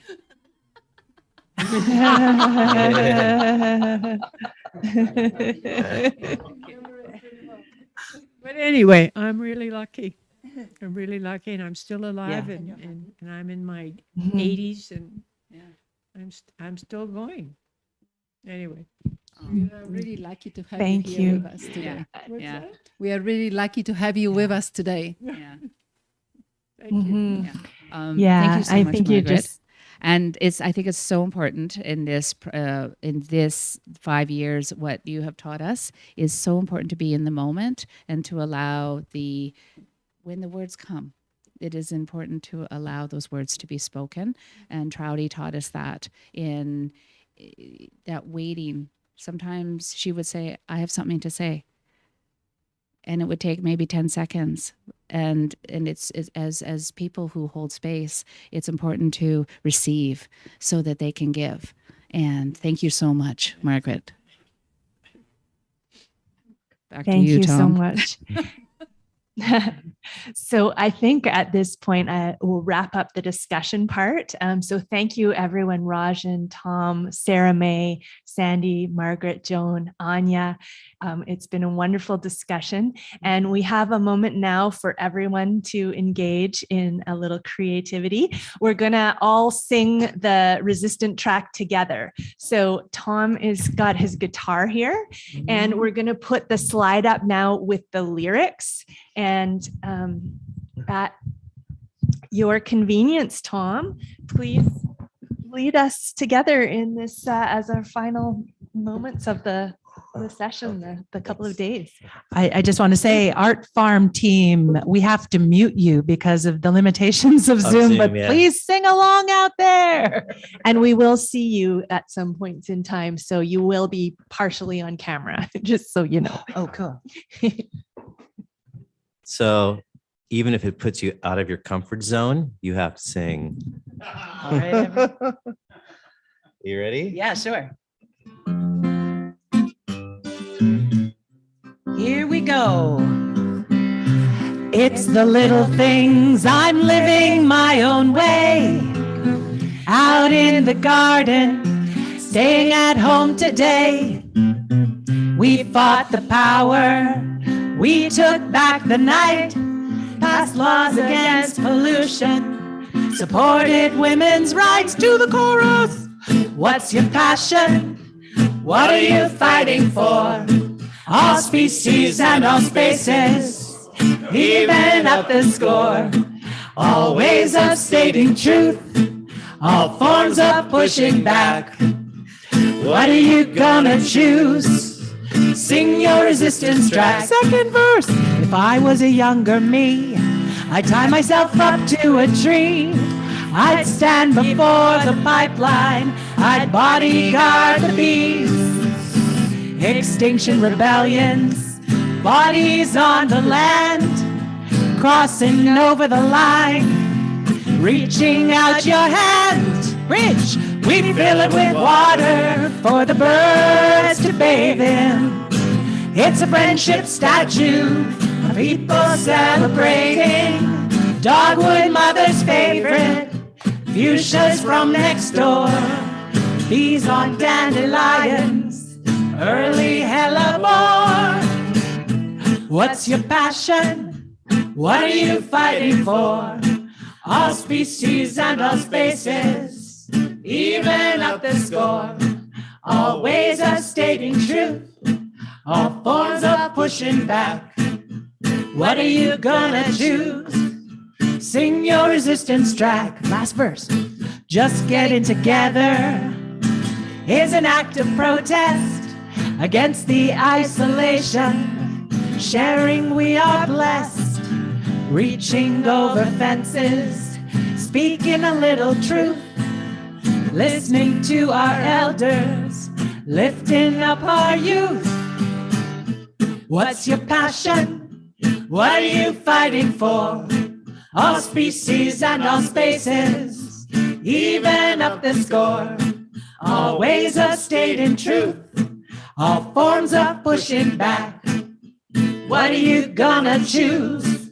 Sing your resistance track. That line again. Sing your resistance track. One more time. Sing your resistance track.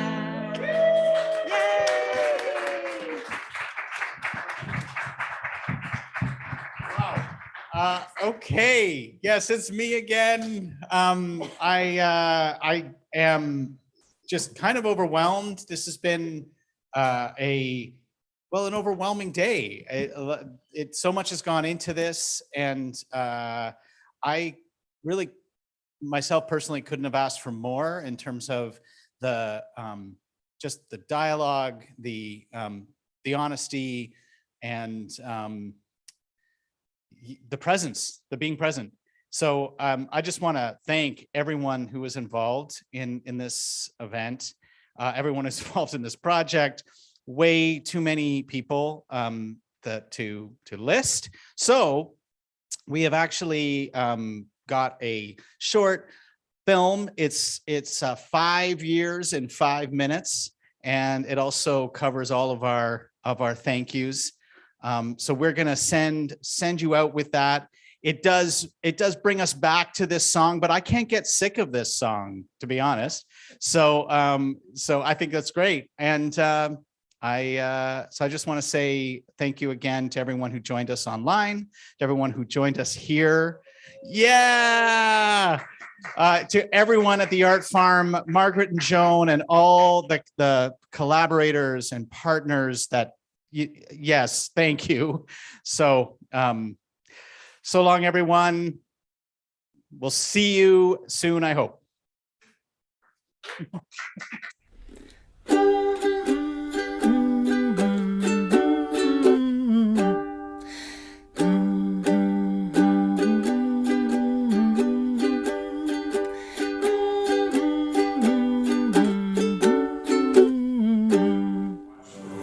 Slowly disappear under the surface of the water, and where it still sits today.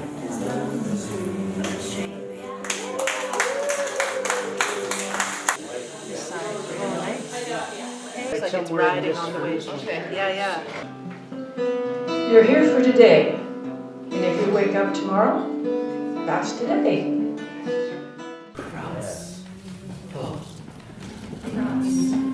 Ready, everyone? 1, 2, 3, 4. Oh, that's what I was handed.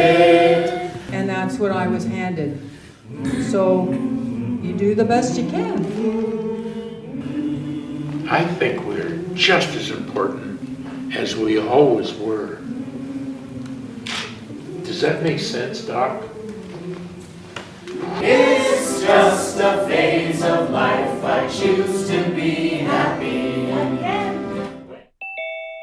Okay, there we go. I don't hear you yet. Hi, I don't know how to get my camera going. It's weird. Hey guys. If you go down to the bottom left, what are some ideas people are kind of have around what we could do? Give me some ideas.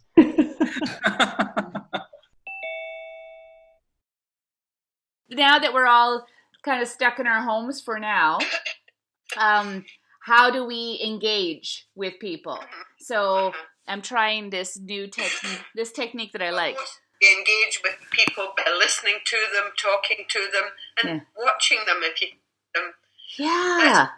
if you can do all of that, if you can hear them, if you speak with them and you can see them, that's perfect. Yeah. And grab it from me? Okay, just a minute here. Yeah, just There, got it. Oh, you got it. Phew, you got it. Now what are you gonna do with the ball? How is that ball gonna change with you? I'm going to change it. Okay, I'm going to bounce it a little bit and give the bounce to you.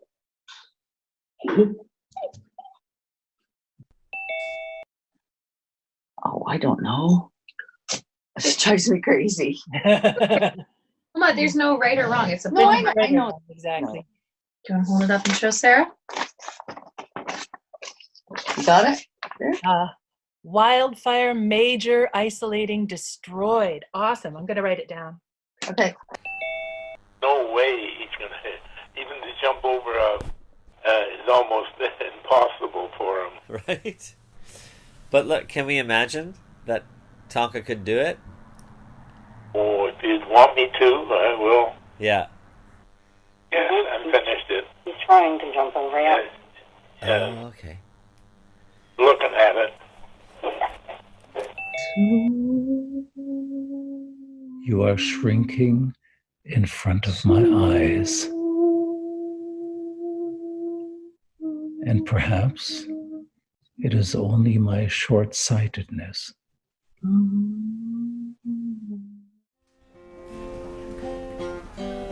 made it! 3, 4. It's the little things. I'm living my own way. Out in the garden, staying at home today. We fought the power. We took back the night. Passed laws against pollution. Supported women's rights. Chorus! What's your passion? What are you fighting for? All species and all spaces, even up the score. All ways of stating truth, all forms of pushing back. What are you gonna choose? Sing your resistance track. If I was a younger me, I'd tie myself up to a tree. I'd stand before the pipeline, I'd bodyguard the bees. Extinction Rebellion's bodies on the land, crossing over the line, reaching out your hands to the bridge we filled with water for the birds to bathe in.